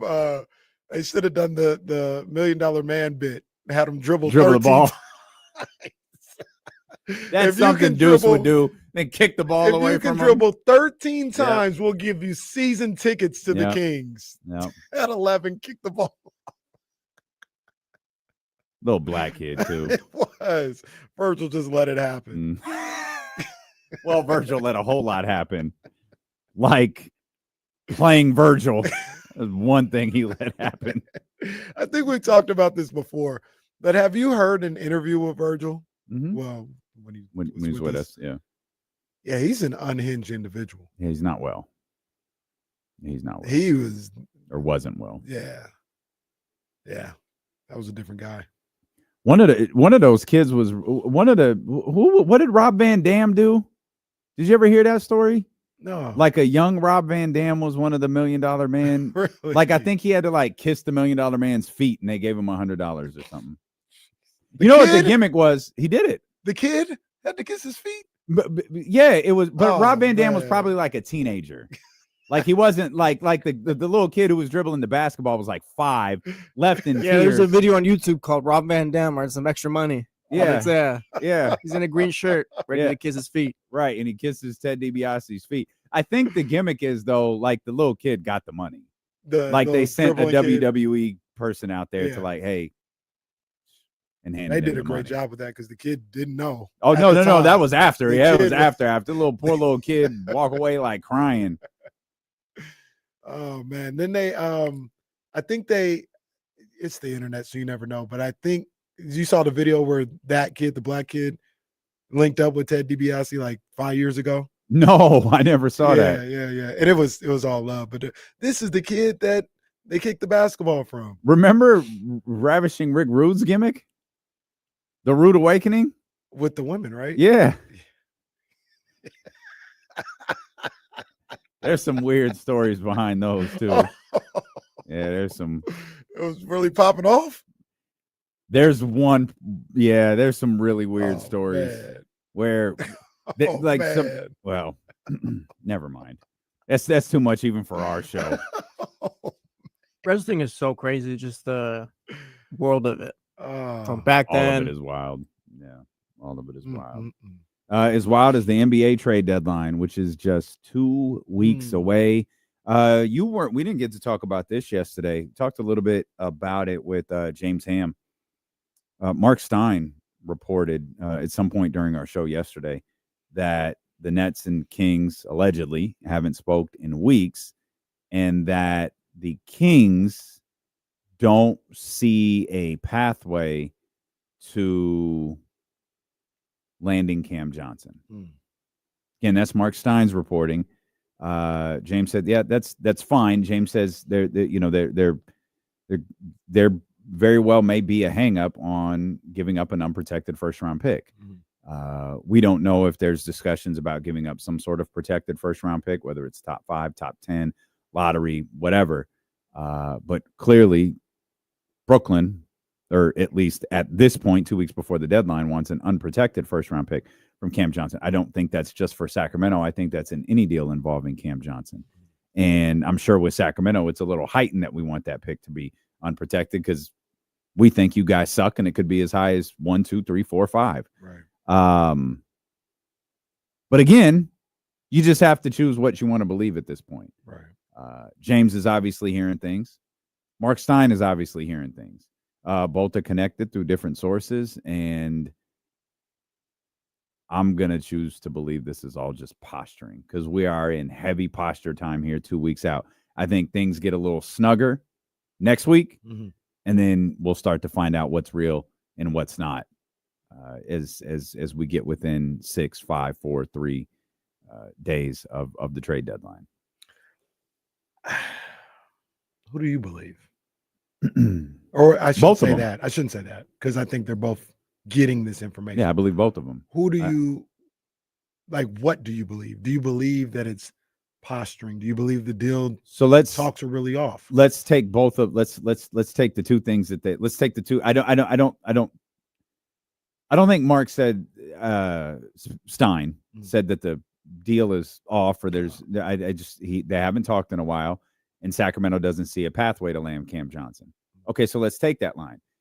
If Sacramento is reluctant to give up an unprotected first round pick, and that is what Brooklyn is adamant that they want, James and Marc are both right. And it's just, if I'm going to guess, 100% guess on my part, is Marc might be hearing stuff from the Brooklyn side. And they are adamant that they want a first round pick or adamant that they want an unprotected first round pick. And Sacramento was just of the mindset, we don't want to do that. And there you have it. Would either of you guys... Does anyone's stance loosen up in the next 14 days? I don't know. Would either of you guys give up an unprotected first round pick for Cam Johnson if you were the Kings? I think I would. I think I would too. It would depend on the year. But I think I would. And I only say that because if you're in a situation where you need those picks and like it went all bad and not having that pick is just killing you, that means you're probably not good. And my outlook on the Kings' future right now is you can always recoup that pick in a Fox trade. And if you're that bad, you've traded De'Aaron Fox. Yeah. Is that an overpay, giving up an unprotected first for a player coming off your bench? Probably. And probably. Yep. But and you're probably giving up Kevin Huerter in that regard too, Yeah. which is fine. Kevin logged 5 minutes last night. So the scary thing about it though is you may feel like you have to do it because we talk about Kevin Huerter, who just looks lost out there a lot of the time when he's out there. Yeah. But now I got my eye on Devin Carter, who I still don't want to trade. I'm not trying to put him in any of these deals, but he looks much like boxing when a fighter is hurt. Devin, you got to show me something. Because right now, he's getting Defend yourself. Defend yourself, Devin. He's getting those single-digit, minutes and the one look, and then you're out for the rest of the game. And and he's got to start. The most important thing for me is he's got to start hitting some shots. I don't want to say it's expected because you want him to play better, obviously, but isn't that kind of something that comes with being a rookie coming in mid-season? Yeah. Like, team, middle of a coaching change. I think this might be more of a can't play versus have to trade them situation. Devin Carter is starting essentially his NBA career at a tough time. Like the Kings were in a bad spot. They made a coaching change. He debuted after the coaching change, right after. Yeah. And so, we had to right the ship, and thankfully they did. They won, what was it, 6 straight? They've won, now 10 of 12. And they're doing that in situations where, it's not ideal. That's kind of the flip side to this. Over the last 12 games, we're marveling and cheering the fact that they came back from 18, 17, 18 in these games. Okay, maybe let's stop going down by 18, 17, and 18. Would help. And that, I think, more than anything, is Doug's willingness to look. I'm gonna try it. Look, DeMar's cooking. Domas is. I'm gonna ride this out until I feel like this lineup has died. And that's what's preventing Devin Carter and Kevin Huerter from getting out there. You could trust it. You probably don't even know what Devin Carter really provides. Kevin probably doesn't provide you anything. Unless he's hitting shots, he probably doesn't provide you anything. And if you're just putting someone out there in the hopes that they hit a shot, you could do that with Keon. You did that with De'Aaron. You knew you were going to need offensive production in the fourth quarter. Doug trusted De'Aaron to be able to do something, and De'Aaron rewarded him for that. Yeah. Devin, I don't think you know what he brings to the table yet. Yeah. And if it's defense, if it's rebounding, the Kings did that just fine. And you got Keon Ellis out there, you're fine. And I'm of the belief, just like with Kevin Huerter, just because these guys can't play 48 minutes, like you got to play them. You got to play Devin. You got to play Kevin Huerter. Even it's for this. Even in games like last night? Yeah, the 6 minutes is valuable. This 6 minutes keeps Debo from playing 46 minutes or something like that. 6 minutes in a game. Yeah. Got you. Yeah. Okay. Like even that right now, because you are so paper thin in the rotation, even that is valuable. So just you got to put them both out there. But I want to start seeing Devin play a little better. I want to see him be a little bit more effective out there. One of the difference between him and Kevin Huerter is, even though Devin isn't able to hit shots, he can still contribute with effective defense and even handling the basketball for 3-4 minutes at a time. And that's another reason why, like, you just got to have him out there. But I want to see some production coming from him pretty soon. Yeah, I think it's going to be tough. I think it's going to be tough for him, to give you that production without the steady minutes. And I think the only way that Devin Carter gets steady minutes, I think if the Kings are in a game, 6 minutes into the third, that's 72-70, 70, in either direction, plus or minus 5. I think you see Devin Carter and Kevin Huerter in those regards. Yeah. I think when you're scrapping and clawing, trying to see, there's probably I don't think Doug would have waved the white towel if it was a 18-point game at the start of the fourth. But I think we would have seen some different things throughout the third had they not dug into that deficit. And we probably would have seen 3 to 4 minutes coming out of the half. And if we're go into the fourth quarter, and if you're still at 18, then you're out. Yeah. And the game, and now Devin Carter's playing, now Kevin Huerter is playing, and all of that. But he chose to ride this lineup, and I think those are unique situations based on what's happening in the course of the game. It's great that the Kings, like, if the Kings could just avoid getting into these deficits, we might be able to see Devin Carter play a little bit more. Yeah. Or and even Kevin Huerter, like, you're probably seeing Kevin Huerter play more. Yeah, and to your point, it's one of those things. I felt this way. Alex Len. I felt this way in the Milwaukee game. Like, when I think they were down 18-19 going into the fourth quarter. And I was like, if I'm Doug Christie in this situation, I look at these guys, I'm gonna give you about 3 minutes. About 3 minutes to show me something. Maybe even 4. Yeah. And if not, then we're gonna get you ready for the next game. And they did show something. They showed something. It was a little too late, but they got it to like 11, went on a run or something like that. So they played a little longer than they got an opportunity to play a little bit longer. But yeah, that might be one of those things. And then tonight may be one of those things where, you're going to play your starters, but man, Huerter and Carter, they're going to have to play 15 minutes, regardless of like what the score is looking like. I mean, it may result in us losing the game because I had them out there for longer than normal, but it feels like it'd be a little bit tough to have these guys going, 39 minutes, back-to-back games, back-to-back nights. Like, yeah, you're just going to have to play these guys a little bit. So I know it's not the same because it's Sacramento, I think, to San Francisco. Miami had the double overtime, fist fight against Sacramento.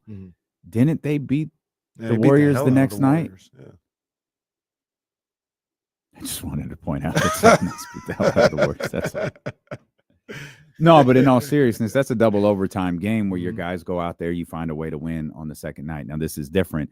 And I think the most concerning thing was, I don't know if you saw DeMar DeRozan get asked about it. I think it was at the podium about that Denver back-to-back, like the Denver Nuggets being the second team on a back-to-back. And I think he said something like, yeah, it feels like the league, like it's a trick. Like the league is just like sending you out there to slaughter. Damn, man. Like, I mean, he was laughing. He said he called it a setup. He's like, the league is just setting you up out to go do that. Again, he was laughing as he was saying it, but acknowledged that it's the toughest place to play on a back-to-back. Yeah, and I think and it doesn't hurt that Denver's, you got to deal with Jokic and all of those guys. Yeah, the out team there. is good. Yeah, in addition to Denver. Right. I think Gary Gerald, G-Man, put out on Twitter, they got in at like 3 a.m. or something like 2 a.m. 2:31. Yeah. Number I remember. He was expecting to get in the bed by 4 in the morning. Yeah, I think Marc Jones said something similar. So, yeah. I'm looking back at that game that the Heat beat the hell out of the Warriors in. What was that? The Heat beat the hell out of the Warriors. Oh, and when the second night of a back-to-back, when we double overtime against Sacramento, went to San Francisco, the dental office, and all shit. Beat their ass. So here's the thing. In the Kings game, the Heat had guys like Bam, Tyler Hero, Terry Rozier, Jaime Hawkins play 46, 41, 49, 45, 46 minutes. Mm-hmm. In the Warriors game, those same guys, 23, 30, 26, 32, 20, 29, and they were able to play a Jovic 34 minutes. They were able to play a Duncan Robinson 21 minutes, Alec Burke 25. Some of that had to do with the fact that they were blowing out the Warriors and they were able to do that. But, I mean, they also they weren't willing to play those guys 45 again either. So it's a tough one, man. It's a tough one. Leading them to slaughter, ain't that what? He called it a setup. I might have improvised a little bit. Called it a setup. I like what you said better. That's funny. We'll come back. We'll look back at that Denver game as well. We'll also look around the league. Big time performance from SGA. And what an ending to that Cleveland-Houston game. My goodness. We'll talk about that. Matt George, 1 hour from now, is Stealing with KC on Sacramento Sports Leader, ESPN 1320.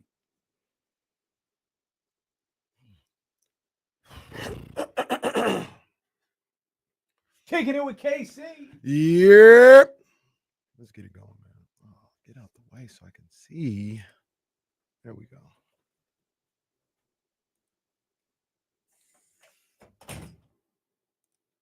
Let's get in here real quick, man. Come on, man. You know the vibes. Let's get this in here. You know the vibes. Let's go. Kicking it with KC with your main man, Kenny Caraway, in 2025 in the sneaker game. It's set to be ridiculous. It's really set to be crazy, to be honest with you. And be honest with you, it kind of gets kicked off with these bad boys right here, man. The Nike Diamond Turf 49ers. Deion Sanders' iconic Nike Air Diamond Turf Cross trainer, revered since its 1994 debut. It's making a comeback right now. This highly anticipated revival pays homage to Sanders' time with the San Francisco 49ers, showcasing the team's signature colors. Crafted with precision, the Air Diamond Turf was made to endure Sanders' rigorous training for football and baseball, and now its return maintains the classic black and white look with a sturdy leather upper and a mid-foot strap for stability. The mid-top design features vibrant red accents on branding, outsole, and lining, adding a modern touch. Combining durability, style, and performance, the Air Diamond Turf remains a top choice for athletes and fans like myself. The return of the Air Diamond Turf 49er is a celebration of both sports and style, inviting fans to relive the legacy of Deion Sanders on and off the field. The Diamond Turf 49ers are set to release this Friday, January 24th, and retail for $150. All my people in Sacramento, you can get your pair over with my people over at Phenom, right there in Doco, just steps away from the Golden One Center. Go check them out and cop all the kicks that you're looking for at any time, man. And let them know KC sent you. That's Kicking It with KC. Yep. You already know the vibes. You know the vibes. Yeah, man. Go get him. And I mean, come on, man. I had to do it. You know what I mean? I had to do it. I'm old. You see what it is. Let's just do this. You see what it is, man. Still can't see the shoes. It's crazy. Either way, your boy got them on today. I'm done. I'm done trying. Can't see the damn shoes. There we go. Yeah, man. Got my diamond turfs on. Shout out to my people over at Phenom. Go over to Phenom, man, and go get you a pair, man. I know they're gonna be on the sneakers app tomorrow, but if you don't want to deal with all that or deal with that risk, man, go over to Phenom, man. Tell them your boy KC sent you. Down in Doco. Phenom. Go check my people out, man.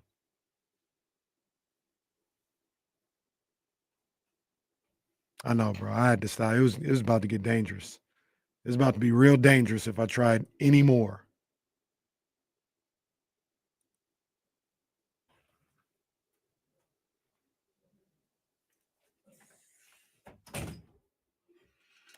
I didn't see Stephen Brown yesterday, but I mentioned Sarah Hodges, and now he's back in the chat. All right.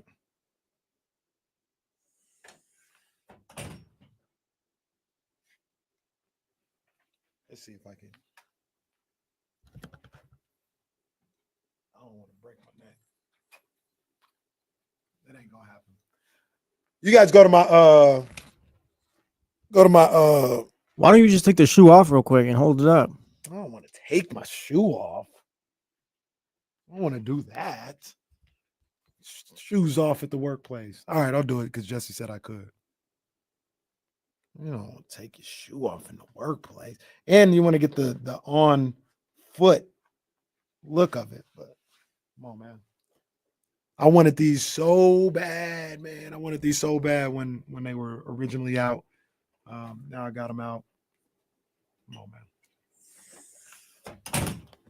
There we go. That's a good shoe right there. It is a good shoe. Shout out to Nike for bringing these Deons back, man. They got a lot of Deons coming back this year.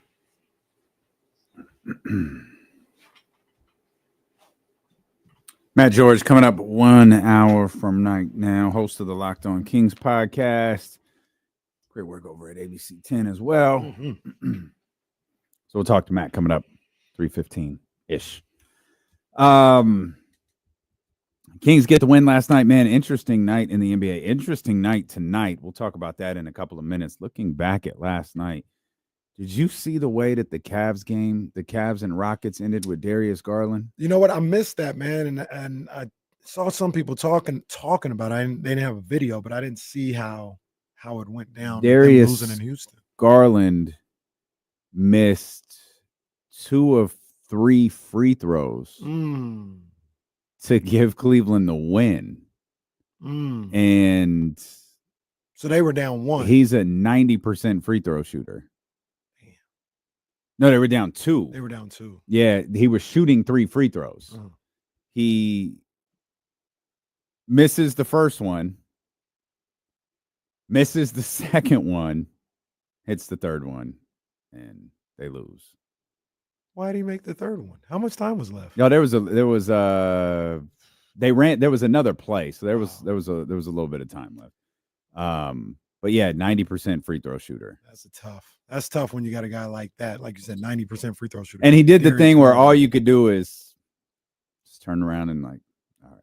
You know, I'm hitting free throws in those situations. I'll never like get back to the fact or go away from the fact that that's tough. Mm-hmm. That is tough. And I am impressed with how many times basketball players in general, whether it's NBA guys for sure, because they do it routinely, but college, hit those big free throws in those moments, man. That is not easy. Like I said, I've done it. I've been at the line, you know, with the game on the line or whatever. I've made them, but I'm not gonna lie to you, I was nervous as hell. Mm-hmm. It's so different. I was so much more nervous at the free throw line than clock's winding down. Let me get a jump shot off. Like that was fine. Like that wasn't a big deal. Free throw, man, I had to calm myself down. You know what I mean? So I'm actually surprised it doesn't happen more, but it's a testament to these basketball players that they can buckle down, they can focus in those moments and not have that happen. So I'm surprised with a guy like Darius Garland that did happen last night. Yeah, shout out Grant Williams. Oh man, I'm gonna make them both. that was Cleveland. Oh, that that was was Cleveland. tough. Right? Yeah. Yeah, shout out. Way to make them both, Grant. That's tough. That's tough. Who told him? He was talking to Donovan Mitchell. Oh, was it Donovan? Yeah. Nobody even asked him anything. He just didn't. I don't even want to talk. Like, yes, he was like, "Oh, I'm gonna make them both. I'm gonna make them both," and then he missed and they lost. You sound like you're still. I'm not. I remember Oh, that game. no, That okay. pissed me off. No, Grant Williams in like trying to. December. No, Grant Williams trying to be the superhero. Like, oh yeah, it's Grant Williams time. Here we go. Like, relax, dude. So the Celtics lost the championship off of that game, or This is little things that he did. Oh, you're not a big Bro, Grant Grant guy. Williams would get the ball and act like he was Allen Iverson. I'm gonna take this defender off the dribble right now. Remember, I want to get under Jesse's skin. Just mention Grant Grant Williams. Williams. Get him a Man. Grant Williams jersey. Remember when he So pissed the off jersey. Jimmy Butler and they lost in the playoffs? Yeah, he did, but that's more on your boys. Like, all right, so he talked to Jimmy Butler. What are you supposed to do? Cower down to him? Win the games. Just don't piss him off if you're Grant Williams. That one I will defend Grant Williams. I'm like, wait, You got little what? Teddy, You want me ninth to be man on the scared of bench, the is pissing guy? off the opposing team's best guy. You want me to be scared? You want me to back down from the guy? He start talking, I'm gonna start talking. Where my people at? Where my teammates at? Well, they didn't like him. That's why they weren't there. But remember when LeBron got Gilbert Arenas? Gilbert Arenas looked terrified. I watched that highlight yeah. last week. Yeah. Literally. He Yeah. looked terrified. And I just got done saying like it's super nerve-wracking. So I'm not like trying to talk crazy about him. But the weight of the world was on his shoulders for those two shots. Was it Nick Anderson or Kenny Anderson? Nick Anderson. Nick. Is Yeah. that the biggest free throw Yeah, infamous that's thing? That's a tough one. Mhm.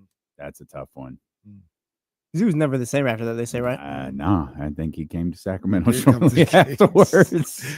About 4 or 5 years later. Yeah. Because he was on the 99 team. He was the starting shooting guard. 99? Yeah. Starting shooting guard that year. Maybe he was on the 2000 team. He made the playoffs with one of those teams, though. Okay. Because when they played, I think it was the next year, because it was when they played the Lakers, he was the starting shooting guard. They had to go get Doug. Yeah. But And yeah, that was Doug been crazy. saving our asses ever since. Pretty much. Man. Yeah, that was tough though. Nick Anderson missing those 4. In the 5. I think they were up 3. Mm. You make one of the 4 and you probably win game 1. You probably still lose the series, but I mean, it was one of those things where those guys. Well, it's the J.R. Smith play, right? You have an opportunity to win the game. That was game 1, right? The Mhm. J.R. Smith play was game 1. Yeah. The Cavs were in a position there, and the J.R. Smith play happens. Well, you probably And- win the game and deal in case you aren't talking about you 33 years from then. Well, you know what I remember most? You're right. They might lose the finals, Yeah. but we're not Yeah. still talking about Nick Anderson. You know what I remember most about the J.R. Smith play? It's not, I mean, everyone remembers the LeBron thing. Mhm. LeBron going back to the bench and looking at Ty Lue. We got a timeout. He said, we didn't have a timeout. And Ty Lue goes, we did. And LeBron just sits and looks straight ahead. That man's out of here. Mm, That's tough. mm, That was mm. tough. A lot of people say that was one of the great, and it was. It's not one of the great NBA Finals performances of all time. That game 1 from LeBron. What do you have? 51 Yeah, that and like the 17 whole rebounds or something. series from LeBron was crazy. Yeah, that was the LeBron is the MVP on a losing team series. That series, no, well, was it not? It was more 15. Because that 15. year, yeah, that year that you're talking about, I remember hearing that rumblings, but game 2 wasn't close. Game 3 was close. KD hit the 2 3-pointers on him. In game 4, literally game 4, I didn't watch. Yeah. But he went crazy in that game 1. 15. I don't remember. 15 Maybe was when Delly almost died. Yeah. Thank God Delly's still with us. I don't know if he's gonna make it, guys. What happened? He guarded Steph Curry. Call it. Hey, do we got his next to kin? And then I'll never forget. Just remember that. The idea. Who was the coldest in the game? Well, Steph nearly killed a person. Did he stay overnight? Did we know that? We know he got the IV. He was so dramatic. Like he went to the hospital to get an IV. Like all of the things that they have at an arena. They can't hook the man up to an IV. You don't got no, yeah. That's got to be somewhere there. I'll never forget the game 4. That was game 3. Game 4, Delly's back out there. I think the Cavs were winning at the half, maybe like 4 or something like that. Delly, they start the second half. 2 minutes in, I need a sub, coach. I said, oh, they're finished. All right, they bro. just had halftime. He's asking for a sub. It's bad enough. He stayed overnight. He wasn't even released in the morning. They kept him until the following afternoon. In the euphoria, it perhaps went unnoticed just what sort of price Dellavedova paid for that Game 3 performance. The Cavs doctors were concerned enough with the severe cramping that they called for a stretcher and sent him to the Cleveland Clinic for overnight IVs to get him rehydrated. He wasn't released until the following afternoon. They woke up. He's like, nah, Doc, I need to be here a couple more hours. Dellavedova says, I probably pushed it a little. I thought I'd pushed it before, but there was just so much on the line. I wasn't scared.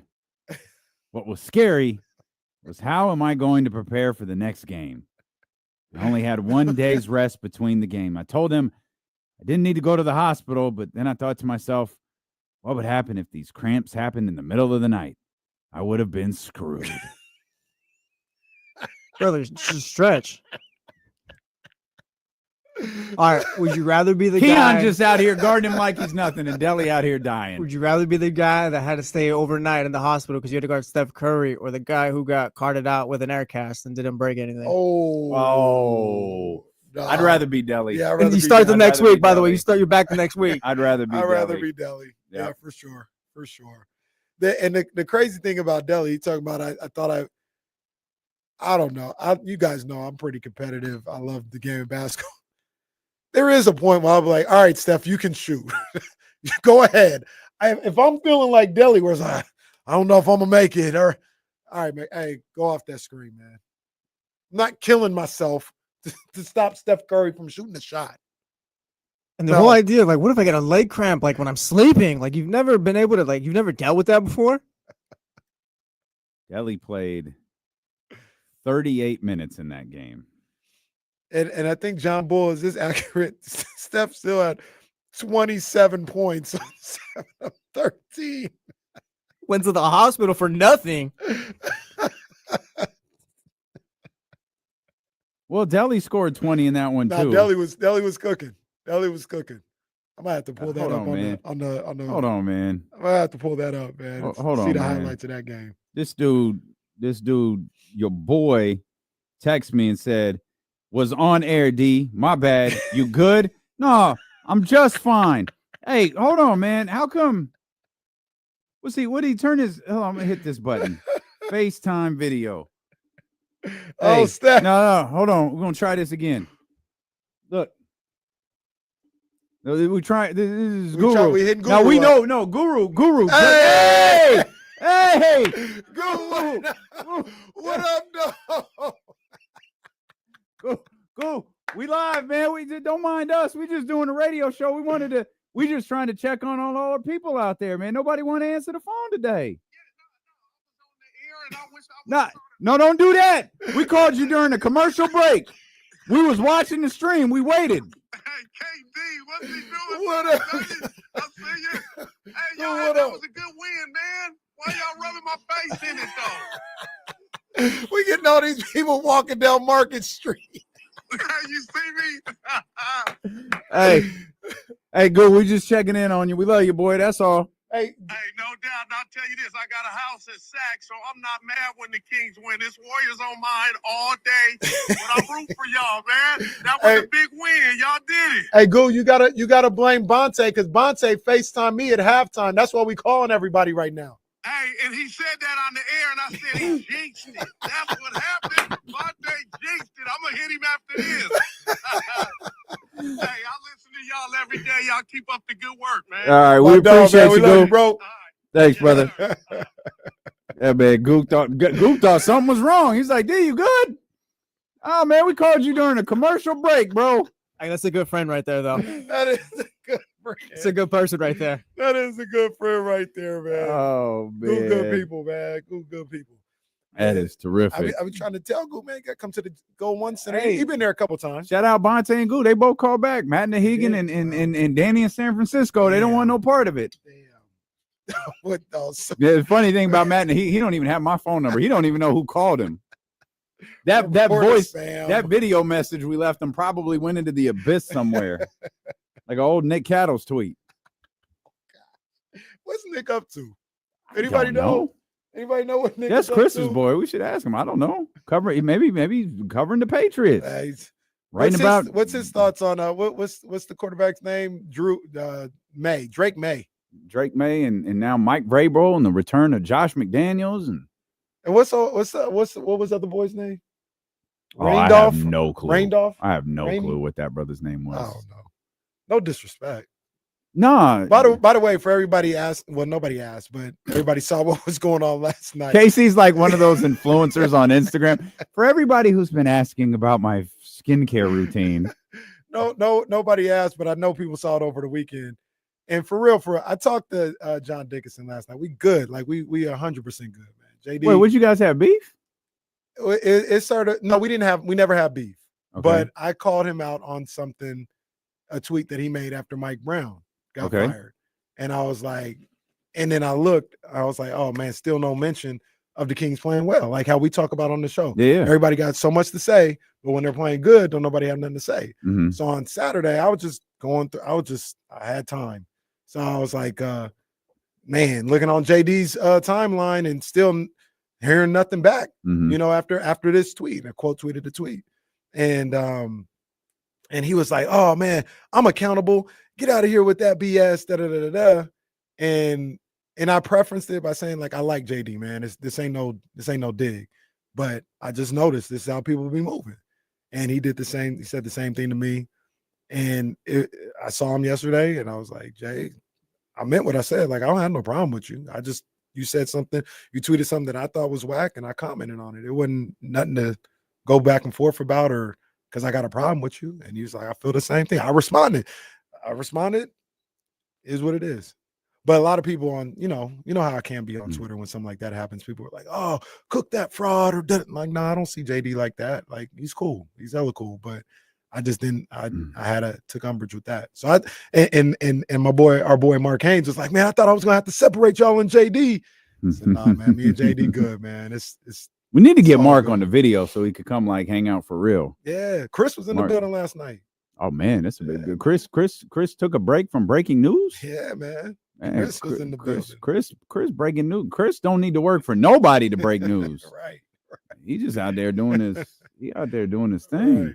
He had something today. It's in the notes somewhere about Bron and Bronny. Well, he had that. Yeah. He had that. What was in the notes? Yeah, I saw that last night. The Bucks and Chris said the Bucks have not talked to the Suns about Bradley Beal. I believe both are people on that one too. I believe it's all about the wording, right? Yeah, I don't know if the Bucks have talked to the Suns, right?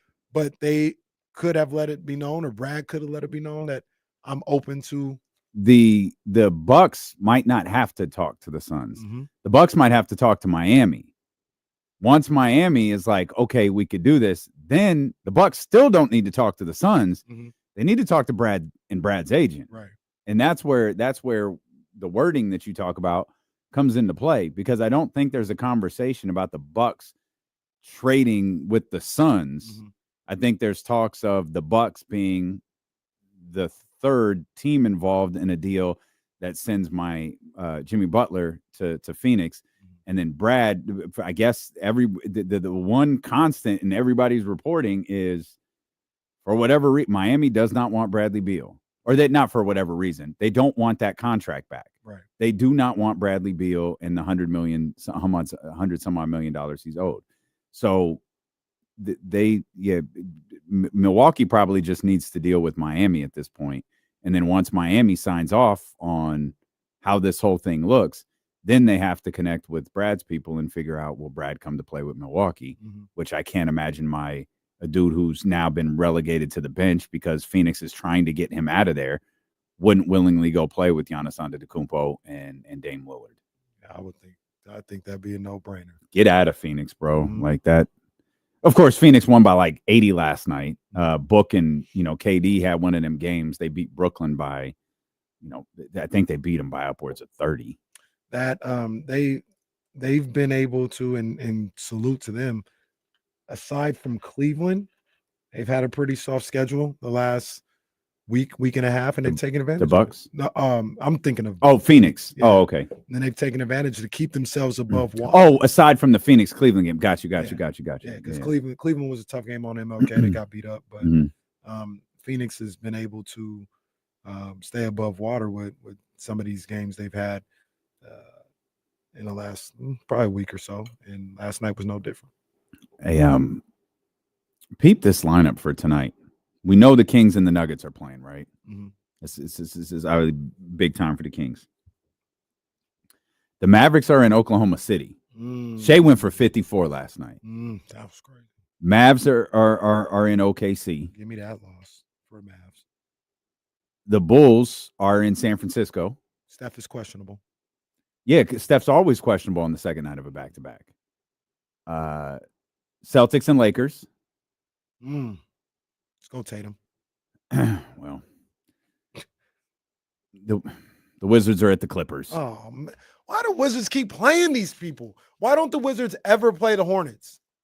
Why every time? Oh, Wizards versus the Suns, Wizards versus the Lakers, Wizards versus the Warriors. Like, come on. I'm gonna go out on a limb and just say they're on the West Coast. I bet you the Wizards are probably asking the when same they play question Portland. too. Well, normally there's 2 trips to the West Coast. They need to play Portland and San Antonio. What was that, Jesse? I said the Wizards are probably asking the same question KC is right now too. Like, why can't we play any of the easy teams? Why do we keep playing these above 500 teams? Wizards are 1-18 on the road. Isn't it? Don't the Kings have the record? Yeah. This is crazy too. I'm looking. You probably see it too. Not to be outdone, the Raptors are 1-19 on the road. Wow. I wasn't even looking at that. Goodness gracious. Wow. All right. Well, okay. I mean, we don't see anybody tie the Kings. Oh, losing? No, I don't think so. What was it? 40 something in a row? 40 something, but then they they won one road game. Was that in a season? Or did the 40 straight, did it span 2 seasons? I thought it spanned 2 seasons. I don't think that happens. Kings road loss record. Oh, that didn't work. Because I'm gonna be honest with you. Well, let me see. I gotta see the schedule. I don't know when the Wizards gonna win on the road this year. 43 straight games. The 90 and 91 seasons. Yeah. No, the Wizards might win a couple on the road. And when I do say, I mean a couple. They got at Utah still. They're at Charlotte twice. This is amazing. It has the streak breaker where the 43 came to an end.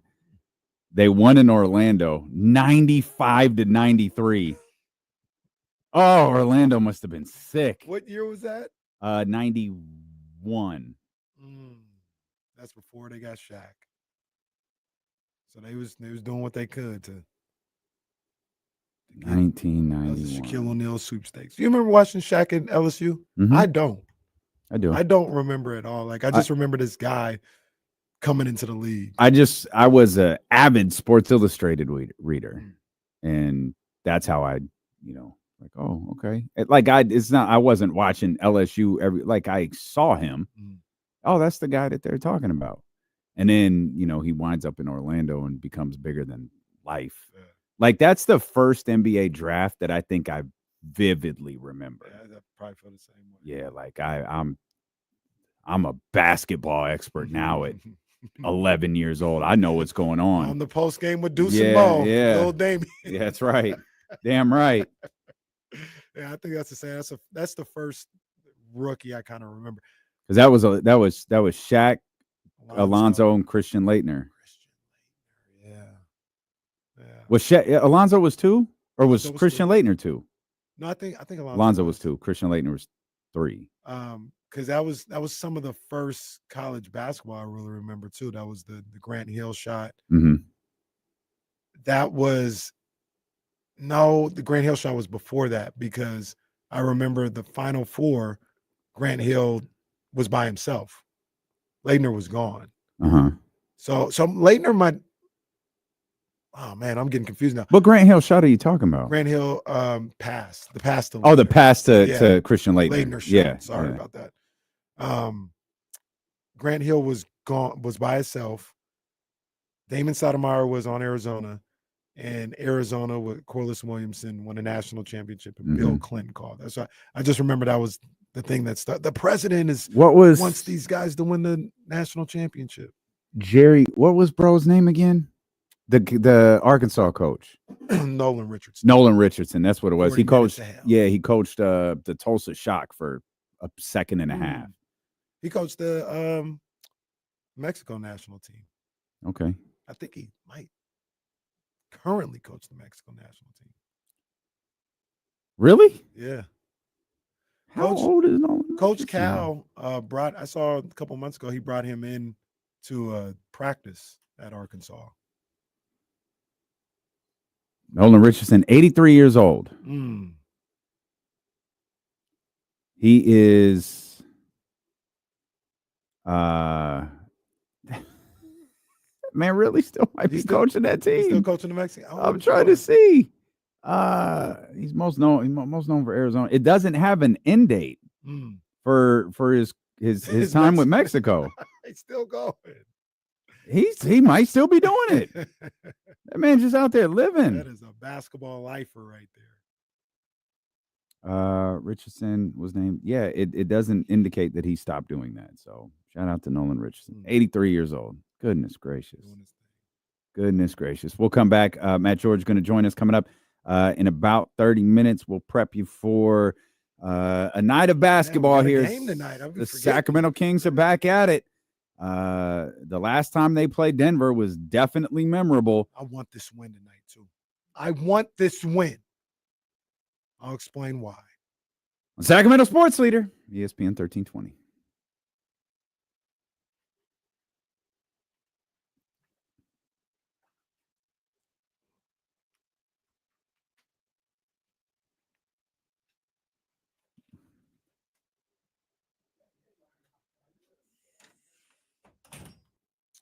Lindsey Harding still the women's national. What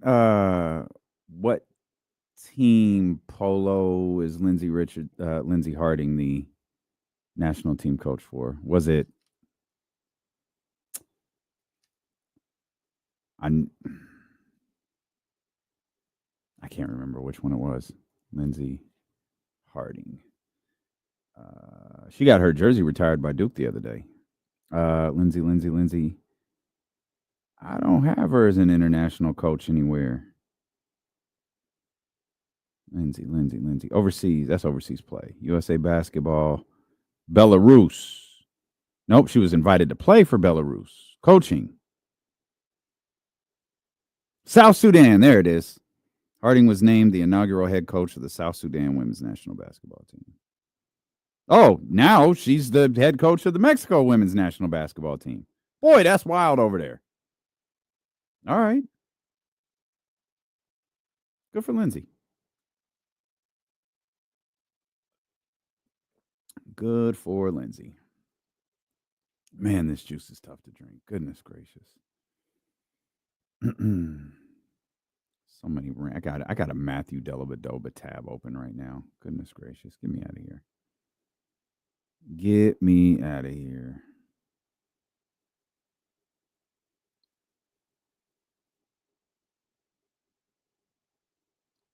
else do we got? The amount of random tabs I have open at the end of the day is pretty amazing.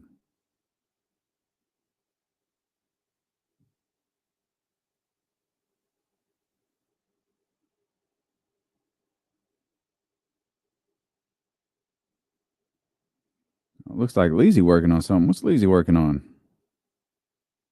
Oh, Leezy. Oh, I see you, Leezy.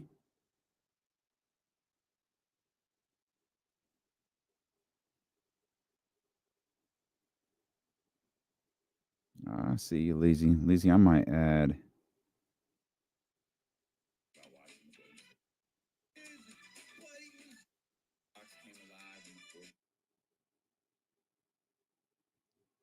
Good work, Leezy. I might think I'm gonna add myself as a collaborator on this too.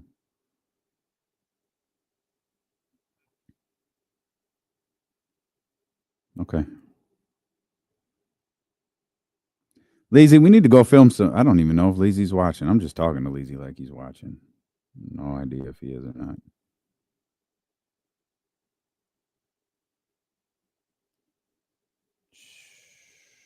I need to get my social media game stronger.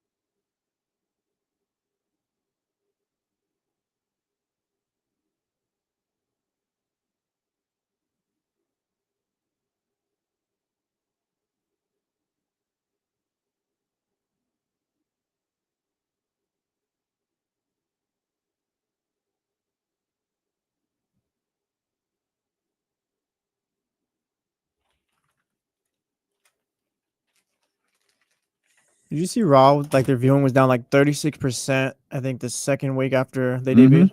Yeah. They didn't give anyone a reason to come back. They're literally running one-off episodic shows, and it's terrible. Absolutely awful. That's why I told you I am disconnected like crazy right now.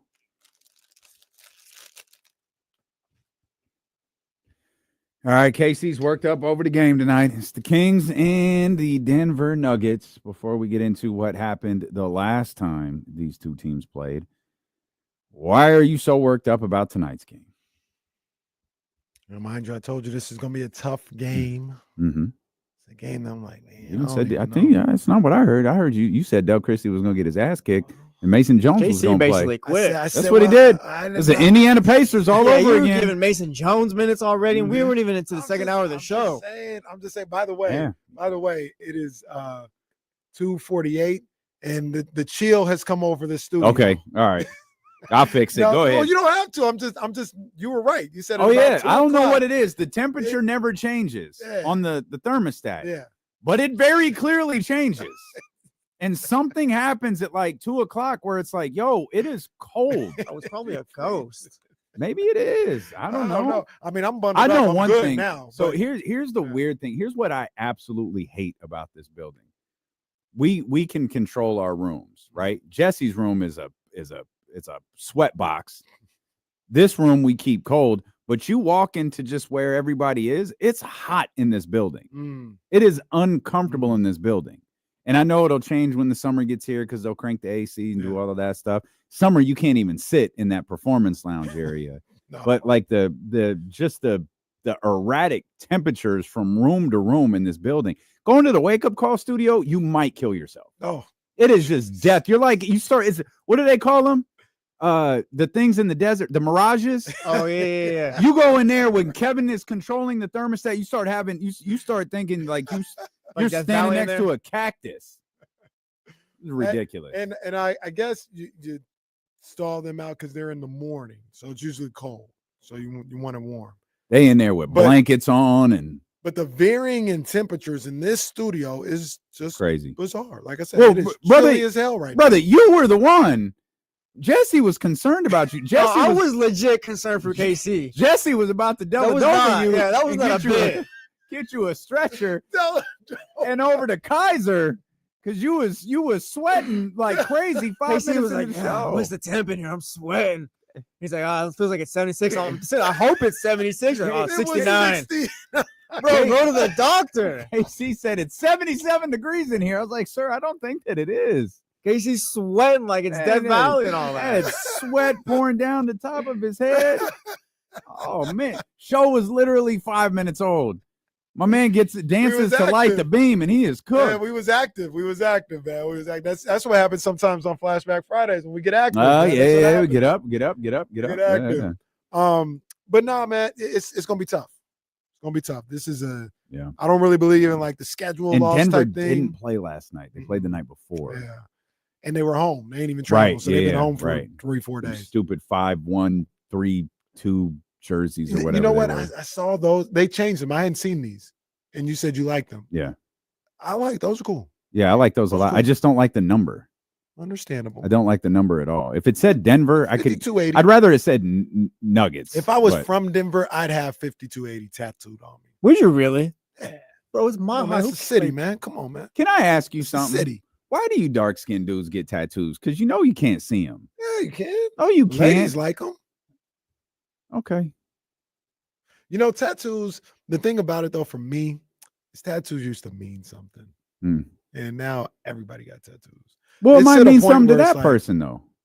Yeah, but I mean, yeah, if there's like a meaning to that tattoo, that's different. But like people just getting sleeves just to get sleeves. Like I get sad that I don't have tattoos because like I don't feel like I have anything that's like I want to keep that with me forever. well, that's what people except my dogs, and I'm fine with the necklace. Well- I'm just good. This is good enough for me. yeah. So it's almost I'm almost stuck between a rock and a hard place because sometimes I'm like, I kind of wish I never even got tattoos. Not because I don't like them, but like I said, everybody got tattoos. What are your now. tattoos of?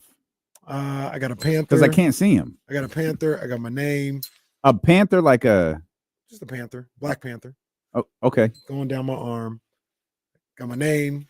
Got the KC or Royals Kenny? logo. Kenny. This was the first one I ever got when I was like Kenny was the first. 16. Okay. Okay. Got Did the you get in trouble? No, Oh. no. I knew it was happening. Okay. That's why it's so. It's just Kenny. Like, 'cause it's like, I'm not getting anything crazy. Just my name. Then I got KC in a basketball. The Royals logo in a basketball. I got a cross with my mom in Psalms 23, and then I have a 19 in Roman numerals. Me and Jasmine have that, and I have What's the rosary. 19 for? That was like our anniversary before we got married. Okay. Then I got a rosary that goes into my clavicle. That was like the worst one. That was crazy. And then I got 2 stars. Okay. So, but here's the thing. I feel like I'm on a rock and hard because these are all just these random little spread out tattoos. It's almost like I probably shouldn't have got them, but I don't need any of them. But I have them, so I need to like complete them. Like I need a sleeve somewhere. That's kind of how I feel. Like I'm kind of tired of having these one-off tattoos. Like since I have them, I might as well just get some type of sleeve. Hmm. And that's. Well, then I I don't think wanna pay Nick for said no it. Where's tattoos Nick? at this point, Yeah, man. Nick says Tattoos tattoos expensive. are addicting. That's what Kyle says too. They just get like, oh yeah, I'll put another Disney character on my arm. I'm delivered.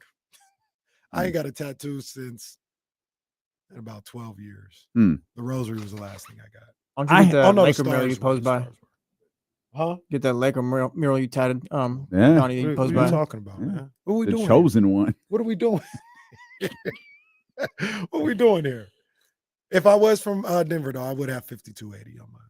We'll get 916 then. Maybe. Yeah, maybe so. You want to get the altitude, but not the. But yeah, tough game tonight. But I want to beat Michael Malone. We'll get that tattoo because you. Bad. I want him to lose to the Kings. Now, here's the thing. I like Michael Malone. I really do. I know it doesn't seem like it because I'm always complaining about him. But I like him, man. I like his story. I think he's a great coach. And you know this about me. if Michael Malone was on our side, I would like that he's a little curmudgeon. You know what I'm saying? Kind of like how I feel about Devin Booker. Like, it bothers me when I'm going against him, but I do like and appreciate that he's not always just happy and cheery. Like, he's pissed off about something. But I want to beat his ass every time I play the Nuggets now. I'm done with Michael Malone. I'm done with all that. I want to smack the Nuggets every time, and tonight is no different. I want that Nuggets win tonight. I want the Nuggets win. Come on. This is so weird because 2 hours ago you had Mason Jones playing. I did. You said this thing could get ugly tonight. Could. Okay. But you're still demanding a victory. I want it. Okay. I want the Nuggets win. Well, I want Michael Malone to apologize at the podium. I want him to give a shout out to Doug Christie after Christie beats his ass in Denver. That's what I want. I don't think It's like the second promo you cut today. it's a fact, Jack. Bruh. Yeah, don't ever let that be forgotten. That's a fact, Jack. Is incredible. On then that today's show. Absolutely incredible. I don't think the game's going to be as bad as people are expecting. I feel like people are projecting a little bit. So here's the thing. I think like Sabo says, "Get that." That's a fact. that'll complete the sleeve right there. That'll do it.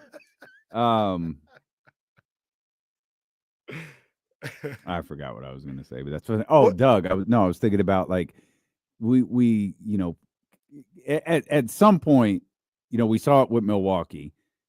You know, they're going to walk into a tough game and they're going to get beat. Like I don't think we're riding these vibes for 40 more games or however many are left. But you know, they're going to go out there and they're going to swing. They're going to swing. And you get a couple of shots to drop from guys like Keegan, Malik. You get a strong first man that could carry you. You know, that could. I don't know that an 18-point comeback is the ideal situation for Sacramento tonight. Yeah, like I think if you go back to the Milwaukee game, that's essentially what happened in the Milwaukee game.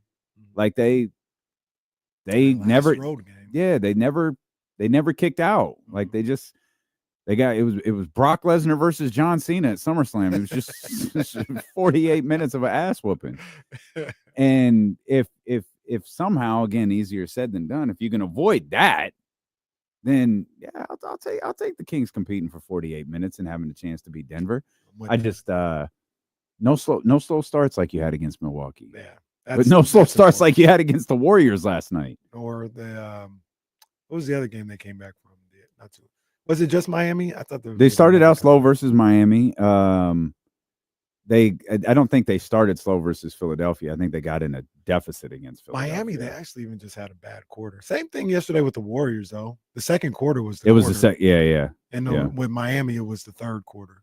And with Milwaukee, it was the first quarter.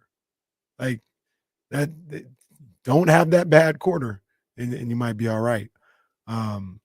But you know, I hear you guys, and I'm with you guys. Like they haven't given me any reason to think they're just not going to show up tonight. That third quarter against the Heat, that was the bad one. Yeah, goodness gracious, that was I bad. think they had taken a lead. Yeah, they did. Half of the third quarter, they did. Something like that. Yep. Tough. So they hadn't given me any reason to think that they won't compete. But yeah, I want that Nuggets win. All right, I want that Nuggets win. You understand me? Kevin's going to have to hit some shots in the first quarter for that to happen. You gonna play in the first quarter? Yeah, he's been playing in the first, right? Yeah, I guess so. Yeah, you're right. You ain't gonna play in the second half or anything like that. But if he's hitting shots, I think he will. I think he will play in the second half. Like that's what it's going to come down to. Like if Mike Doug can trust these guys, you know, and again, you're not battling back from 14, 15, 16, 17 down. Yeah, these guys will get those minutes, and you won't have a situation where DeMar is playing, 40 or Domas is playing, 36 or something like that. Mm-hmm. But who knows, man? Like Doug has done an amazing job of coaching differently based on the in-game situation, based on what's happening in the moment. Mm-hmm. And I think I'm assuming that Doug is just approaching this game like, let's just go win it. Mm-hmm. And if it means that DeMar has to play 40 minutes for us to go win, then DeMar's going to play 40 minutes. If De'Aaron has to play 40 minutes for us to go win, he's going to play 40 minutes. Keegan's got to play quarters at a time for us to beat the Denver Nuggets. That's what we're going to do. And that's what they have to do. They don't have the luxury of doing anything else right now. It's part of you can take a different approach if you're 10 games above 500. Mm-hmm. All right, we got to be careful with these guys. No, we got to keep winning games. And then we just like it's great posting the "you up" messages, again with the Kings up at 7, staring at the 6th spot, staring at the playoff spot. But the good and the bad of tonight is the Mavericks are playing, the Warriors are playing, Mm-hmm. the Lakers are playing, the Clippers are playing. All of these teams that are in the exact same vicinity that you are playing tonight. Yeah. And so it puts a little extra weight on this game. Yeah. Because there's going to be some movement in it could be potentially 5, 6, 7, 8, and 9. There's going to be movement. And I looked at it earlier, and maybe I was looking at it in a pessimistic type of way, but it was like, all right, if you do take the L, because I think all them teams is going to lose tonight. I think Dallas really lose. okay. I think the Lakers are going to lose. I think you got the Wizards. Well, got the Wizards getting road win number 2. Put it on Prize Picks, baby. Prize Picks, run your game. Where are the Wizards so I can go less on everything? That's what I'm doing. Oh man, you probably don't even have the Wizards on the app. They're like, no. You can't put a lineup to their games. It's hilarious. Drew Down says the Warriors are losing, booking it. I think they're losing too. They got the Bulls. Bulls coming in. Zach LaVine gonna go off. Vucevic gonna go off. Big Vooch. I think my boy Kobe White is playing. That's your man. So that's your man for sure. sure. They're gonna have a tough night. They're still here. Vucevic. That's underrated. We gotta add some new sound to this board. Hey, I just went to the Prize Picks app real quick, and this is just emergency right now. They have a lightning bolt on LeBron. It's not necessarily a free play, but they got LeBron, who would have been at 22.5. They didn't put him at 16.5. Oh, okay. It's Lakers? What? Lakers Celtics on TNT. Mm-hmm. What, LeBron gonna have 16 on TNT? No. I didn't even realize the starters will be announced tonight. Oh, they will? Yeah, I did. Didn't know that either. Completely missed that. I might have to play tonight. They're giving us one. I might have to play that. You think that's my bank account's up a little higher after the game last night. You know what I'm saying, Joe? Bank account up a little bit. Let's go ahead and hit that more on LeBron James right there. Mine too. $4 more. We got Domas at 18.5. Oh, you can go. Wait, what? I think Bean Money is going to be sprinkled in with a couple. You can go Green Demon at 14.5 for Domas. Oh, give me that. Hell yeah. Give me that. That's a good find by you. 22.5 rebounds and assists for Nikola Jokic. Bro, man, I might give me that too. They got a green demon for and they're called goblins, but I like demons better. I like demons better too. They got a 18.5 for Dame Lillard versus Miami. Mm-hmm. And they got 23.5 for Giannis.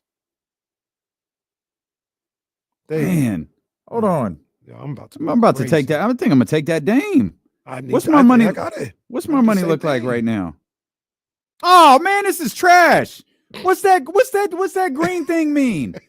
I thought it meant that it would give you this is trash. That has me betting 20 to get 60.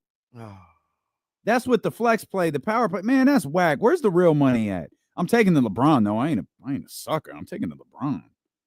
Hold on, let me. Oh man, the Goblins. They're going crazy on the Goblins. So the Goblins are easier. The Green Goblins make it easier. I'm dumping all these green guys. This is trash. Get rid of that. Get rid of Dame. I'm taking this. So if you get rid of the demon on Domas, it'll take you to 18.5. Mm-hmm. I'm taking the more on that too. It's silly.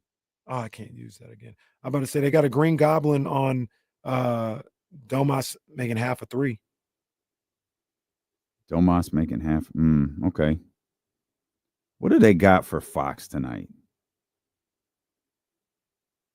Let's all make our prize picks together. Come on, man. Sorry, Everybody grab your phones.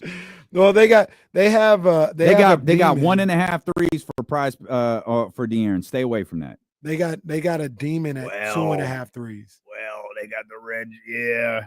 I'm taking that. You know why? Because come on, man. I'm gonna tell you right now, I'm taking that because second night of a back to Sega bye-bye. Ain't that what they say? Sega bye-bye.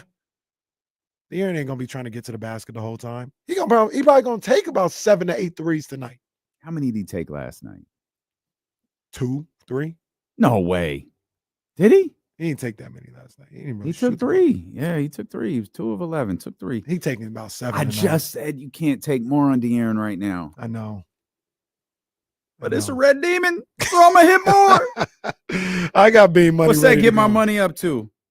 It's a little bit. It's not even really cooking for that me. LeBron. That LeBron bet is the sucker bet. That's the problem. That's like a gold goblin. They don't give you nothing for that. But it's free. It is. I mean, it's a win. Pretty much. But yeah. All right.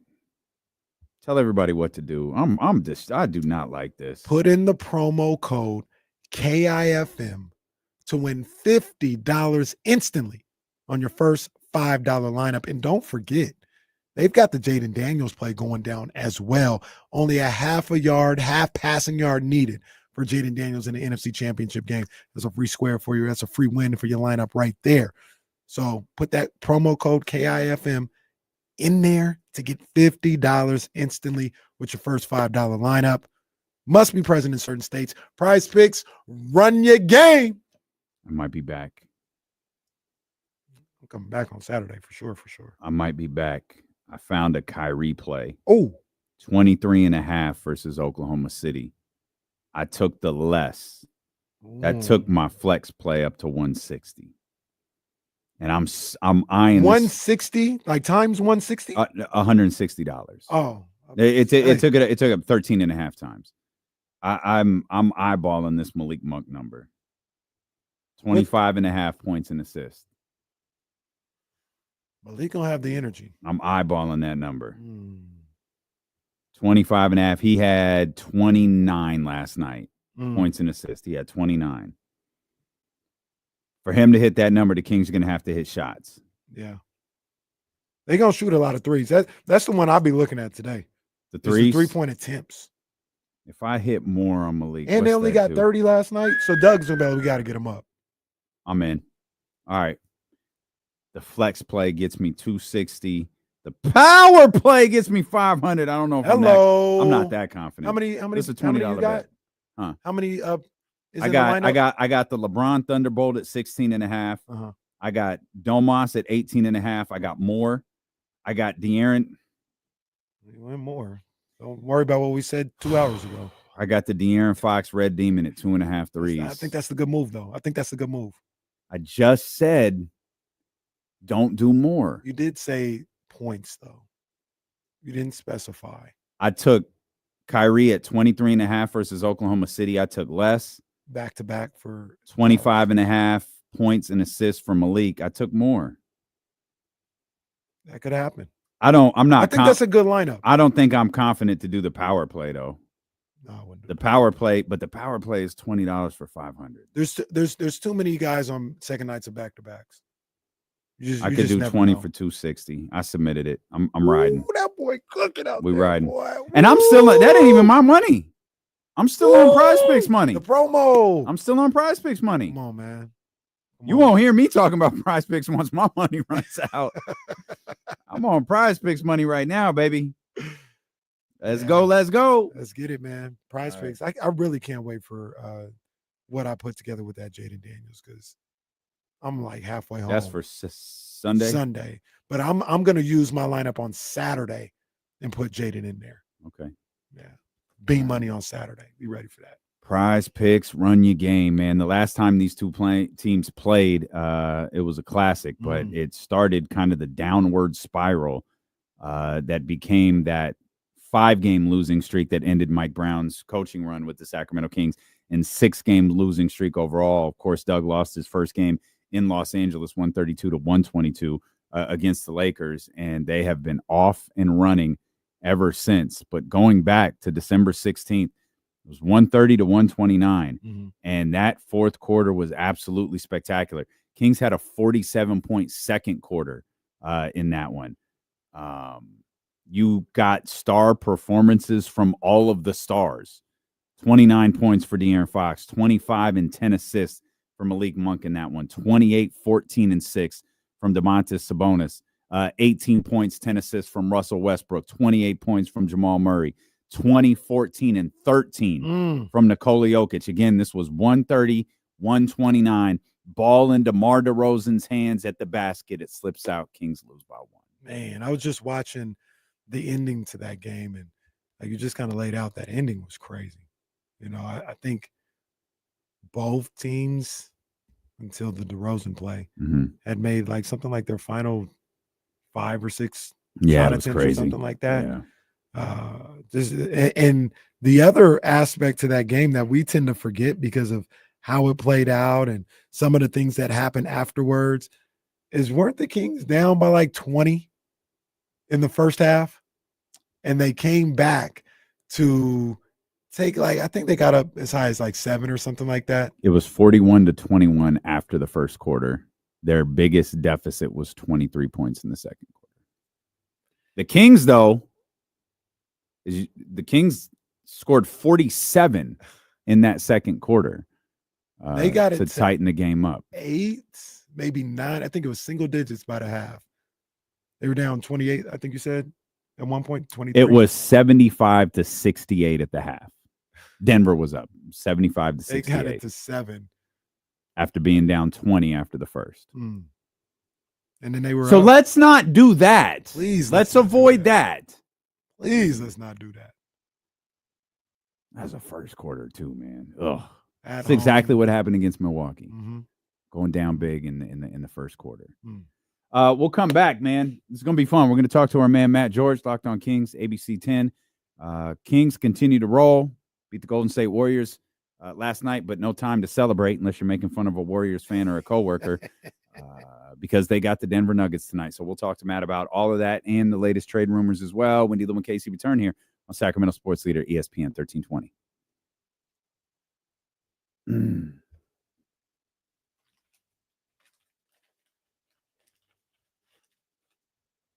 Oh wow!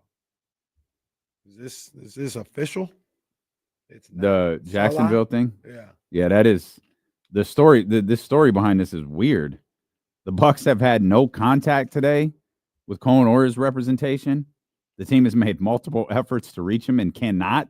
Oh, Cohn's the coordinator, right? Mm-hmm. Who didn't a couple of days ago say he was not? Mm-hmm. Yeah. He hit him with the Nick Saban, I am not going to coach Alabama. Nick Saban was on the Pivot. I want to see that. I heard it. I saw a couple of quotes. It looked like he had some quotes, all right. I ain't coaching in there again. Where is I just saw it? Yeah, Illust. You are correct. That was a Doug McDermott game. Doug McDermott actually played pretty well in that game. But Doug McDermott started in that one. Yep. No Keegan Murray. Have you seen it's ridiculous. It really is ridiculous. But the Marcellus Wiley, Ryan Clark beef. They've been beefing. I don't know if they still are, but all yesterday. They were just going back and forth, tweeting back and forth. And it concluded with Marcellus putting out maybe the worst diss track of all time. Like he actually rapped? Yeah, he rapped. All right. It's awful. Sweet. Okay. Let me see if I can give just a quick. This sucks. understand? I ain't talking about all that stuff coming out his mouth. I hear it. But I'm so far away. I ain't near it. You know what I'm saying? I just try to keep it clean, my spirit. But you ready? Let's spirit. Let's go. Ryan Clark. What's this I see? You dissing me for years. Now you want to talk to me? Private text, but your public game is weak. Calling me a sellout. Now I want to hear you speak, boy. Yo, Clark, you've been running your mouth for a while.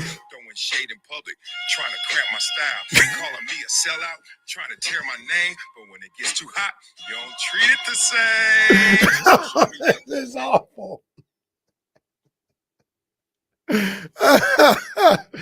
Oh, man, that was terrible. Marcellus Wiley really did turn into a clown. Wow. Wow. Even the Drake bars where you were joking were better than that. Like, even before you actually started writing them were better than that. Matthew. Hello. What's up, man? Where are you? I'm in one of our spooky dark conference rooms that is currently unused. Are you on We're your still phone? we're still renovating the newsroom. So we're literally all shoved into like one kind of old studio on fold out card tables, and we've been there for the last like 4 or 5 months. So I don't want to disrupt the entire room by screaming about the Kings. Light the beam. I got you. You guys, Drake bars. Does it sound okay? No, you're fine. Drake bars Okay, is not cool. dead. It'll come back when you least expect it. Let's hope not. Maybe we pick a different rapper. No. Matt does look like he's about to get interrogated. Like, you fucked up, right? I'm the interrogator. There you go. All right. Mustard on the beat, ho. Check KSFM, make sure everything's working over there. Casey, don't be calling out meaningless tattoos again. That offends someone like me. You got a meaningless tattoo? I got 2 meaningless tattoos. I got 2 Lord of the Rings tattoos on the same arm. Well, that's not meaningless. There's a meaning to it. I have 2 stars that don't have any meaning. Cowboys fan. No. Oh, man, that's tough.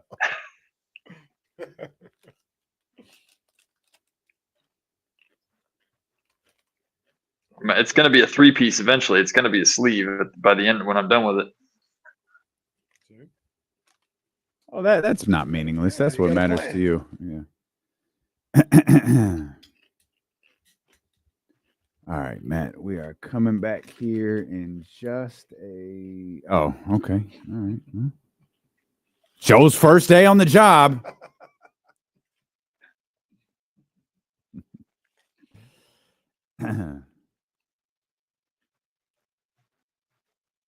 Lord of the Sleeves. Good. Nice job, Drew. Very good. Very good job, Drew. Oh. Well, that's fine. Matt quit.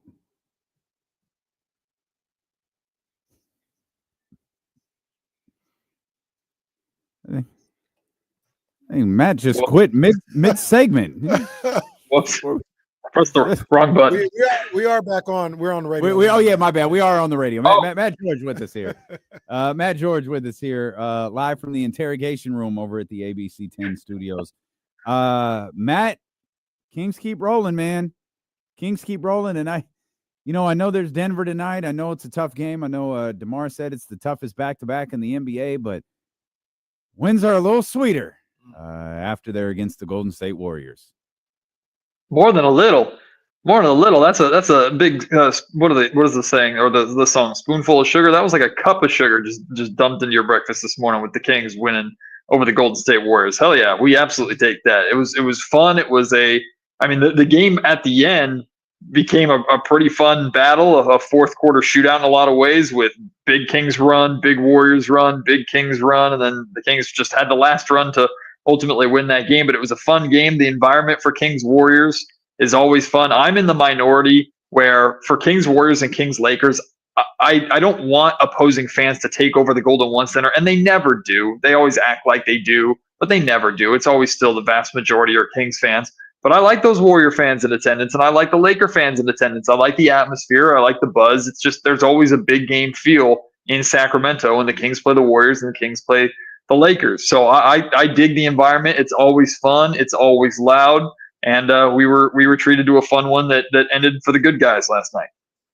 I'll ask both of you guys. I think I know the answer, but the Warriors are now on that same level as the Lakers when it comes to quote-unquote rivalry, hatred amongst Kings fans, or is it still Lakers by themselves and then Warriors?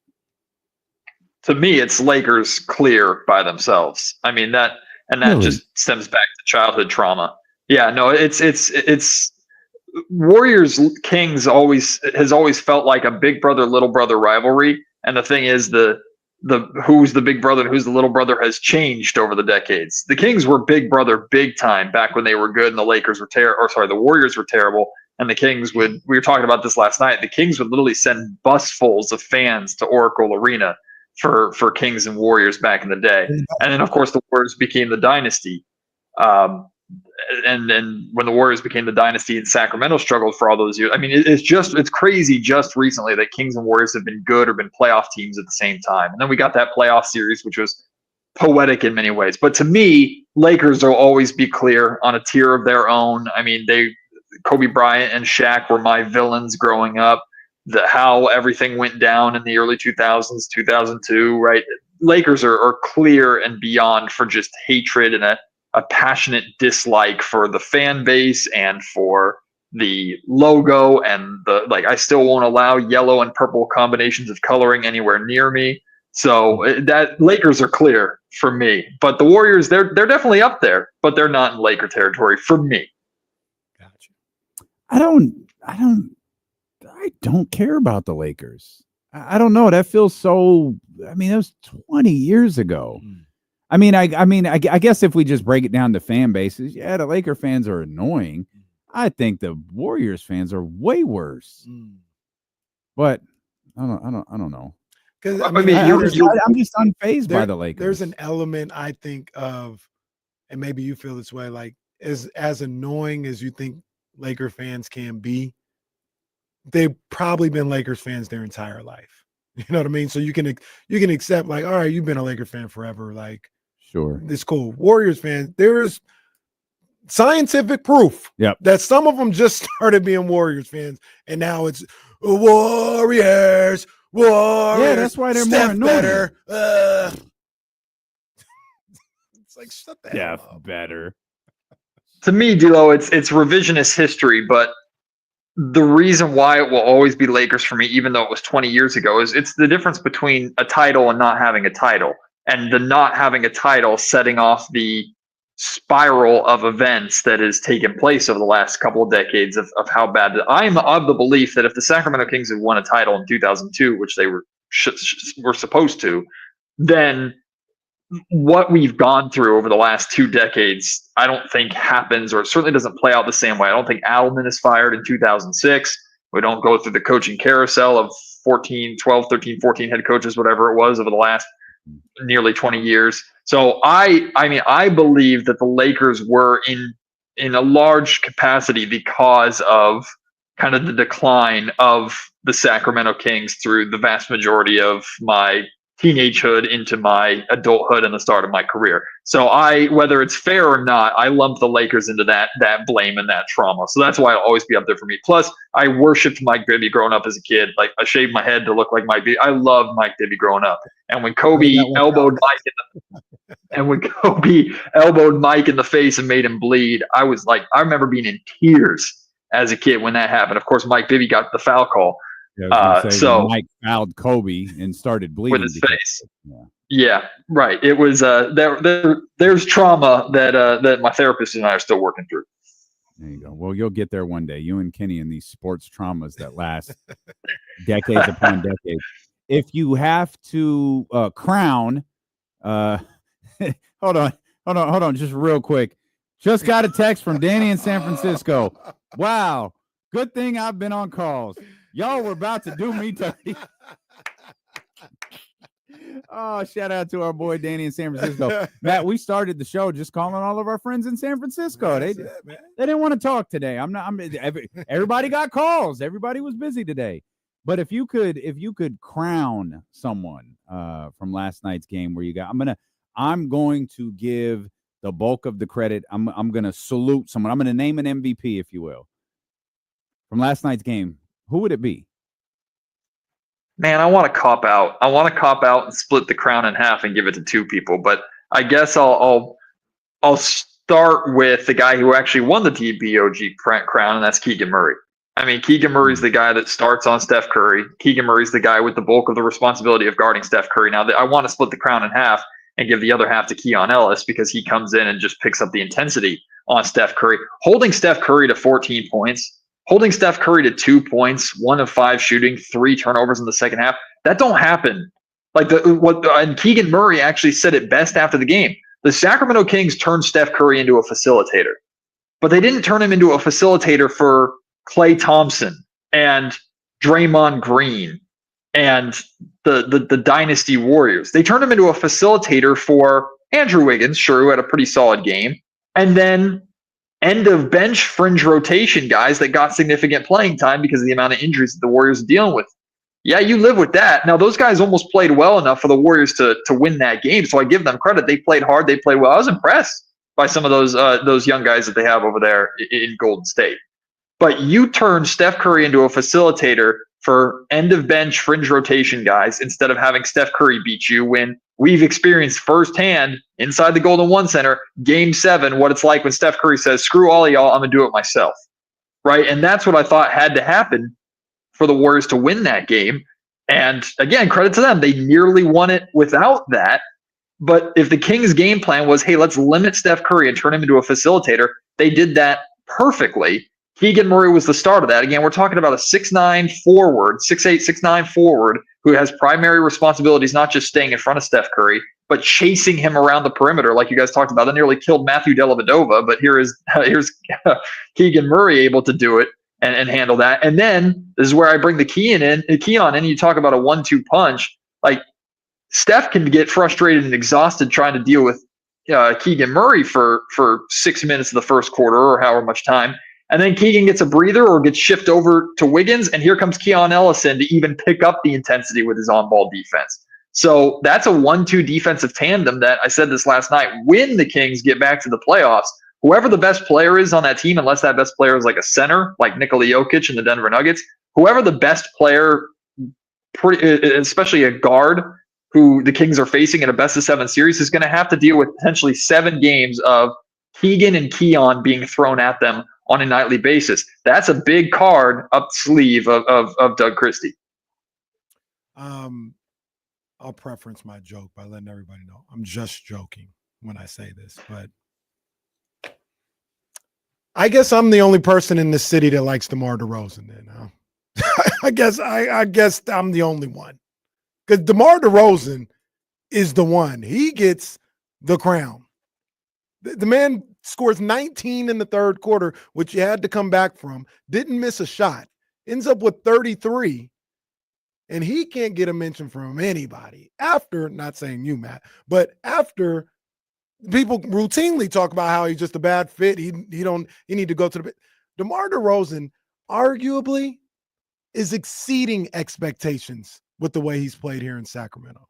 Like he is as advertised when everybody was dancing around on July 4th or whatever day that was. Nobody was dancing. It was 119 degrees outside. And he had a sweatsuit on, but he did. Fire one too. It was. But DeMar DeRozan, if anything, I'll say it right now. If the Kings advance, if they get to the playoffs first and foremost, and if they advance, it's going to be because DeMar DeRozan is on this roster. De'Aaron Fox is shooting like he was last night. A year ago, they don't win. I don't care what the defense is looking like. They don't win. They don't score enough points.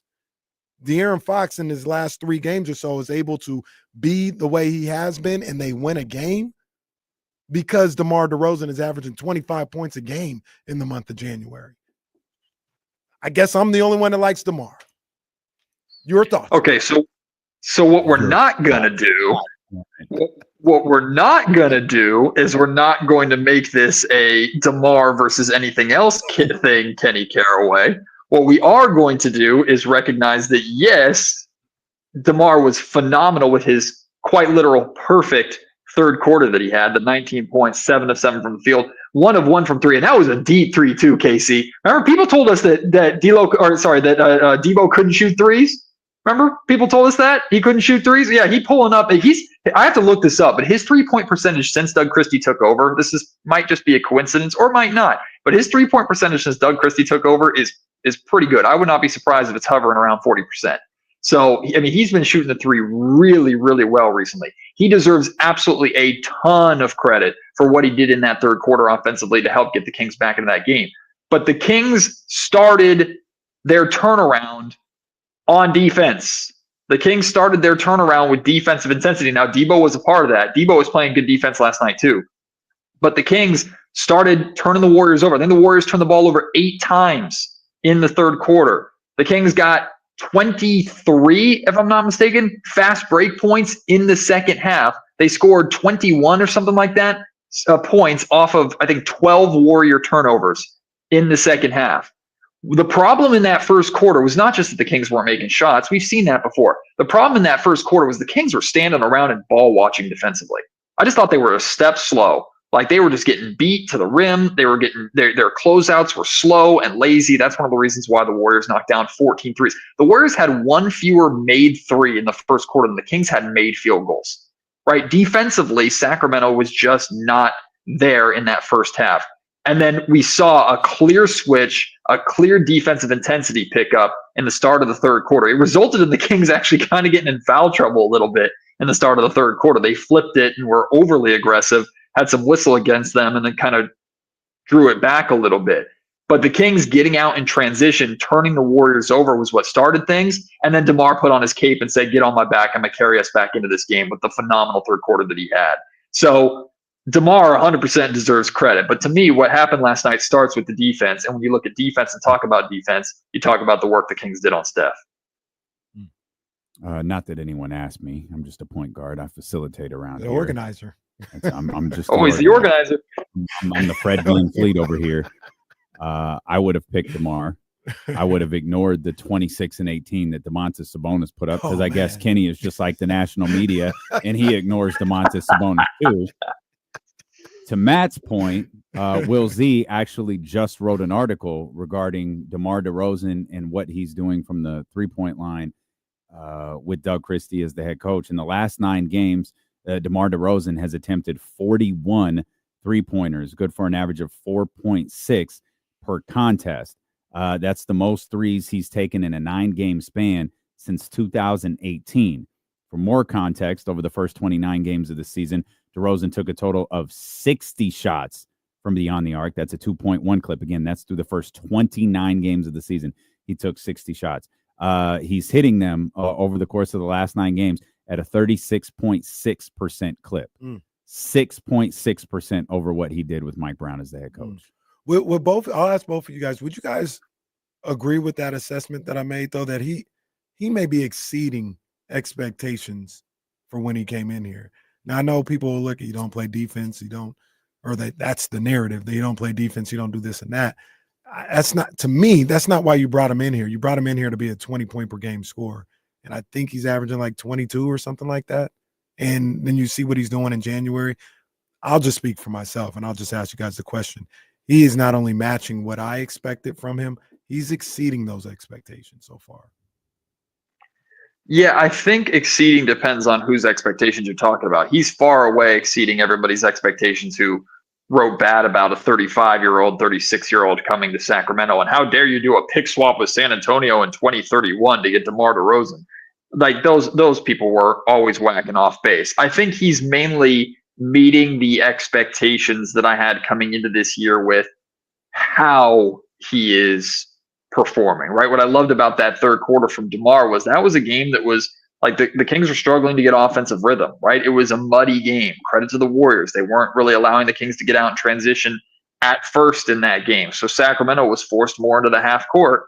Who do you have to lean on in half court offense? That's DeMar's game, right? So the biggest difference that I see, and Doug does deserve some credit for it, but I think that the main difference and the main factor in DeMar and his recent success is time. Like, DeMar has now had half a season to get comfortable, to understand when to get the ball in his spots and when to fit and flow in Sacramento's offense more. And that's where I give DeMar a ton of credit. This is where I'll say he's exceeding expectations, KC. I think DeMar has drastically improved in, oh no, I can still get shots and I can still get looks in the flow of the offense, right? That's where a lot of these threes are coming from. He's hitting these corner threes. He's hitting these wing threes by the Kings touching the paint and spraying, which is something that Mike Brown coined, that Doug Christie has continued, because it's not anything Mike Brown invented. This is a common strategy in the NBA. Get downhill, touch the paint, kick it out for an open three. We're seeing DeMar getting more of these looks and taking those looks with confidence. And then the Kings are finding out and realizing, okay, let's get the ball to DeMar in these spots. Like, a lot of people were frustrated with DeMar to start the season because it felt like he was stopping the ball. Now it feels like the Kings are going to him when the defense is stopping the ball and they just need a bucket or to get him to flow. And then when we talk about fourth quarters too, the last few games when DeMar's had it going and Fox has been struggling a little bit, that the fourth quarter time is the time where you go, all right, clear out, give DeRozan room on the wing and let him go to work. So I think the Kings and DeMar are more comfortable and discovered how to be more comfortable with each other. And that's the biggest difference that I've personally noticed. Looking at some of the moves Doug Christie made last night, another guy who I think deserves a crown in to acknowledge what he did last night, is we look at Devin Carter, we look at Kevin Huerter, we look at Alex Len. All those guys played first half minutes yesterday. None of them played in the second half. Of course, that is that's the context of the game. That's the context of the third quarter that Kenny laid out a second ago. Not only what DeMar DeRozan was doing in that third quarter, but also what Domantas Sabonis was doing in that third quarter. That seems to be, Matt, one of the big differences between Doug Christie and Mike Brown is Doug is not worried about the clock. He's not worried about a rotation. He's not worried about what he normally is doing. He's looking at the game. He's coaching on a field. And if there's a group of guys that he can't play in the second half, he's just not going to play him. 100%. I think when Mike would adjust his rotations, it was when a player was playing so well that it would force him to. And he talked about before, man, DeMar was cooking. I couldn't take him out. But Mike would not necessarily adjust, or he would adjust and have a shorter leash with the wrong guys or at the wrong times, right? It still sticks with me. Y'all remember last season? I don't remember who the opponent was, but Malik had a rough first half, and Mike had a short leash with him for the rest of the game. And that's Malik Monk. Like, that's your sixth man, and he did that with Malik. And I remember going, now I know Malik probably did some things crazy. I mean, hell, he dunked the ball off of his head and robbed himself of a dunk last night. Like, crazy. That's the chaos of Malik Monk. And he didn't even realize that's the chaos. He was like, no, it hit my head. He's like, no, that counts. No, it didn't. That's the chaos of Malik Monk, right? You're going to get some phenomenal moments. More often than not, it's going to create greatness, but there are going to be some erratic moments where he dunks the ball off his head or he throws an errant pass. So that just happens. It's not to the level of like Buddy Hield, had to get a shot in there, but it's different. So, but Mike had a short leash with that at times. We saw the ridiculous short leash that Mike had with Keon, but Doug clearly had a rotational plan, and he had some lineups. I'm not gonna lie to you. He had some lineups in that first half that are like, what is this? Like, he had a lineup at one point where it was De'Aaron Fox and 4 bench guys, and it looked terrible. I think it was like Trey Lyles, Alex Len, Kevin Huerter, and maybe Devin Carter, or I don't remember. It was just not a good lineup. Never went back to it for the rest of the game. And like you said, those guys that played in the first quarter or first half didn't play in the second half. Those are simple adjustments that Doug Christie has to this point done correctly. So I 100% agree with you. Doug deserves credit and recognition for that. Hey, let's break away from the mold. Let's break away from the model. To me, a minutes specific rotation should be a guideline or a foundation that you then build upon or adjust based off the context of the game. I think Doug does that a lot better than Mike did, which also speaks to an issue that Mike had, which was stubbornness whereas Doug is more of a flow of the game type coach, just like he was very much a flow of the game type player. Do you look at this game tonight as mission impossible? You know, with everything that's stacked up against them schedule wise, going into Denver being a good team, all this other stuff, and we talk about a quick leash, and then we talked about like, hey, if you're down by 18, I'm gonna give you 3 minutes. Mhm. Do you think they do this for the game? Like, look, show me something in this first half, or you know, I'm gonna get a little quicker with the minutes and get you guys some rest for the rest of this road trip. How do you look at this game tonight against Denver? Oh my gosh! Oh, the light sensor went off. Oh, there we go. The Undertaker's here. Man, that ABC building is wild. It's an empty building half the time, and it's just there's ghosts in here and something. No, we can relate. We're used to working in an empty building too. It's fine. But we have all one thermostat. It's not different temperatures depending upon what rooms you go into. Well, before the Undertaker nearly attacked me, hearing your question, Casey, the way I'm thinking about and approaching this game is actually the way that kind of Doug Christie has laid out every single game for me, which is our opponent is faceless. Their circumstance doesn't matter. We go in and play our game, and that's good enough for us, right? So, and Doug has made it very clear that doesn't always mean it's going to result in a win. But if we play the way we want to play and we lose, we tip our cap, we move on, we learn from it, and blah, blah, blah. So the way I look at this game tonight is the circumstances are what they are, right? G-Man tweeted out last night that lights were out at 4:25 a.m., right? They're already tipping off less than 24 hours after they tipped off in Sacramento. They tipped it off at 6. They tipped off at 7 last night. So it's already a tough turnaround, let alone the elevation and the late night and sleeping routines and blah, blah, blah, blah, blah. It is what it is. It's all stuff that you can't control. So Doug Christie's like, we don't have a face on our opponent. We don't have a face on all of that. If we go out and just play the way that we want to play, if we lose, we can live with that. So that's the measuring stick. That's the barometer. That's the standard that Doug Christie is holding this team to. So that's the standard that I think we need to also hold this team to, or that's the lens that I'm choosing to look at this team now. Do I expect the Kings to win tonight in Denver? I'll be honest, no, I don't. But I expect the Sacramento Kings to still play hard. And if it turns out that the elevation gets to them, or we see clear fatigue or whatever, and Denver takes advantage of that because they have as big of a home court advantage as it gets in the NBA. They have it. And it's not because of the fans. They got great fans over there. They have that advantage of that elevation. If that's the difference in tonight's game, I think Doug Christie and the Kings can live with that, as long as they handle their business in later games when they get that rest. So that's how I'm looking at tonight's game. Is it a schedule loss? I don't know. It's kind of a fun thing to talk about and a fun thing to say. I don't believe in that. I know DeMar DeRozan had fun last night saying like it feels like a setup. How players can feel that way. It's 48 minutes. It's NBA basketball. Put your head down, play hard. You know that you can compete with these guys, and put yourself in a position to where maybe you can steal it. Maybe you can win. Don't put yourself in a position where you're like you guys were saying earlier. Don't be down by 18 again in the first half and hope to climb your way out of it, because that's probably not a blueprint for success tonight. But fight hard, battle hard, try and execute your game plan. You come up short, you live with it, you move on. That's the way to look at it. I think one thing we can all do is like Matt, you just said, you don't expect them to win tonight in Denver. I think one difference like right now is you don't have to expect them to lose either. That's true. Yeah.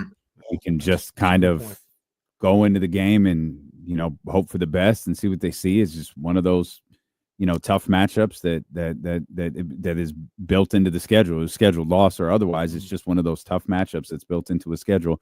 And the second night of a back-to-back in Denver is always something that's looked at by teams and fans alike. I don't look at this game as tough as I think it is and think they have no chance. Mm-hmm. There were times, whether with a bad team or just the way they've been playing maybe last year or early this year, they ain't got no shot in this one. I don't feel that way tonight. I think they got to play them their perfect game, but I think they're capable of that and they got a shot. And that's another thing about Doug Christie that I talked about on the podcast last night. I talked about things that Doug Christie has restored. for me and restored for this team. Number one, he's restored home court advantage, right? 7-0 in Sacramento since taking over. And he understands Sacramento and those fans and the impact that they can have better than anybody else. So Doug has done a good job getting that message across. He's restored that. Doug Christie has restored this team's ability to execute and perform in the clutch, right? And close out games. A perceived strength of this team is once again a strength thanks to Doug Christie, or it's a clear noticeable difference since Doug Christie has taken over. The Kings are 6-0, I think, in close games. I'm not going to say clutch games because clutch is very specific to mountain time left and within 5 points. But in close games, the Kings are 6-0 under Doug Christie. But number three is Doug Christie has restored the confidence in myself.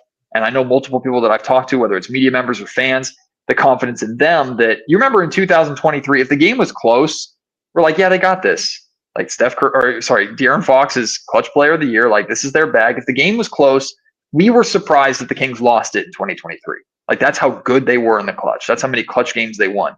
Earlier this season, y'all, if the game was close, I was like, well, I just didn't feel good about it. I felt like the Kings were going to battle, they were going to fight, and they were going to lose in the closing minutes. They had that Domantas Sabonis game winner in Miami that was like, oh, hey, that was cool. But more often than not, they were losing those games. Now, Kings had that game last night. I was like, yeah, I think they're going to win this. They're going to close this out. Kings had that win against Houston. Yeah, I think they're going to win this game, close this out. Kings had the double overtime win against the Heat. I was like, yeah, I think the Kings got this. So Doug has restored that confidence and that assurance in this team. So I think that speaks to what you guys were just saying. There's now the confidence that this Kings team is not just going to lose a game, that a scheduled loss doesn't exist for the Kings. I think there's that confidence is restored. And Doug Christie and the way the Kings are playing gives me belief that they can win on any given night. And if they lose, as long as they lose the right way, they can live with it. Do you think it was, because we actually had this discussion earlier, do you think it was as simple as they kind of had to get that first one? You get that first one with Doug, and then you get that close win, and then all of a sudden that close win becomes 2. And I point to that Philadelphia game where they were down against Philadelphia and have that 15-0 run, going to win that game, and all of a sudden you go from feeling like you can't win a close game to all of a sudden you feel like you can't lose a close game. I think that's part of it. I think it was important for the Kings to get more than one, right? Because they've had those one-offs and they kind of fall back into to me, I think the big difference was how different those games were. They all came down to the wire, but the Kings won the Philly game, for example, because they defensively shut Philly down and went on that 15-0 run. The Kings won the Heat game because they hit some massive shots. The Kings won the Wizards game or whatever because they were perfect from the foul line to end that game, right? So the Wizards. Sorry, it wasn't the Wizards. Hey, look, I'm about to say they've done that a couple times to feel like going perfect. The Heat won. Regardless, yeah, and they did that kind of last night too. De'Aaron Fox. We haven't talked about Fox yet. Fox was 6 of 6 from the foul. One I think you're thinking about is the Rockets. Yeah, the Rockets game. Yeah. The Houston game. So but these are very different ways that the Kings are accomplishing the same goal, and I think that's a sign of a good team, right? If you are able to take what the game is giving you and find a way to win versus the game has to go a very specific way for the Kings to win. That's what feels like the major difference between now and 2023.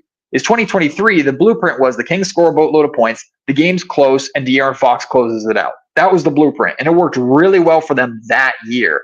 And then teams started figuring them out, starting with the Warriors in that best-of-7 series, and the Kings never really looked the same. Doug has gotten this team, again, short sample size, but it doesn't matter. Doug has gotten this team to find ways to win very different types of games with very similar circumstances. And that's a big difference to me. That speaks to Doug's ability to, I think, focus this group and the versatility of this roster that we believe they had coming into it, that they have these pieces to win a defensive battle if that's what it takes. They have DeRozan now, to Casey's point, to where Fox ain't got it, DeRozan can close it. Then, of course, they have De'Aaron Fox last night, who looked at Buddy Hield like food. What in the world were the Warriors? I know De'Aaron had only 8 points. How the hell you have a Buddy Hield guard De'Aaron Fox in a close game with like 45 seconds left? De'Aaron looked at Buddy and said, oh, yeah, I'm putting this up. And he knocked down the dagger to close that game out. So, the Kings are finding different ways to win. And I really appreciate that. Man hit 2 shots all day and said, "Oh, buddy's." He hit 1 shot at that point. He said, Yes. "Buddy's guarding me. I'm shooting. Forget Yes. DeMar's 30. Forget Domantas 22. I got this guy on me. Oh, I got this. Time to cook. That's Time to that's humiliating." Can we? And I want to talk. Can I say something about De'Aaron Fox too, really quick? Because these are three. The Kings went 3-0 at home in 3 games offensively where De'Aaron Fox didn't look like himself scoring the basketball. And I know some fans are disappointed because 2 of those 3 games were national television. Hey, this is a case for you to showcase who you are. And here's the reality too. Those games don't do De'Aaron Fox any favors of being an All-NBA player and getting a Supermax contract. Yeah. The games that De'Aaron Fox played he made winning plays. Right. And if De'Aaron's saying publicly, whether it's on Draymond's podcast or in an article with The Athletic or whatever, that winning is his primary motivation for where he chooses to spend or to sign his next contract, what we've seen from De'Aaron over these last 3 games is, I'm going to put the spotlight aside. I don't have it. I'm not shooting the ball well. Maybe his fingers bothering him, whatever the circumstances. DeMar's got it going, or Sabonis has got it going. Doug Christie shared with us after I think it was the Washington game, because he had 13 assists in that game. Doug Christie shared with us. He said, "Hey, Fox, you want a play drawn up for you?" And Fox said, "No, we got these guys cooking. Let's keep going with them."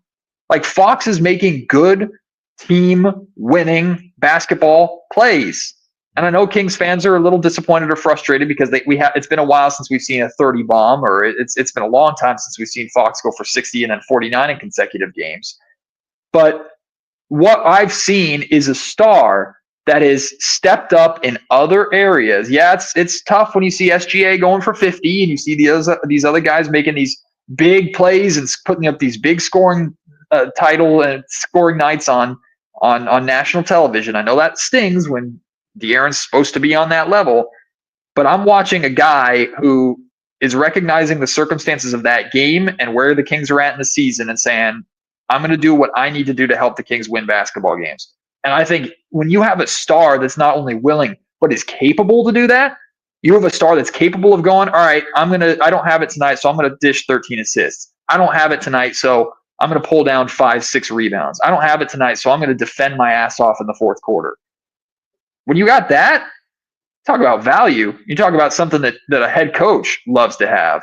So I think De'Aaron deserves a ton of credit for how he's played and how he's adapted over this 3-game win streak during that homestand. And you know what? The other thing about it too is, you're winning.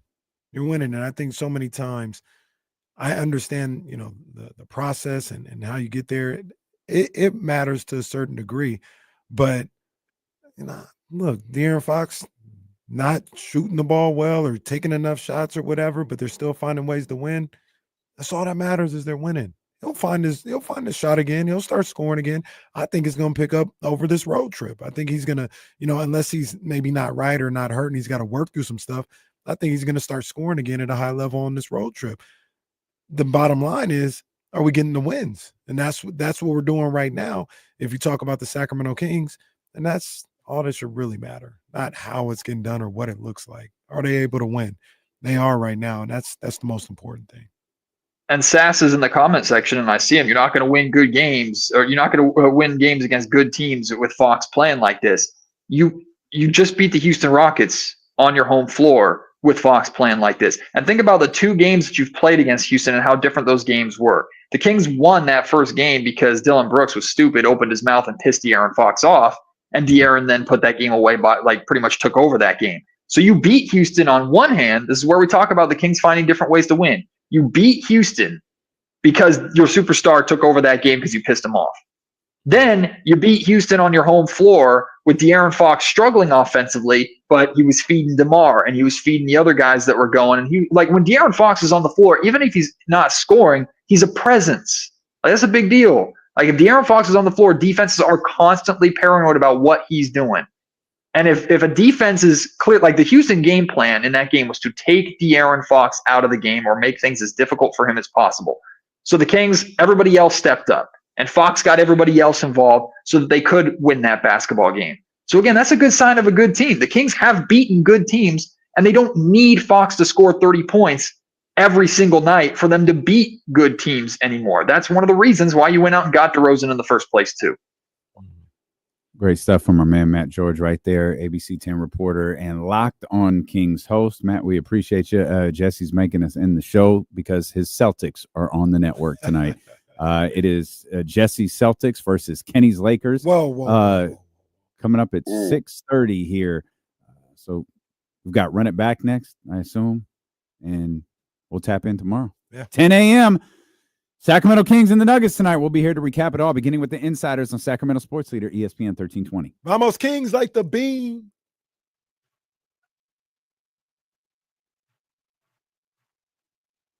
My man. Good stuff, Matt. I didn't get this in on the air, but I'll say it before I forget. Put a damn diving board or water slide in your backyard. What you doing? Okay. That's not what I'm here for. Vibes, Matthew. Is there at least like a high? Is there a high ledge for me to jump off of, or for people to have fun? No. You can step. Can I? onto Do the I have Cabo to? deck. No. You can step onto the Cabo deck, down the steps, and just take in the water, man. Just enjoy it. You don't need to dive in. You don't need to cannonball in. You don't need to jump off of high surface in.